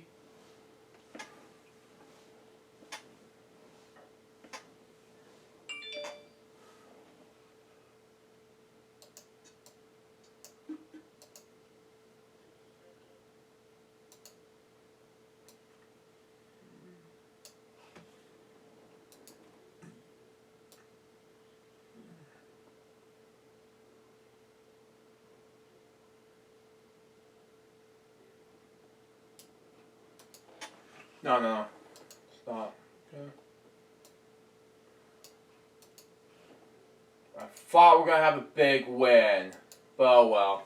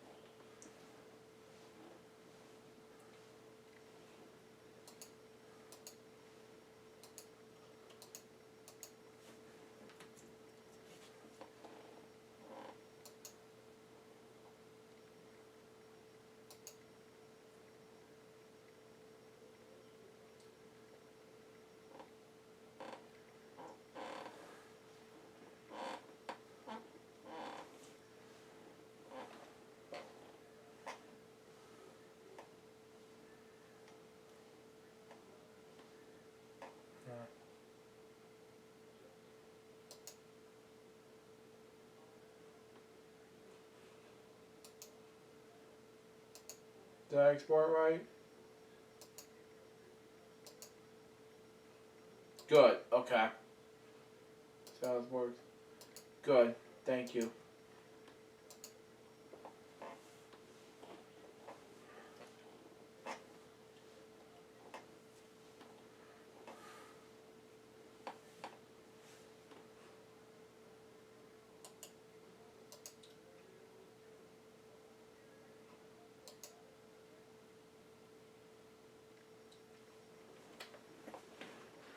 I got one more project, so I'll be right back.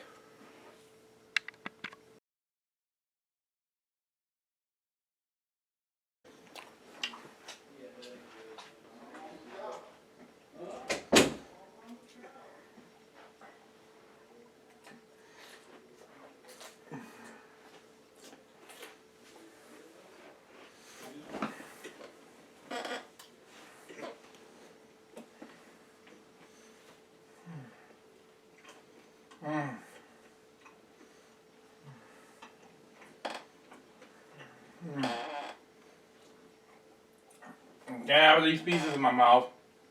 Which is delicious, but anyway.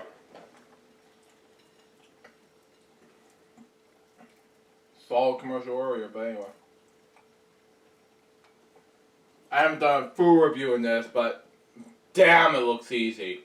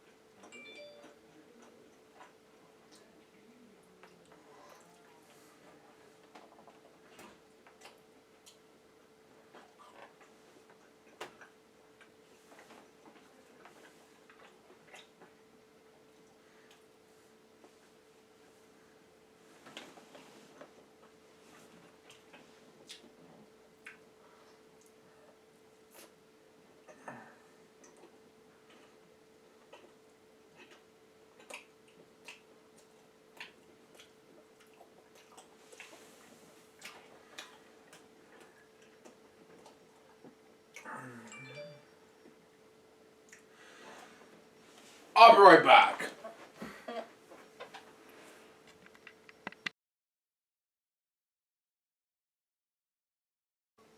I'm back, folks. Get ready to do Elgin Reacts episode number 556 as soon as this exporting completes. Right now, this is a pizza night for me, and I'm getting ready to start episode 566 as soon as this is ready. So here we go. So here we go for episode 566. We can get ready for that, and yeah. let me tell you something else, okay? Once 5 and 6 is up, I'm gonna go ahead and take a break from LJPCBM episodes for Pepper Roads for a while, because after this is over, I'm gonna take a break from left for LJPCBM on Pepper Roads, because after this is over, we have, well, February, March left. So I have to take a hiatus from episodes of LJPCBM for Pepper Roads, in case, you know, this is why what you know and all. But anyway, let's see what else we got. Desktop, nope. Let's see here, Weekend Celebration episode, there we go. Got it. I'm going to delete this. Well, no, I don't want to delete this because there'll be no fun if I delete this. But anyway, I'm going to go ahead and delete this instead. So yes. That should do it. To continue on. But anyway, one more thing left.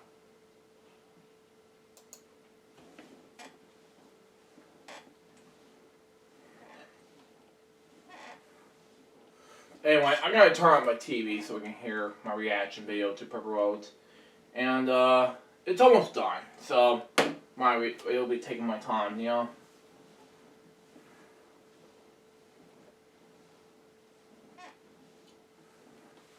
Oh, right. Clock.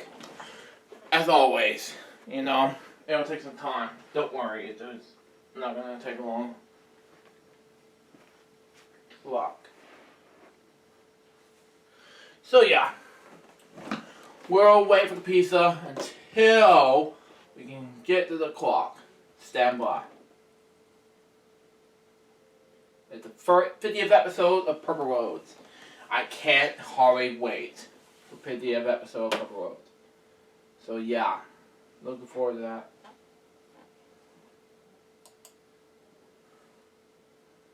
Well, come on, open this up. Damn it.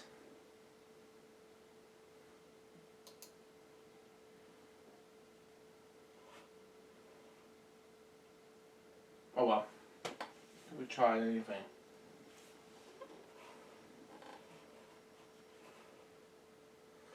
Let's try everything. Oh, okay. See what's going. Next.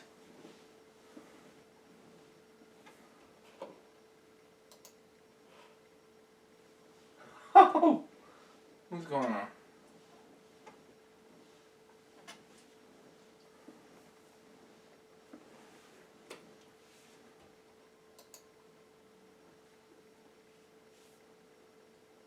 Sorry, bed down. No, like on at the 7.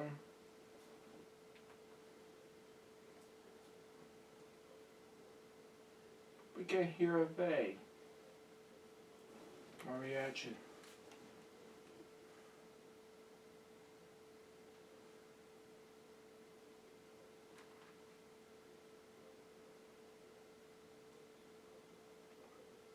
I can't hear a thing. Damn it. But anyway.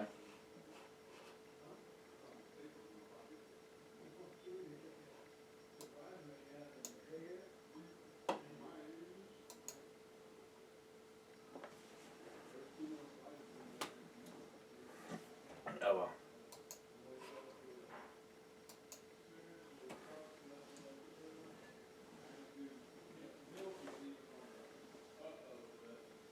Well, we guess why I can't hardly hear a thing.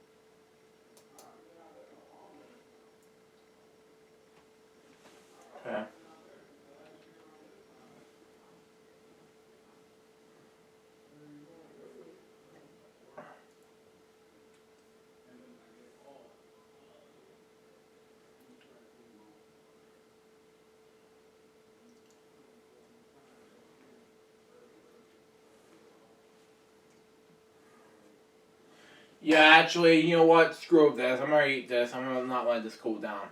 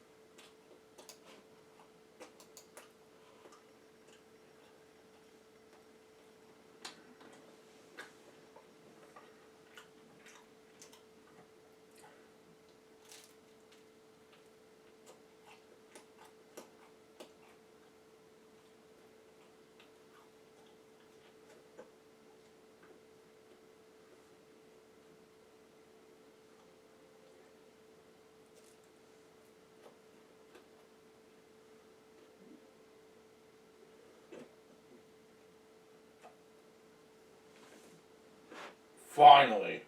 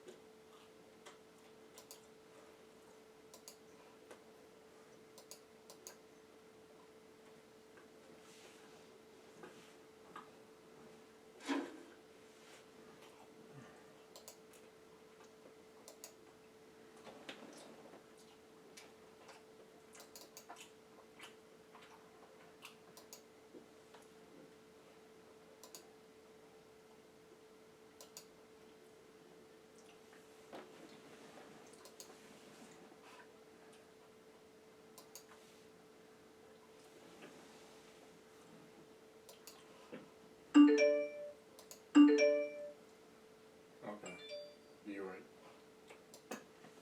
Be right there. I'm gonna go ahead.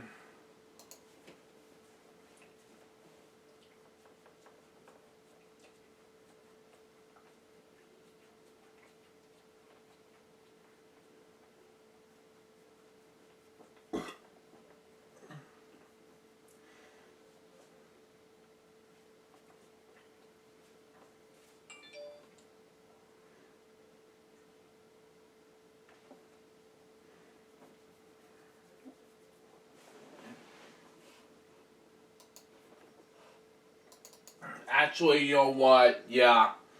Let's take this in the one break. Yeah. As soon as I'm done editing this, then I'm gonna have to do this right now.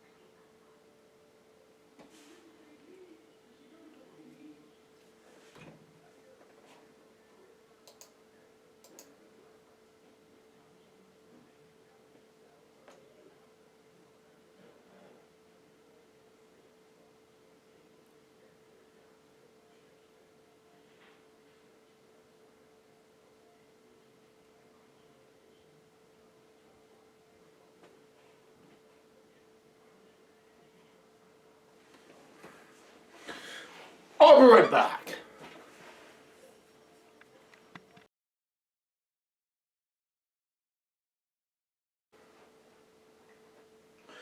I'm back, folks. Excuse me. It'll take me a minute or two to get ready because in about a few moments I'm getting ready to start taping LJPCBM episode number 556. 566, excuse me.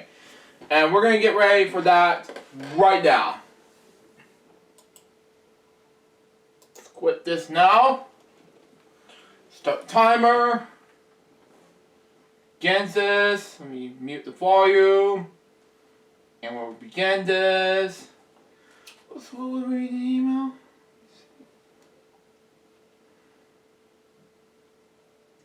No, I don't want to read that email.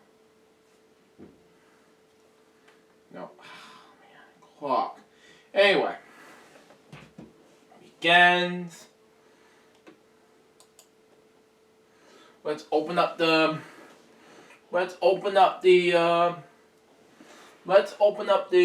thing again. Let's go ahead and get this out of the way. So that way more easier than I expected.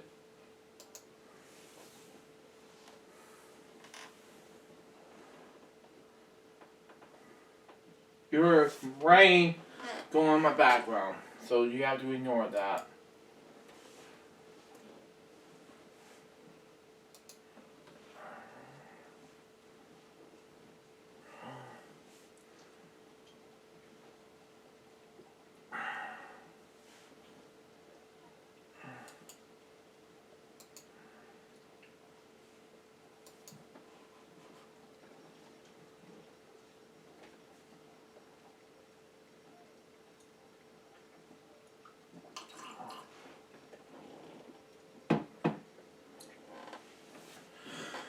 Hello guys, this is Jerry speaking. Welcome to LJPCBM Reacts, episode number 566. And today we react to Purple Roads, episode 50. Bob West, Julie Johnson, and Patty Words of BJ, Baby Bop, and Barney, who are voices of these guys.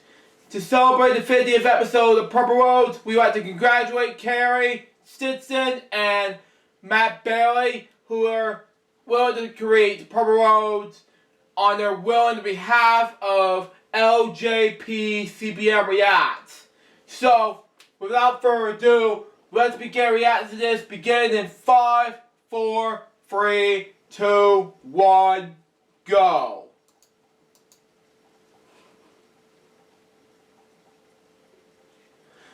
Okay. Gonna keep loading. There we go.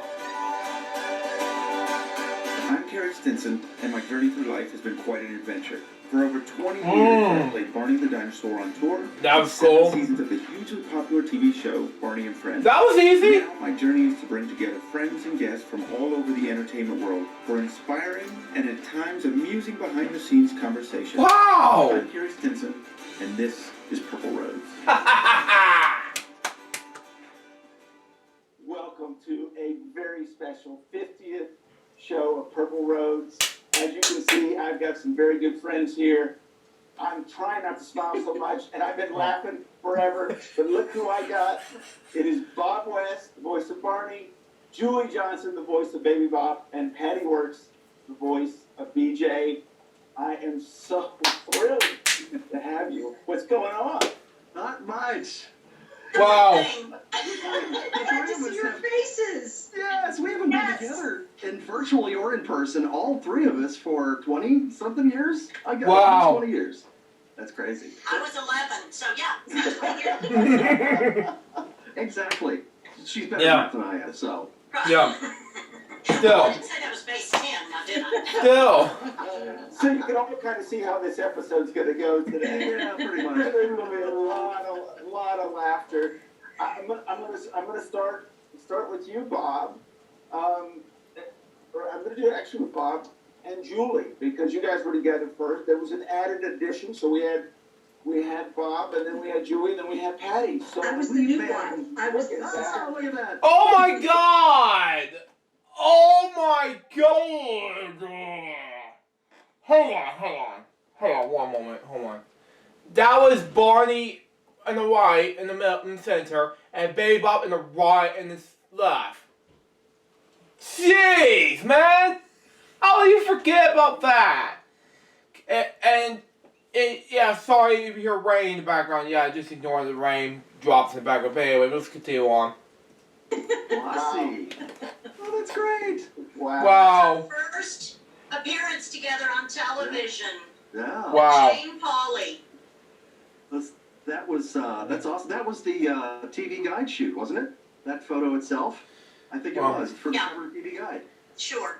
Yeah, whatever. I know. I'm still waiting for my check on that one. 30 years ago, the details. Wow. Yeah. So Haven't been born yet. So Bob, we've had you on here before, and thrilled to have you back. And so talk a little bit about, when you first started out with Barney, and then Barney added Baby Bob. Yeah. And then we'll talk about Patty. Well, everybody always asks about the audition process and how that happened and everything, and it was just, at the time it was just like any other audition. It was, it was kind of a cattle call. It was literally one of those things where you walk into a room and there's all kinds of people doing all kinds of things, like, almost juggling and, right out of a movie from the 1940s or something. But it was great. It was, the people were very nice, and they had me do the voice and everything, and they said, well, we'd like to have you back. Got a call back. Went back the second time. They said, this is great. We like your voice, but you're too tall for the suit that we've already started making. Yeah. They started building the suit before they had a person to put it in. Kind of mystery. They were new to If you this. build it, he will come. Yeah, that's right. So they said, let's get this short guy. It was David Voss. Yeah. He was shorter than me, so he was in the suit. So it went from there, and that's how Dino Sync got started. Where it was separated into the voice and the body. And we went from there, and we did the videos, and it was, everybody was learning at the time how this thing works. So it was a lot of fun. It was like a family. We really had, this great little family at Color Dynamics in Allen, Texas. Julie can tell you what our crazy little meals were like and everything.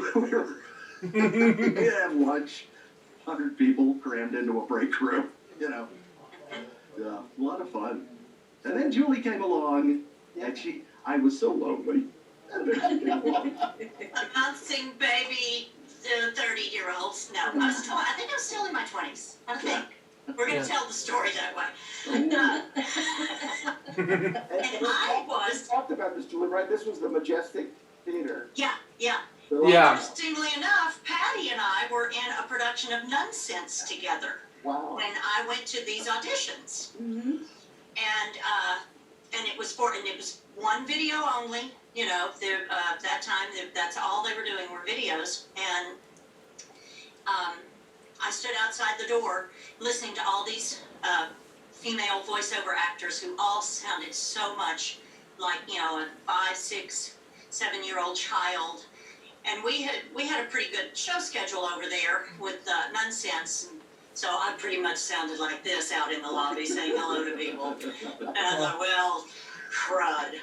This is not going to happen. So all these cute, pristine voices, And then I told you this. I thought, what is that sound that a toddler makes in a toy store when there's one toy in existence that will absolutely save their lives, and they have to have it. And that's where this came from.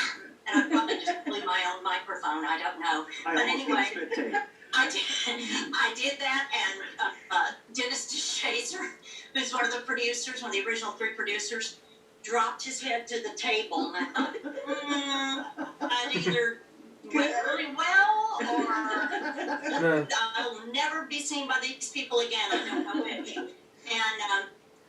they liked what I did, so there you have it. And then I went back to, and my Sister Mary Amnesia voice was real similar to Baby Bop because I had put her up here to make her real kind of innocent and amnesiac, if that's a word. And so I did steal that a little bit from the show. So then from that point on, once I started doing it and doing the show, I think, oh God, now I sound like Baby Bop. It's Sister Mary Amnesia. Sister Mary Baby Bop. I can't. Funny show, nonsense. Oh my God. Yeah.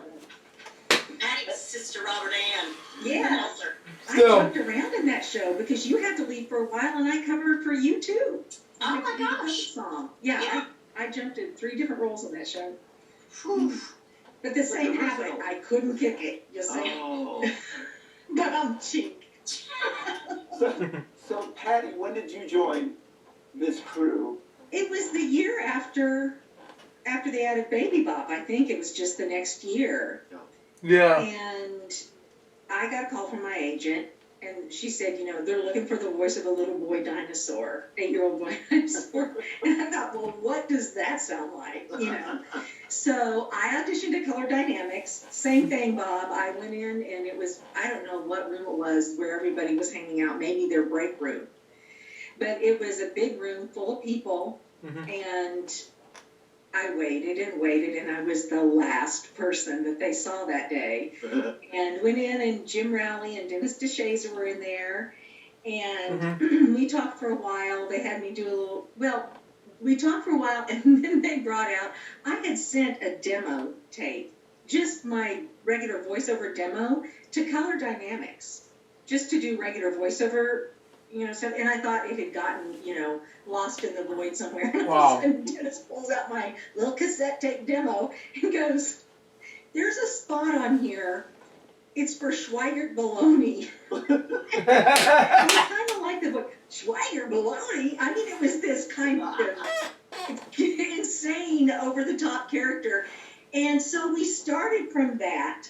And they gave me copy to read, and they said, we're looking for a little boy sound, but something. So I just kind of channeled one of my little nephews, and worked with that. And then they had me singing stuff. And then same thing, Julie. I had a good feeling when I left, and within 2 days, they gave me a call, and there's 5 episodes, and Ever then since 18 then, years. BJ is full of baloney. Since that day. Right. I've never heard that story. That's From awesome. the very beginning, I was full of baloney. That was it. Yeah. So it's just, that was so funny that you pulled up that cassette tape, and I'm like, where did you find that? But here it was. Man. That's amazing. That cassette paid off. What's a cassette? It's a cassette. Children, gather around. Sit down. Tell you a story of aging media that becomes obsolete. Oh, I've seen it all. So I got to talk a lot about New York because Radio City Live, that's where I got together with Donna, Julie. Perfect. It's perfect right there. Wow. Because That's still one of my favorite memories of our whole time together. It was so fun. Again, it was one of my favorite concerts ever as a kid because I had the tape when I was for my first Christmas. I was there when I saw it. I'm like, wow, that was amazing. And when Babe first came out after this Radio City Music Hall tape came on, that was the same tape came on. I'm like, okay, Babe came out, and then 1995 movie, bam. After that, Rudolph the Red-Nosed Reindeer Rick and Bass Special with commercials on CBS. When instead of where the couple misfits did Fame Fortune. But anyway, let's continue on. I think the three of you changed my life forever. On that. Yeah. I'm sorry. You're welcome. Yes, it was my second time in New York, and I had just joined you guys because I was doing PR stuff, but I really wasn't working with the show at the time. And so I go up to New York, and wow, that what an unbelievable experience. We talked about the fact that the Grammys were there, everything was going on. Julie took me around town. I got to go on Broadway shows and all kinds of stuff like that. And just, I think for all of us, experiencing such an unbelievable, flying up to New York knowing you've already sold out Radio City, or I think it was 12 shows, is a pretty unbelievable experience. And I'm brand new with all of this. What was it like for you? Why don't you start, Bob? It was really surreal. It was just kind of dreamlike. I mean, technically, Radio City is a Broadway hall. I've been told. I mean, it's not on Broadway, but supposedly in that club class, I guess. So, just to be able to play that venue in the first place was just amazing. Okay. And we stayed in a nice hotel, and we were, we ate well, and it's one of those nice packages that that all came together. And we would go out in the evenings and find a good restaurant. We'd go to China Grill and see Tony, my friend Tony. Hi, Tony. Wow. China Grill, I remember that. Oh yeah, and we would, we just had, but the show itself, doing the show itself, was such a dream. I mean, you never imagine that you're going to have to be on like the third level, the shop level underneath the stage at Radio City when you're doing Radio City. There's no basement in the Alamo. I couldn't find Pee Wee's bicycle anywhere. Man. It was like, it was just so much fun. We had our 3 booths set up, and we had the sound mixer over here, and the baby elephant over there. Yes. Man. With hay straw. We all have allergies. Which we could smell. All of us. Just the hay, but we could smell the baby. Oh, hay, we can smell. And the fun. Woo. Yes, that was an eye-watering experience, walking past that little guy every day, coming in. It really was. Man. Stealing it. Literally, my eyes were watering. No. But Hold your breath and run. all of that, But everybody was, we just had, the thing about that for me was the audience, And I think I've told you the story about having them crank up the audio so that we could hear the audience as if we're standing out on stage, and we get that volume. It made a huge difference in my performance, and the energy in my performance.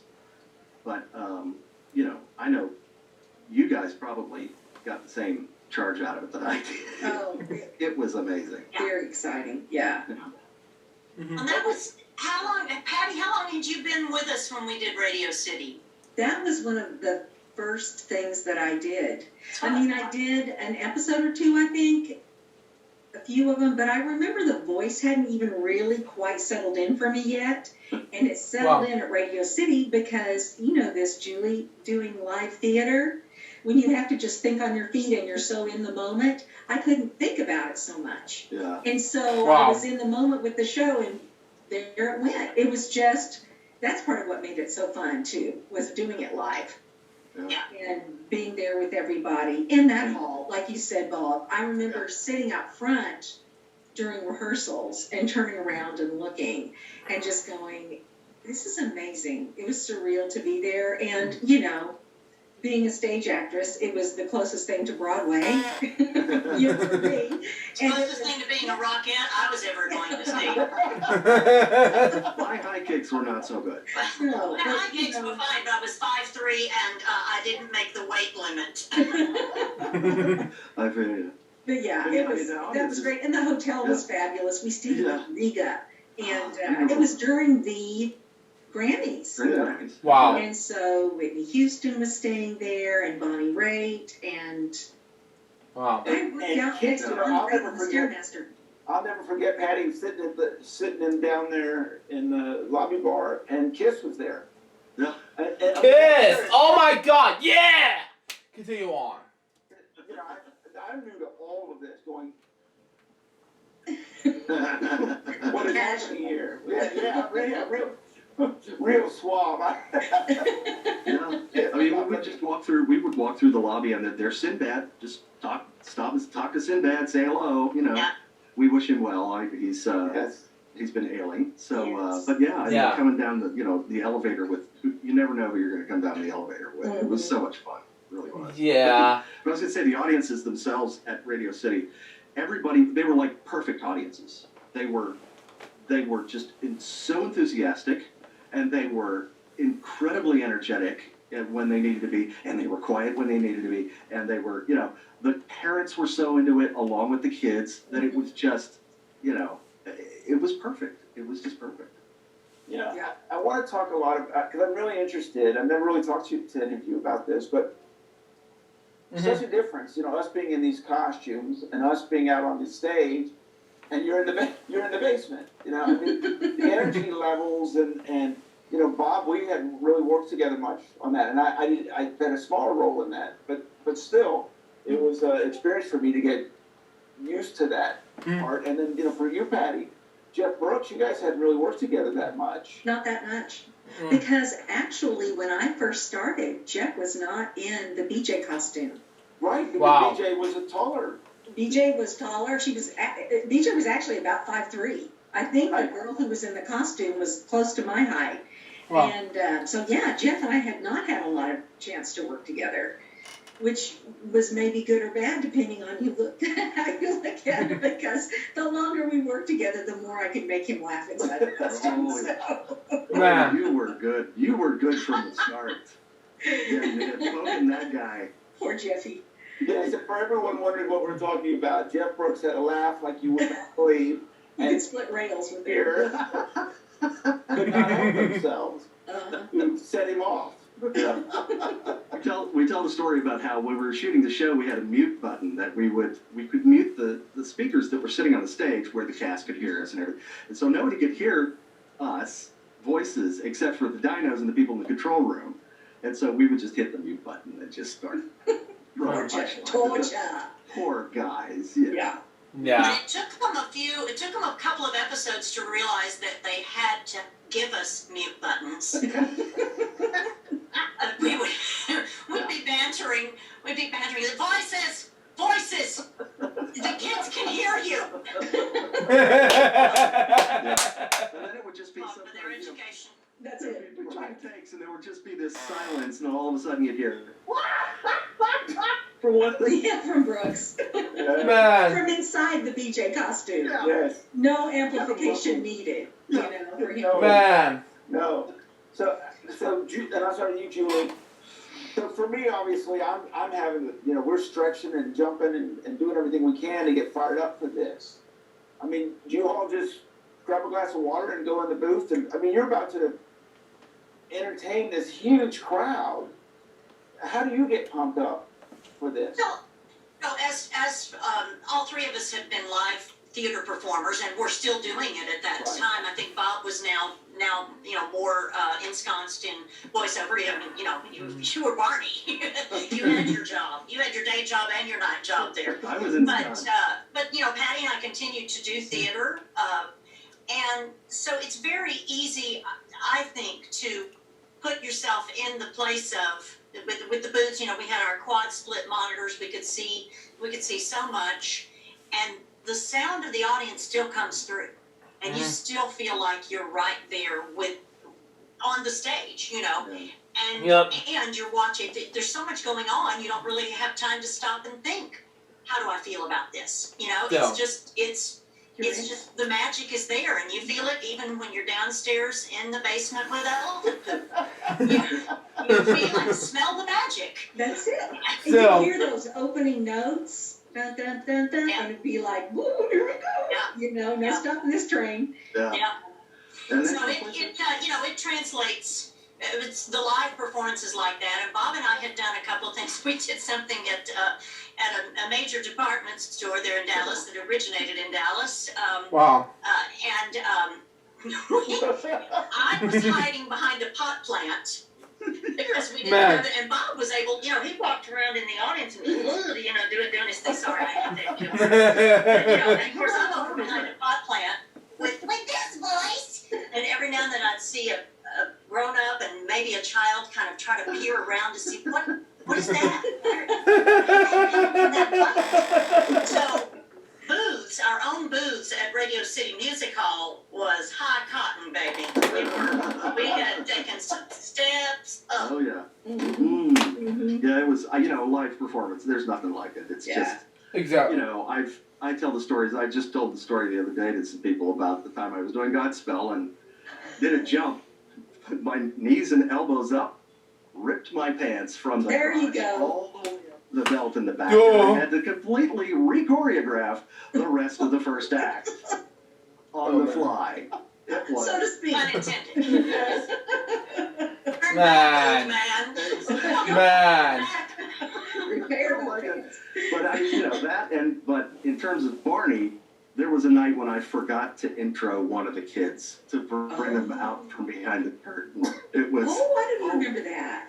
Oh, I forgot to. Yes, it was a thing about the way the script was laid out, and looking up the monitor and looking back down, and I missed her name one night.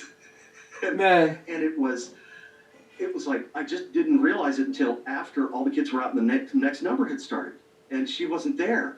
I'm like, and then so the guy comes up to the booth, like, what are we gonna do? I don't know. And they're having to talk to the stage manager and everything because they had to be able to pull the curtain tabs to open the curtain in some certain place so that she could come out. And there was all this discussion and finally I worked it into like right before the next number. And now here's another one of our friends. Here's Tasha, and so she comes out, and at intermission, it was the best thing. Mm-hmm. I go upstairs to I usually didn't go upstairs to the dressing rooms, but I had to do this. I went upstairs to the kids' dressing room at intermission, and she happens to be there, and I walk up to her, and as I'm approaching her, she goes.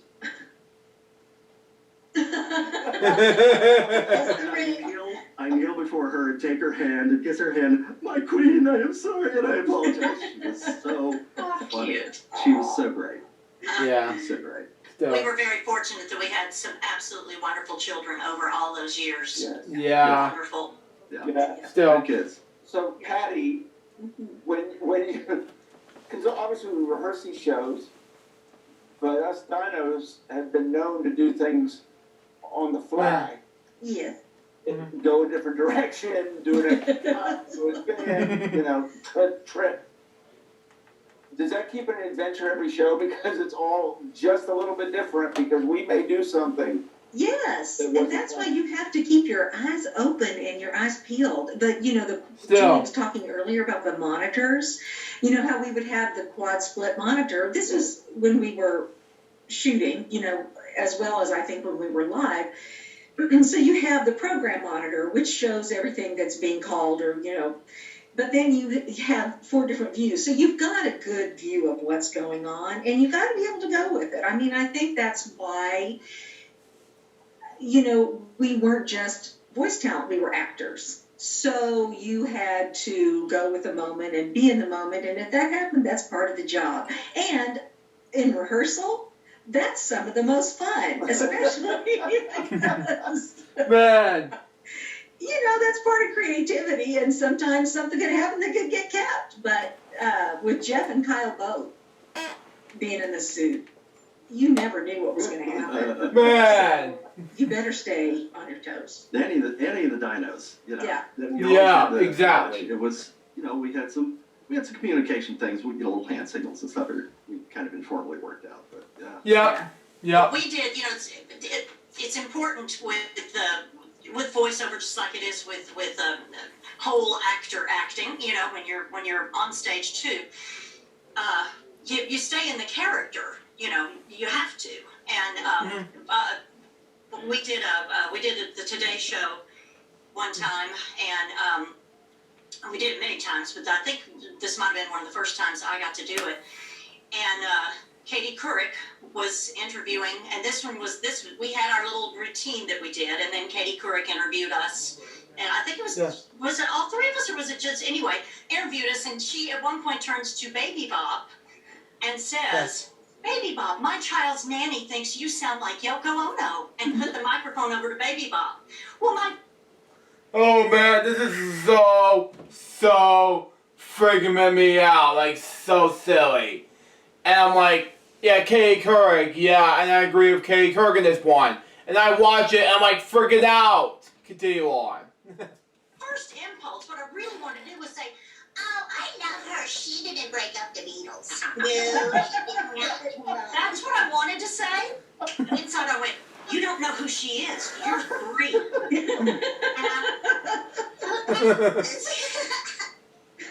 The other answer would have been better, wouldn't it? It would have just been like, She's that's my precocious. She's precocious. But that's like the time on when we did. I guess it's the first time we actually went into the studio to do the Today Show. The first time we did it from the Berkshires, I think, and there was a whole Norman Rockwell connection there. It was interesting. It was an introduction to some of the products, I think. Okay. That must have been just you. Yeah, because I think so. I don't recall that. Yes, and it was. But we went the first time when we went to the studio. It was like there was what was his name? Who was the co-host? Oh gosh. Was it Matt? No, it wasn't Matt. It was way back when. Did the Olympics. Oh man, I can't remember. His name is totally gone. But anyway, he was like, he was kind of hesitant about Barney. And Barney just insisted that he get a hug from him. Come on. Yeah. Come on, give me a hug. Come on. Finally, he gave him a big hug.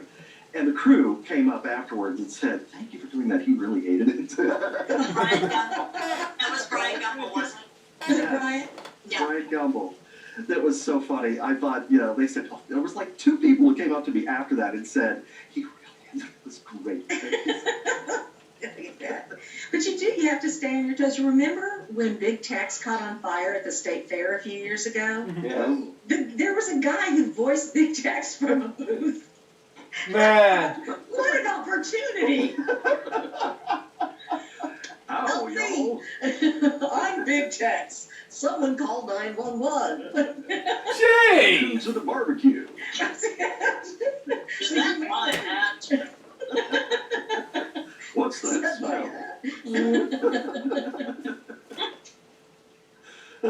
Be ready.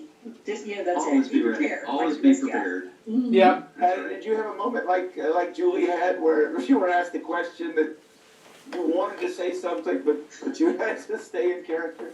Every day. Man.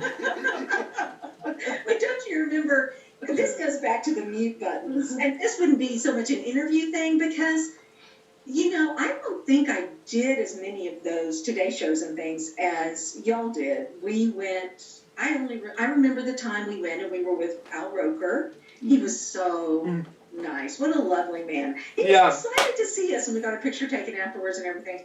Well, what's funny about that, though, is the very first time we were with Al was the time the Berkshires, and he had just totally insulted Barney. Man. So he was trying to make up for it when we came in. Oh, is that what it was? He didn't really he was lovely. He thought Barney would not go anywhere. So, But anyway, I'm sorry, go ahead. No. But I don't remember anything specifically in an interview situation. So I have talked to Dennis DeShazer several times about this, and I know he had a heart attack in New York because when we talked about this before, we actually never did a full run through of that show. Mm-hmm. I was so young, I didn't know better. You didn't know how scared you should be. I had no idea. I just kept going. They threw me on stage and I danced. For the 3 of you, were you even concerned at all? A little. I'm just a little nervous, but our thing in theater is bad rehearsal, good show. Good if you have a really bad rehearsal, a dress rehearsal right before your opening night, then your opening night's going to be good because you are pumped and you're ready. Wow. Everyone's going. Yeah. Well, I've done so much, professional but smaller professional theaters, work in theaters there in Dallas, where you had such a short time to put the show together, and once you started Tex, I don't know that I ever remember us finishing a tech before we opened. Yeah. So that was kind of like, oh, yeah, I'm familiar with this. You would see your lighting cues for like the last 35 minutes of the show for the first time, and you had to resist not going, that's different. Wandering around trying to find your light. Yeah. Jeez, man. Now I just carry mine with me. Oh, yes. Sorry, Mr. DeMille. We left New York and went back to Dallas, and you all did Imagination Island. Mm-hmm. Wow. Julie, what was your what do you remember from doing that production? That NBC special. It was a big NBC special. That was a big deal. Well, I remember that I I had started doing a lot more theater in New York then, and I actually was out with a show called Das Barbecue that ended up being my first off-Broadway, my New York debut. And we'd been being told, you know, that something was going to happen, and then it didn't. It's kind of because it's scheduling and things that I don't even know about that they had to go through to make all that happen. And this was the NBC special we're talking about, right? That's correct. Okay, I didn't want to start down the wrong road. The wrong purple road. But so Thank you. they called me Yeah. and said, hey, we're actually doing the network special. And I said, great. Well, I'm doing a show, and we're about to take it to Florida. I was in Baltimore, we were taking it to Florida, and then we were bringing it into New York. Wow. And they said, oh, well, okay, well, and I said, well, you know, I could, because I had done some of that, you know, coming in and voicing over, and my fabulous actress friend Carol Farabee Blackwood, who is a extremely talented voiceover person and actress herself, and she would sub for me live, and then I would come in and put my baby bop voice over it. Wow. They said, well, we're just going to go with Carol, and that's what they did. They went with Carol, and then when they started looking at everything, you know, they decided that the network said, you know, let's get the you know, if you can, let's have the continuity of the baby bop voice. So they did bring me in, and I voiced it over like I had done with the other episodes. But I think, you know, at that point they were kind of maybe feeling like, you know, if I was going to be gone a lot, it might be better to and Carol called me when they called her. She called me and she said, what is going on? I do not want to get in the bed. I don't want this to happen, you know, to you. And I said, no, honey. I said, it's fine, because I'm, you know, this thing that I'm with right now is going to be, you know, it's a pretty good deal, and I need to stay with it, because I needed to be on stage along with, you know, getting to do the It was a fantastic show. I saw it, and it was hilarious. I loved it. Yeah. Wagner's Ring Cycle set in Texas. There you go. What else do you have to say? Yeah, that's it. That's all you need to know right there. There you go. But anyway, it worked out, and Carol still worked a lot. She did a couple of actual roles and videos, and, you know, she was as much a part of the Barney family as any of us. So so I wasn't there for the actual shooting. Right. Well, she was in New York with us, right, Carol? Yes, she was. She came along as she could cover several voices, so she came along as an understudy, basically, in case something happened. Yeah. And she turned out to be, as you might remember, Julie, really invaluable to me, and showed the strength of her friendship. One day when Julie and Carol and I had decided we needed to go shopping, and so, you know, it's New York, we're getting a little duded up, right? Putting on our winter coats and our scarves and whatnot, but I didn't wear a hat. And, well, you know, New York, the wildlife, the pigeons. Julie and Carol and I are lined up in a row window shopping, and I feel on my head, and I thought, is it raining? And I look, and the shop owner is looking in the window, laughing at me, looking back through the window. Carol, who had gloves on, looked at me and went, oh. She starts taking my hair. Who's your friend? Man. Who loves you? Who's your friend? Man. So Carol established herself to me as a person who's going to go the extra mile for you no matter what that situation is. And last year on her birthday, her email card was a pigeon. Jeez. I, being the pillar of strength and friendship that I am, laughed hysterically. Yes. I couldn't stop laughing. All rooms were laughing, but I'm sorry, I was laughing at you, Pat. Yeah, and if that happened today, of course, it would be on video. Okay? Yeah. By now. God, yeah, Julie would have been the one filming it. It was my fun doing this because I was laughing so hard. Just to a loop with some text on it that, Oh God, that was so funny because we were lined up real close. You know, we were all at the same thing. And like that pigeon just And oh, right on that target. Yeah. So, Hi-ho the glamorous life. Yeah, totally glamorous. I love the story that I tell about Carol when we did a promotional thing at Yankee Stadium. wow. And she was there doing. Which, by the way, David, if you're watching this, Yankees suck. Continue on. Baby Boss, I guess. Yes, because another theater thing that kept me from getting to play Shea Stadium. Yeah. Was it Yankee Stadium? It was Shea because BJ said. Because the Beatles had been there. Yeah. But that in itself was an experience. I mean, just having to adjust for the delay of the giant speakers coming in from the outfield. And now today, luckiest man in the world. I consider myself to be the luckiest dinosaur. I hear Carol's sitting next to me, and we're in the all like a press booth, and she's sitting next to me. She's doing the voice, and I'm doing Marty, and I hear this clicking sound, tap tap tap tap tap tap, and I think, what is that? And it's coming in from these speakers in the outfield. I'm going, that's something in the booth, and I look over at her, and I see that she's wearing these dangling earrings, and one of them is tapping into the microphone. And she didn't notice it. So I reached around behind her and grabbed her ear. Jeez! And she just went, like, what's wrong? Held on to the earring. She figured out what it was and took it off. Shoulder dusters. Yeah. Well, thank goodness you knew it was a pierced earring and you didn't try to pull it off. I heard that story. That's hysterical. Yes. Oh, life is best. It's always the best. Mm-hmm. Yeah, Shea Stadium. I had completely forgotten we even played Shea Stadium, but that's right. That was a long day. Yeah. So let's talk about some of, and we'll start with you, Patty. What was your favorite moment? Your favorite, whether it was the TV show or doing the movie or a live appearance, what was your favorite moment?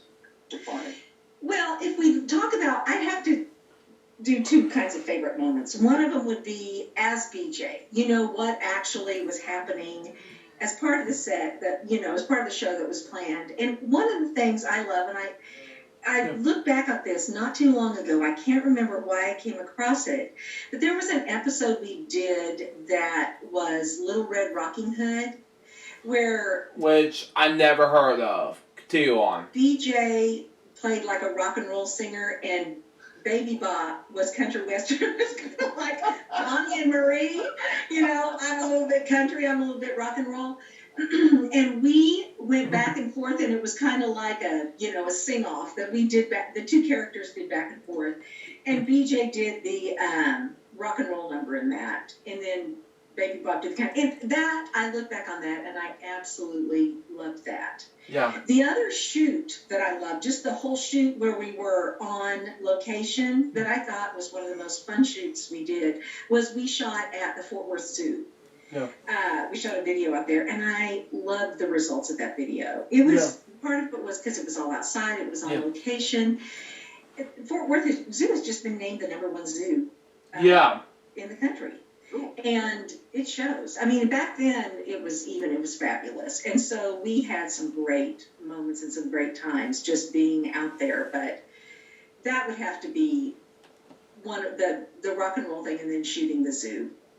They're two of my favorite things. Patty, I did a book there, one of the Barney books with, I think it was Jeff and Jeff. Uh-huh. And for the rap picture, they thought it would be a great idea to bring out this huge snake. I'll have to find the picture. I've got it somewhere. So we're all holding this snake. I mean, it is huge. Wow. It's going up BJ. Jeez, man. There. Yeah, I can voice that. And then of course they're like, just hold on. I think if you all remember Dennis Poole? Yes, I remember. Just hold on a second. And the snake is I almost got it. Okay. Yeah, luckily we were allowed to speak, and I'm laughing my head off. Wow. So I love that thing too. For a completely different reason. Yeah. But it was fun. There were so many great moments in that. I know Baby Bob had a great moment with the macaws, and BJ got supposedly sprayed by the elephants and that kind of thing. But it was just one thing that you may remember was when we were near the Great Ape House, when the gorilla was outside, he was very upset whenever he saw Barney in that big purple dinosaur. Just wow. It was like, who is that? He's as big as I am, and what is he doing out of his cage? Yeah. Who's that purple-back gorilla? Man! The rare purple-back. Bob, what was your favorite moment? Well, you know, we haven't mentioned. I mean, Radio City is clearly, I think, is pretty much a peak experience. But wow, shooting the movie we got to work outside. We're talking about getting to work outside, and Barney never did that, really, you know. Right. Yeah. And it was so different. I mean, I'd been on film sets before and stuff, and worked in various jobs and everything, and to be able to take Barney to that. And to give it that production value and everything was really awesome. The sets were gorgeous, like the character. I've forgotten the character's name. It's been ages since I actually saw it, but the library house that we go into, and you know, just so many really amazing sets. of French restaurant. You know, Barney speaking French. I mean, all kinds of stuff that we did that was just really crazy. It went on and on and on. we just kept going and going. We went over on our schedule, but you know, being in the countryside outside of Quebec, you know, outside of Montreal in Quebec, Canada. It's just gorgeous there. Just immaculate skies and countryside and this perfectly picturesque little farm and, you know, barn and everything. Just amazing. Just wonderful. Yeah. And just to be able to work outside. And really a great crew there, too.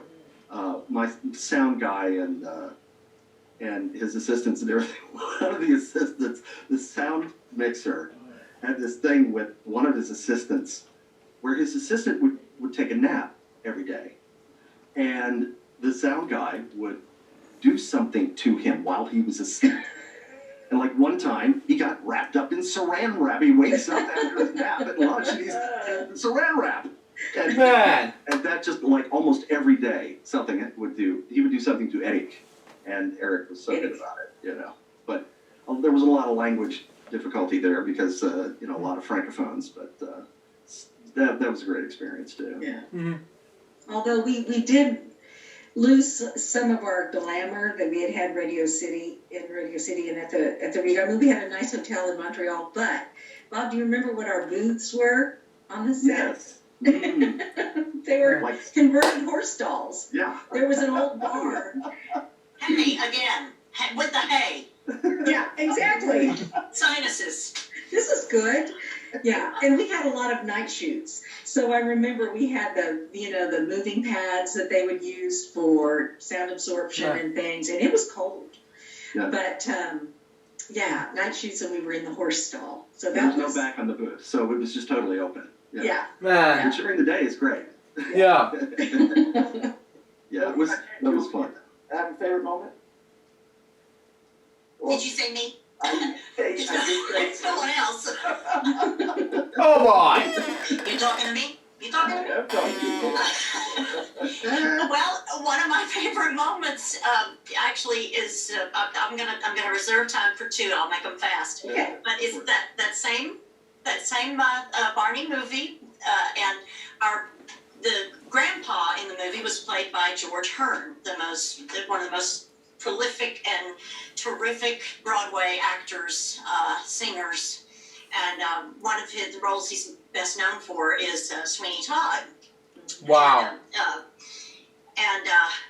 We were sitting in the meal tent all together, and it was this was one of those night shoots, so we were having some sort of a meal at about 2:00 in the morning, and we were talking, and he was cutting his food and with his knife. And if you know Sweeney Todd, if you don't know Sweeney Todd, just go get a glass of water now for a second. Man. And at one point, his knife was up like this, and he was talking over toward my way, and I just leaned over and said, "Say it." Say it. And he looked at me, and he held the knife all the way up, and he said, "At last, My arm is complete again. And there were 4 of us in that tent that knew what that was, but we howled. It was like, I still get goosebumps. I got goosebumps, and he thought that was so. He enjoyed that. I didn't believe. He hasn't called me since then. And my other one, I'm gonna go pretty serious. Is the video that we received from St. Jude Hospital. Oh man. Where they were using the animatronic Barney that had come out with a your child could watch a video and play games, and there was an animatronic Barney that sat with your child and move and talk and everything. And customized for the therapy stuff. Yeah, beautiful job of voicing Barney to talk to the little ones who had to have such intense radiation treatments, and no one could be in a room with them, and that some of them were so small they didn't understand that they needed to be still, and so Barney talks them through being still and quiet and telling them they're doing such a good job and singing very soft, sweet songs to them, and many of them would fall asleep. We saw video footage of several of the children. Wow. I will never forget what that was like, to see what tremendous good could come for children from what we do, and that something like that was never advertised. We didn't take any credit for it or anything like that, which we shouldn't, and they handled it exactly right. We knew what it was doing, and the parents would write us letters, and we did a lot of Make-A-Wish Foundation things too. Yeah. So those meant the world. Those meant the world to me, to see. And Bob, you just did such a brilliant job on that. Oh, thank you. It's, you just, the parents and kids would come to us, especially in these, in the Make-A-Wish things. They would come to the studio a lot of times, and they would bring the kids in, or their child in during a break in the shooting. And our camera guys would stay around, and they would actually shoot a video of this meet and greet with Barney. And, they would bring a child in who's, they're probably not going to be with us for more than another few weeks or maybe a month or two. And it's tough, but what it does for the child and for the parents is something that is, there are differing views on whether, a single appearance or whatever is really therapeutic. But I think the parents a lot of times sometimes get more out of it than the child does. Mm-hmm. See, you got me going now, Julie. And the parents as caregivers, I think, just need so much support. And I think that was a big part of it too. But yeah, what a privilege to be able to help out families that way. It was amazing. I'm so glad you brought that up, Julie, because I've talked a lot about it on this show. It changed my life. It absolutely changed my life, the way that those children and parents reacted, and the things that I saw over those years. I was 23 when I started Barney, and I was just looking for a gig, to be very honest. And all of a sudden, I had to learn responsibility. I couldn't be sad, I couldn't be tired. When I was playing the role, I had to fully commit and really kind of disappear. What was it like for you the first time you had to make a wish, let's say, and you saw the impact that it had? I mean, the whole room would usually be teared up on something like that. Mm-hmm. What would you say? I'll say for you, Patty. It's humbling. It's humbling. And it's also very unifying to think that we were all there, because Bob would always come out first, and then he'd bring out the little dinos. And, some kids had an affinity more for Barney, but some of them, there was something special about one of the other little dinos for them. And you had to put yourself in that moment, and it was about them. Even if you were emotional, it was about them and not you. So you had to put yourself and try, make that the best experience you could. And then, afterwards, we were all very quiet. And it was, but I always felt like it makes that a sacred space. Yeah. That's what it felt like. After everything was done and it was quiet, it felt like a sacred space. Mm-hmm. Yeah. I thought the most amazing thing, and Bob, you had talked about at the beginning about us all being a family, and I mean, we're talking about everyone on set, everyone involved, and you really saw it on those Make-A-Wishes. Yeah. You really saw it. It wasn't just the performers, it was everyone. Yeah, you felt that too. But we were all there. And the crew, the whole crew. Yes. Mm-hmm. Yeah. And then, your experience going to hospitals and stuff, we did, there were some times when I would be there and with the Barney body, and we would talk to the kids, and we went to hospitals in England and Australia, I think. Wow. New Zealand, maybe England and Australia. We went to hospitals there for sure, but that was that was always a wonderful thing. You would just kind of go from room to room and talk to the kids, and then we also did. When we had when we did a tour of the PBS stations, when we were on pledge break, they would have me call kids sometimes. Yeah. And it was there was one time when it was so hard. There was apparently a little girl who was probably only had days to live, and they had me call her between pledge breaks, and I had to ask them to not do that again between pledge breaks, because coming back onto pledge and be up and it was really a tough transition. Wow. So but yeah, just it really was a privilege. I had one with Bob, and I think we did this in New York, and I hadn't worked with you as much, so this was kind of a new experience for us to do one together, and the boy was in a wheelchair, and afterwards they had us get in a big circle. I don't know if you remember this, Bob, and we held hands, and the family started singing the "I Love You" song. Yeah. And, I mean, it was such an unbelievably emotional moment. And Bob walked over and kissed the boy on the head, and I just am trying to keep the costume from not rattling, because emotionally, it was to see something of that nature, and he's smiling. The kid is just he just sees his friend, he just sees Barney, and the rest of us are able to understand what's going on. Yeah. And it was just such an unbelievable moment, and those moments stick with you for the rest of your life. It was incredible.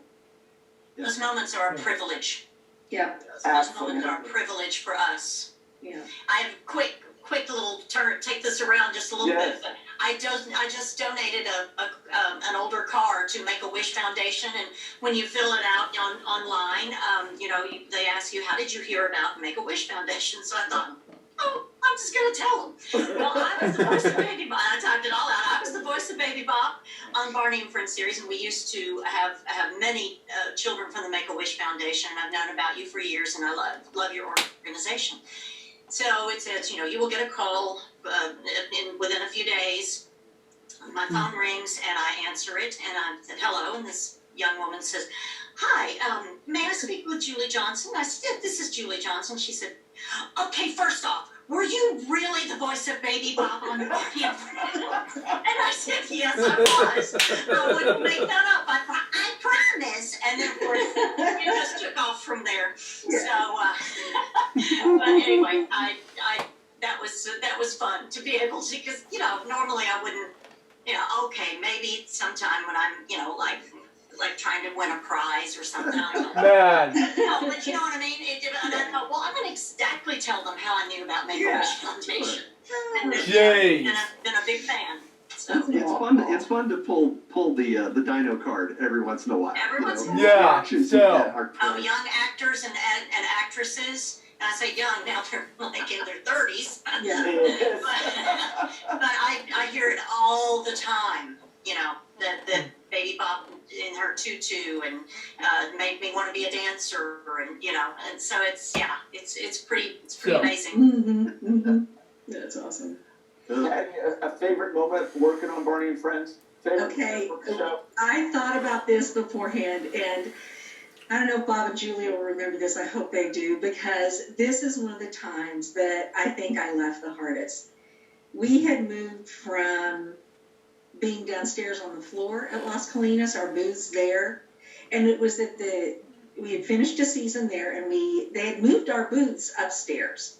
So we were all next to each other, but they had built booths for us. But this was the first time we were in there, and I was doing a sound check.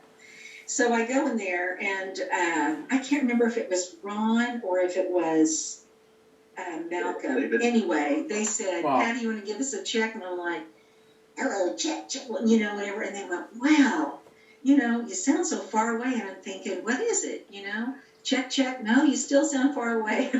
I looked down, and my mic had come loose, and it was on a stand that had a ballast on it, so it had fallen clear down, and I was talking into my light. I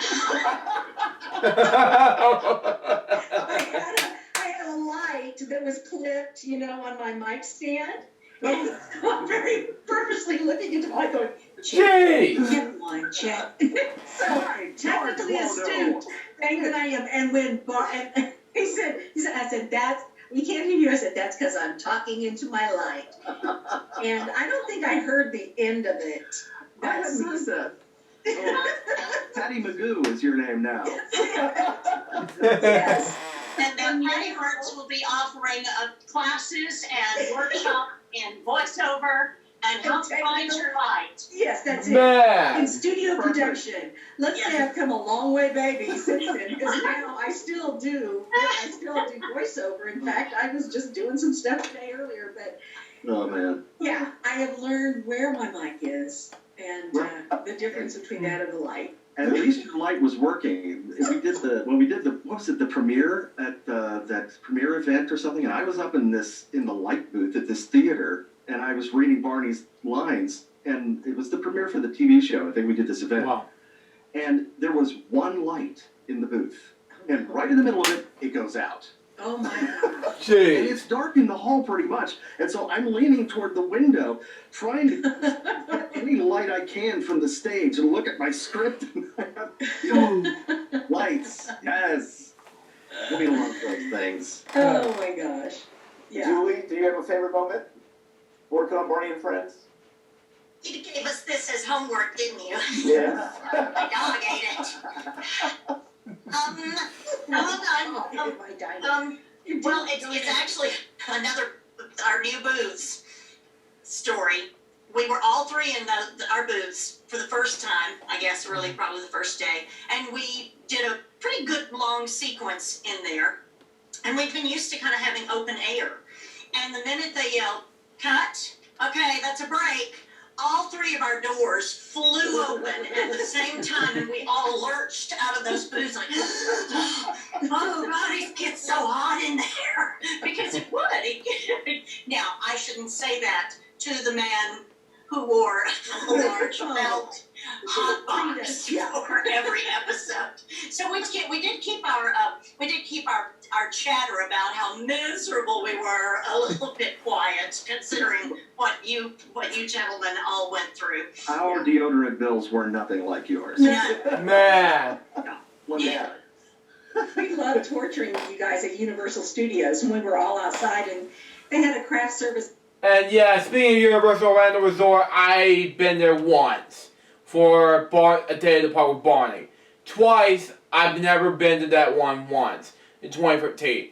For 2019 standards, I've been there, which is good, which is very outstanding. Continue on. Table right behind us. Voice talent, rough life. Director's chairs, microphones, and craft service. Yeah. And you poor guys were in the heat in Florida, and we're like, Julie, could you maybe pass me another one of those Cokes? Man. And you have to mute you have to get It is fabulous. This is delicious. I know to do that. Well, you say that, but I don't know if you remember when we were shooting that, and Fred Holmes was eating those little pizza bagel bites. Right in front of us on the, they're all sitting on the set. It's literally a tray. Carrie, you could have opened up your mouth and put Fred's whole head in it. Just to give him hey. Well, we cannot, diss Fred. Fred. Oh, I love Fred to death. Great guy. Love it. Love you, Fred. Absolutely. No, I love Fred to death. But That was don't worry, I gave him grief about it. That was so tough because we were in front of the public. So everyone was watching us at all times. So you couldn't even, if you were tired or anything, you just kind of had to. That's it. Whisper to someone, you need to get me out. Yeah. One of my other favorite moments, I think, was when you went into the waiting pool and they pulled you out of the costume, and I voiced the birth of Barney on that. That was just one of those moments where Carrie came out of the suit, Push, Barney, push. It was great.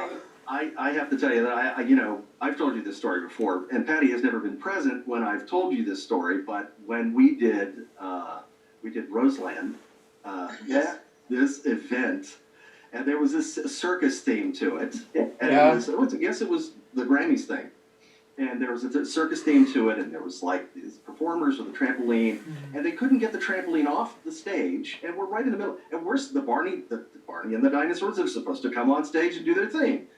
And it took them forever to get the thing collapsed, to get it off stage. And so we just started riffing. And we just kind of lost steam at some point. And Patty saved the day with her absolutely encyclopedic knowledge of elephant jokes. It was a thing to behold. I mean, we just... Oh, elephant jokes? I mean, come on, really? Seriously, continue on. Laughing, and she just kept spinning them. So your nephew, I think you told us. I have no idea where that came from. You know what I mean? Me either. The adrenaline. I'm sorry if you hear whining. My four-legged baby is at the door and she's scratching. No, that was me. Okay. So yeah, I remember that. I remember the butter and the footprints in the butter, the whole thing. And most of them were knock jokes, if I, or what do you get jokes. But we had to really vamp for a long time that night. Yeah. Was I there? You were. You were there. One of the things they had to do was they had to go get Baby Bop's toe shoes. That's another thing. Oh my God! They had Baby Bop's toe shoes at the theater. Her little ballet, not toe shoes, God forbid. Her ballet shoes. And so Baby Bop had no feet. And so they had to go get Baby Bop's feet. Because that was Kim Ayers. Was it really? And that part of it, because I was doing both. I did both shows, and I had to run across the street, and they brought in Kim for that. Wow. Yeah. Which then, of course, Jeff ended up proposing on that trip. Yes. Right. Was there an open bar at this? Is that why I'm not remembering? Is that why you don't remember?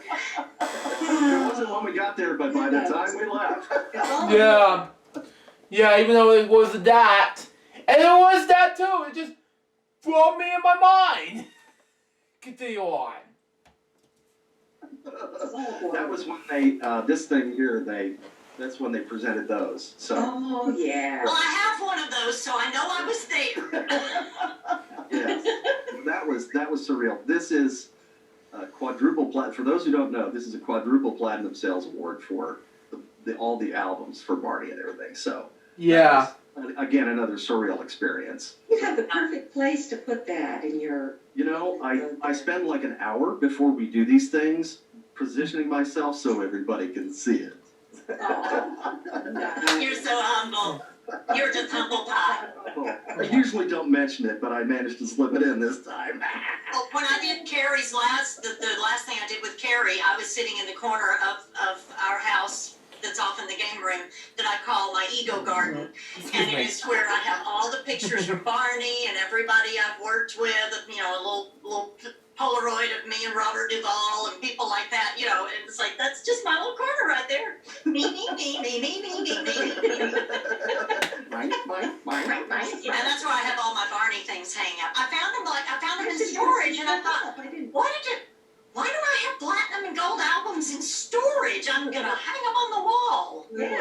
Nice. So, so Patty, tell me what it was like working with these two. Oh my gosh. You know, you count on your hands the number of times you have like a magical time at work, right? I was very, very fortunate. Before I did Barney, I worked in the children's theater at Casa Mañana. Wow. I was a resident actor in their children's theater for 7 years. That was a dream job. And then I got another one with these two. And the neat thing was I already knew Julie, so that made me more comfortable and more in my element from the very beginning because I had a friend, you know, and we already knew we clicked and laughed together and everything. But I will say, when I came on the set, I'd done voiceover work, but I had never done voiceover work live or done anything with costume characters. I followed Bob around like a puppy. I did. I would have my script and I just been following him around, taking notes and everything. So he was very gracious to me. So I was really appreciative of that. But what made this show so magical were the people who created it. And working with these two, first of all, top of their game, top of their craft, and getting to work with both of them and have so much fun doing it. It was just a blast. It was just a blast. Yeah, these two. I tell Bob, I'm going to go right to you. What was it like working with these ladies? Well, I always say that these two are the two best comedy minds I have ever worked with in my life. Seriously, because, you know, it didn't matter what happened or didn't happen. They'd always have a joke. They'd always have a punchline. And it's like this. Just boom, Steeplechase, we used to call it. Steeplechase, yes. How many steeplechase? Topping each other. That's Know right. this. Know this. What? Topping each other? What do you mean? You're my favorite topping. Well, he just shows up out of nowhere. But yeah, I mean, working with them was just that was a dream job. Really was. There are so many times when, I mean, I've been lucky in my voiceover career in having getting to work with lots of amazing people, great writers and great producers and great directors and other great voice talent. But to be able to work with somebody for years. Wow. And to get along with them for years and to have a great time for years. Again, you know, wow. A decade, more than a decade is, okay. How often does that happen? It's just like, you know, a dream marriage. Yeah. Not a polyamorous thing, but you know, a dream marriage. And for you, Julie, to work with these two? It was just dreamy. It was dreamy. I was doing a lot of theater at night at the same time, you know, a lot of times, so I would be a little bleary-eyed when I got in and you know, makeup bag with me, but face in bag, you know, and just like Patty said, you know, you get there and all of a sudden, no matter, you know, how tired or whatever I was, all of a sudden it was like, oh, here we go. Okay. Yeah, it's all good. It's all going to be fun. Yeah. And we're going to get to create, and we were given some leeway by you know, directors and producers to do some, you know, they were careful that the product was that we all gave what they wanted children to have, you know. We could have, boy, could we have taken off, but you know, just the camaraderie and the knowing you were going to work with people that you really, really wanted to be around, you know, that's huge. And there was, I don't remember a day ever where there was a mood or, you know, somebody, could have been me, and that's why I don't remember it, but you know, where there was anything, we never conflicted about anything, you know, never, there was, that part of the ego was checked at the door, and we were all there, and, you know, and part of it had to do with all being there for little ones, you know, for the good of little ones, but also it was that we were all there together. And there was a, you know, after several years, it was like, you know, we'd all been in the best kind of battle together, you know, not anything terrible or treacherous or anything, just the best kind of battle, going every day to put out something that, that we could be proud of and that little ones would learn from. And these are two of the finest people ever. Three of the finest people. Back at you. Yeah. And we made something that kids could learn from and play over and over and over and over and over again for their parents to listen to. So their parents could take a shower once in a while. One of my old college roommates called me one day and said, "I know this has to be you that, the scrolling on PBS, our credits. This has to be you." She'd left me a message. "I want to thank you for the 30 to 45 minutes a day that I have to take a bath, load the dishwasher, and clean the floor from underneath my children." It's like, I'm so glad, And, I got those thanks literally yesterday from a parent who said, "I cannot tell you how much I appreciate what you did." Somebody just, that's a constant thing. People just love that. Yeah. But, that's not exactly what we weren't a babysitting service, exactly why. But we helped. It takes a village. And Yes, it does. Yeah. The dinosaur village. A dinosaur village. It takes the village people. Did you share your favorite moment? Yes. My favorite moment is having the three of you back with me. No. Oh. Okay, checks in the mail. Yeah. I haven't laughed this hard in such a long time. Good. I smile looking at all three of you. I have special moments of working with all of you. For us in the costume, it's hard, and there are moments where it's hot, and it's all of those things.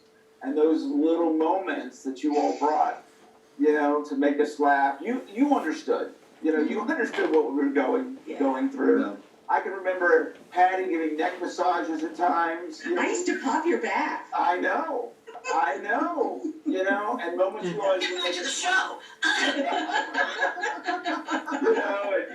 And both you, Bob and Julie, making me laugh. We would put that mute button on and just sit there, and you're standing back there for 30 minutes waiting for them to fix a light or something, and it's you've been in there for a long time, and you just have that laugh and walk, in your head you can walk away from a moment. Mm-hmm.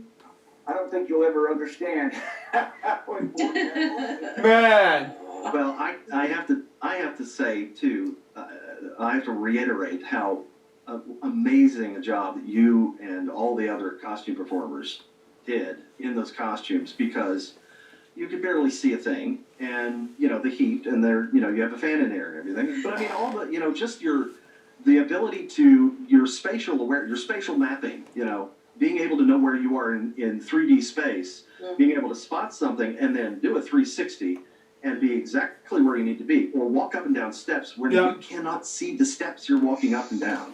That is amazing to me, what you guys did. Great. And Well, thank you. But I'll tell you, it works on both sides, because for us, there's a trust in knowing that you all have us, because I might miss a mark. I might bump my head on something. I mean, you get very good at that, but things happen, and and I know that obviously I talked a lot to Jeff and all the other guys and girls over the years, and you had our backs as well.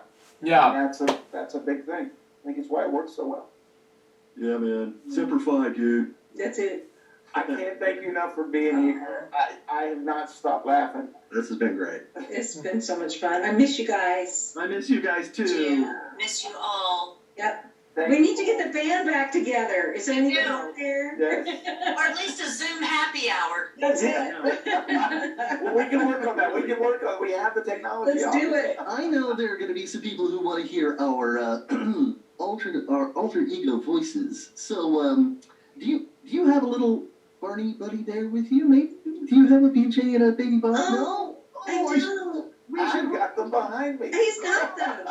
Next time, I will arrange that. Okay. Well, next time we'll sing some of our hits. Like I know BJ used to sing in a Gata Vita once in a while. We can have a jam session. In the Garden of Eden, baby. Stop there so Carrie doesn't get sued. Man. Thank you for that. Thank you. Yeah. That's been great. I can't thank you all enough. Well, you are welcome, and thank you for giving us this time to be together. Yes, in the 50th. Thank you so much. That's quite an honor. Yeah. Yes. Thank you. Congratulations on 50. That's awesome. What a great track record you've had. Well, thank you. I don't know if I can do another one after this. I don't know. This right here, this might be it. You'll figure it out. Yes, you will. Yeah, you will figure out. For watching Purple Roads. This has just been so much fun, and we can't wait. If we can figure out another show, we will. So hopefully we'll keep your eyes, your ears, and your heart open, and you'll find your Purple Road. So that was Purple Roads, episode number 50. What do I think about this episode? Bob West, Julie Johnson, kind words. Oh my God. The talented Barney, Baby Bop, BJ, and the tires of my childhood, man. Well, but before we go on LJPCBM episode 566, we want to say, first of all, there will be another episode of LJPCBM coming your way this Tuesday, because starting this Tuesday till around December 22nd, there will be a Christmas special live stream of LJPCBM. Part 1 to 4, so the 3 remaining parts are going to be just Alex Perez, if you watch this, Alex, for you. Lucas the Cool Guy reciting SpongeBob episode of Scary Pants, and David Fowles content. But the 4th part, I'm not going to say what it is. It's going to be a big surprise. Ooh. You have to find out. So December 22nd. To find out what my reaction video to episode 570 will be in part 4. And we'll have previews of that coming away after the end credits. So stay tuned for that. And we'll have more details of what's going to happen next to LJPCBM and the future episodes of LJPCBM. Sometime in the later years, when later 2021, something like that. It depends. We'll see what happens. We'll see. But I can guarantee you there won't be a Purple Roads reaction video until February or March. But we'll see what happens. But as soon as I get done with Bob's Show reviews, reaction videos, that's why I just came back from Bob's Show as of September. Because I want to get back to react to Bob's Show again. Then we'll be a reaction video to Purple Roads again. If you watch this, Carrie, Matt, congrats on celebrating 50 episodes of Purple Roads. To honor episode 50, here's a toast for you. Anyways, with that being said, that was episode for this episode, episode 566. Thank you for watching. Stay tuned for the next one, which is going to be episode 567. LJPCBM special Christmas live stream. Part number 1, Alex Perez's videos from September 2020 to around December 2020. But until next time, this is Lou Jarvis saying goodbye. Peace out, baby. We get more to be asked you guys very soon. Till then, Jump saying out. See ya.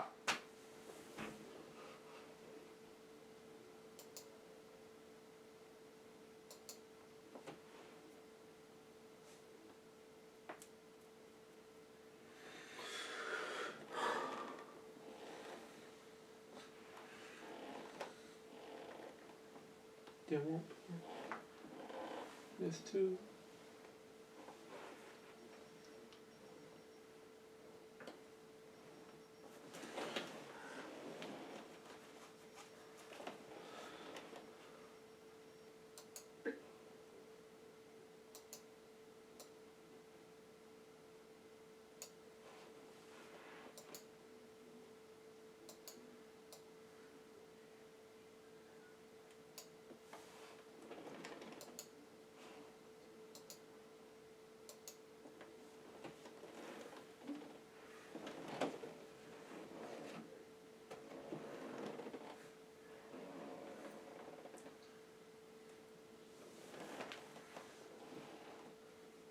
on the episode.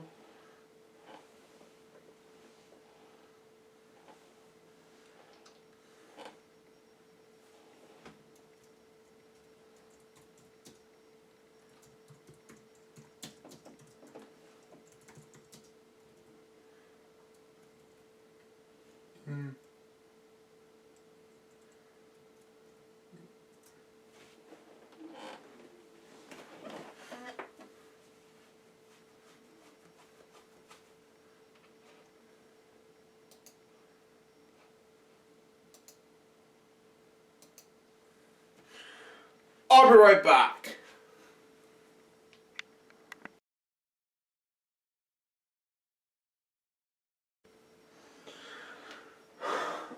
I'm back, folks. I'm going to just do one more scene and that'll be it for the night, because once I get done with this episode, then I'll be done for the rest of the day making LJB Ads episodes, so stand by.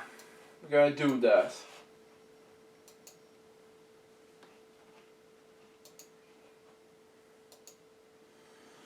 Hang on.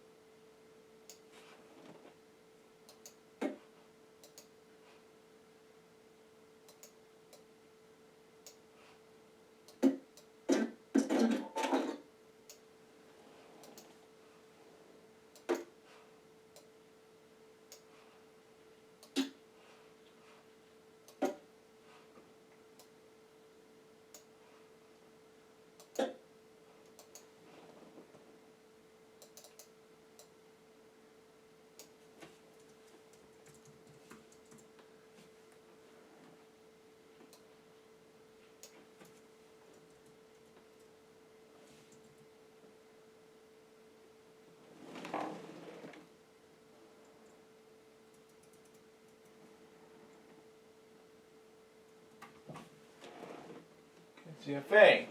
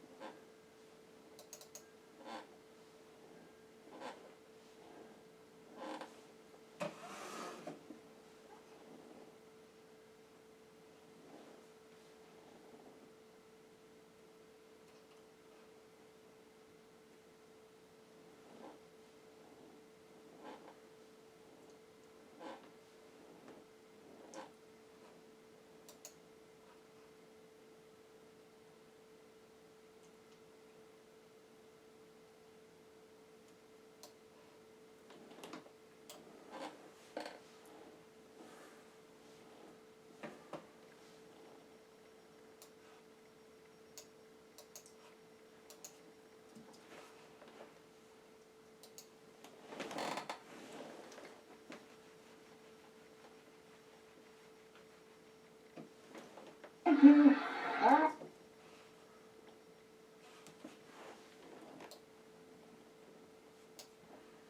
I'm on the right track here.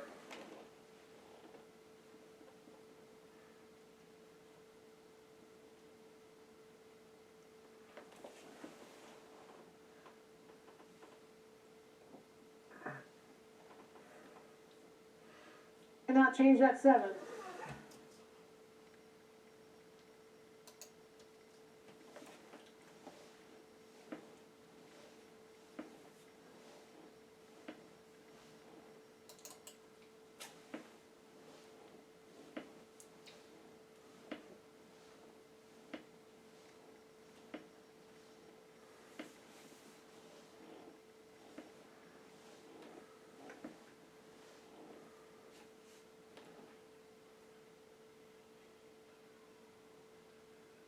Hang on.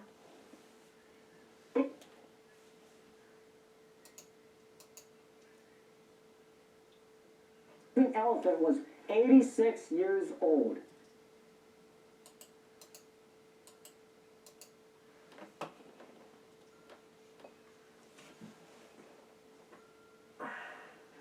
Well, you have a second chance. That 5 already. I'm gonna keep in the scope. Higher. No. Deuce. We go. I wish I... Higher than a 7. Oh. Somebody give me a drink every time I see a 2, please. Thank you. All right.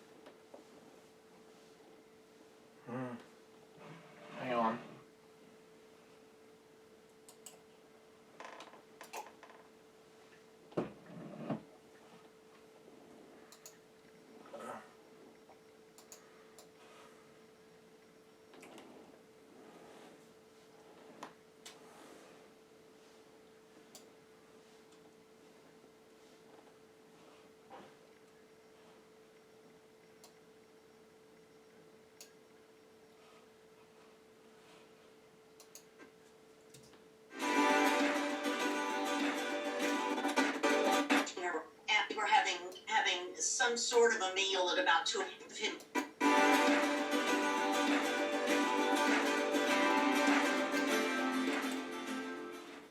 The grandpa in the movie was played by George Hearn. Uh-oh. No. Hang on.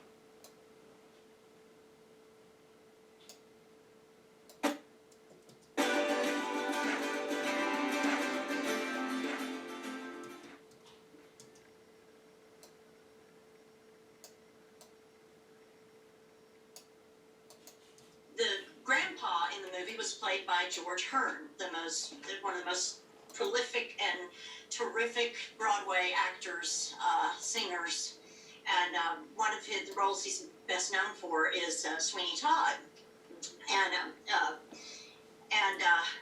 We were sitting in the meal tent all together, and it was this was one of those night shoots, so we were having some sort of a meal at about 2 o'clock in the morning, and we were talking, and he was cutting his food and with his knife. And if you know Sweeney Todd, if you don't know Sweeney Todd, just go get a glass of water now for a second. He's cutting with his knife, and at one point his knife was up like this, and he was talking over toward my way, and I.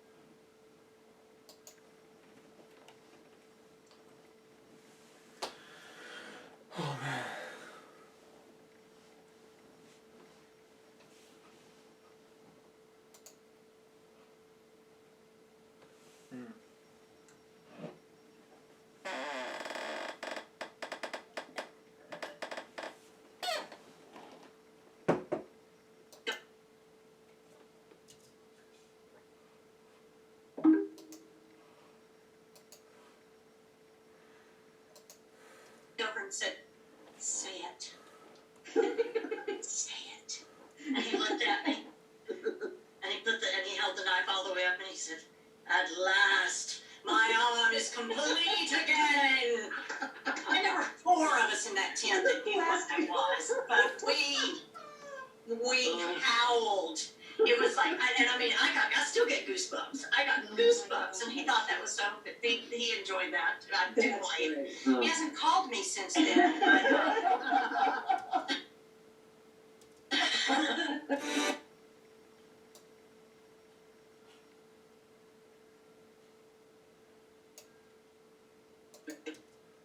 He hasn't called me since then.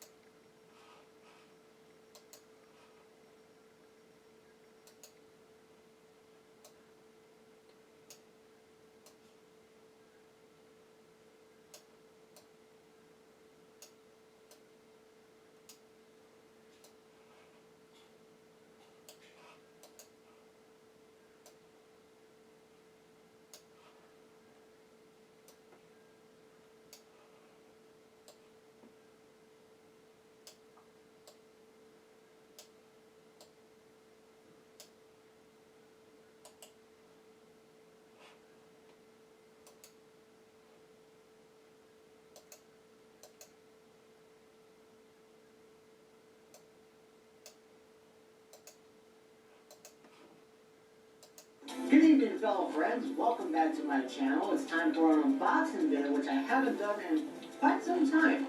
And for today's unboxing, we're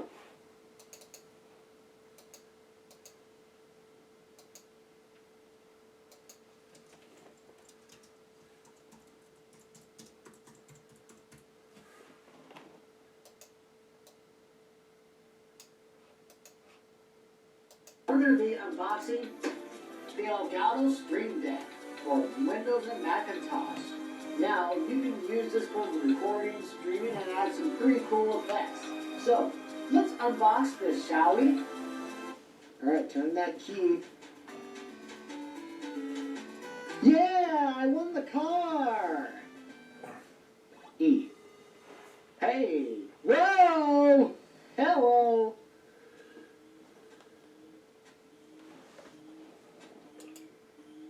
I know it. I know this one. Sesame Street. I got the sports car. All right. That was so easy. As soon as I saw the two S's up there on the first letters of those words, I knew what it was. Who's booing? Who's booing? Who's booing? You, I'll have a talk with you later in the show. All right. Well, you have a second chance. Do you want to keep that 5 or do you want to try to change it? I'm going to keep it, and let's go higher once again. Higher once again? Another 2! It's Attack of the Deuces. Mark, we go right back to you, and you cannot change that 7. I wish I could, though. Higher. Higher than a 7? Oh, somebody give me a drink every time I see a 2, please. Thank you. All right.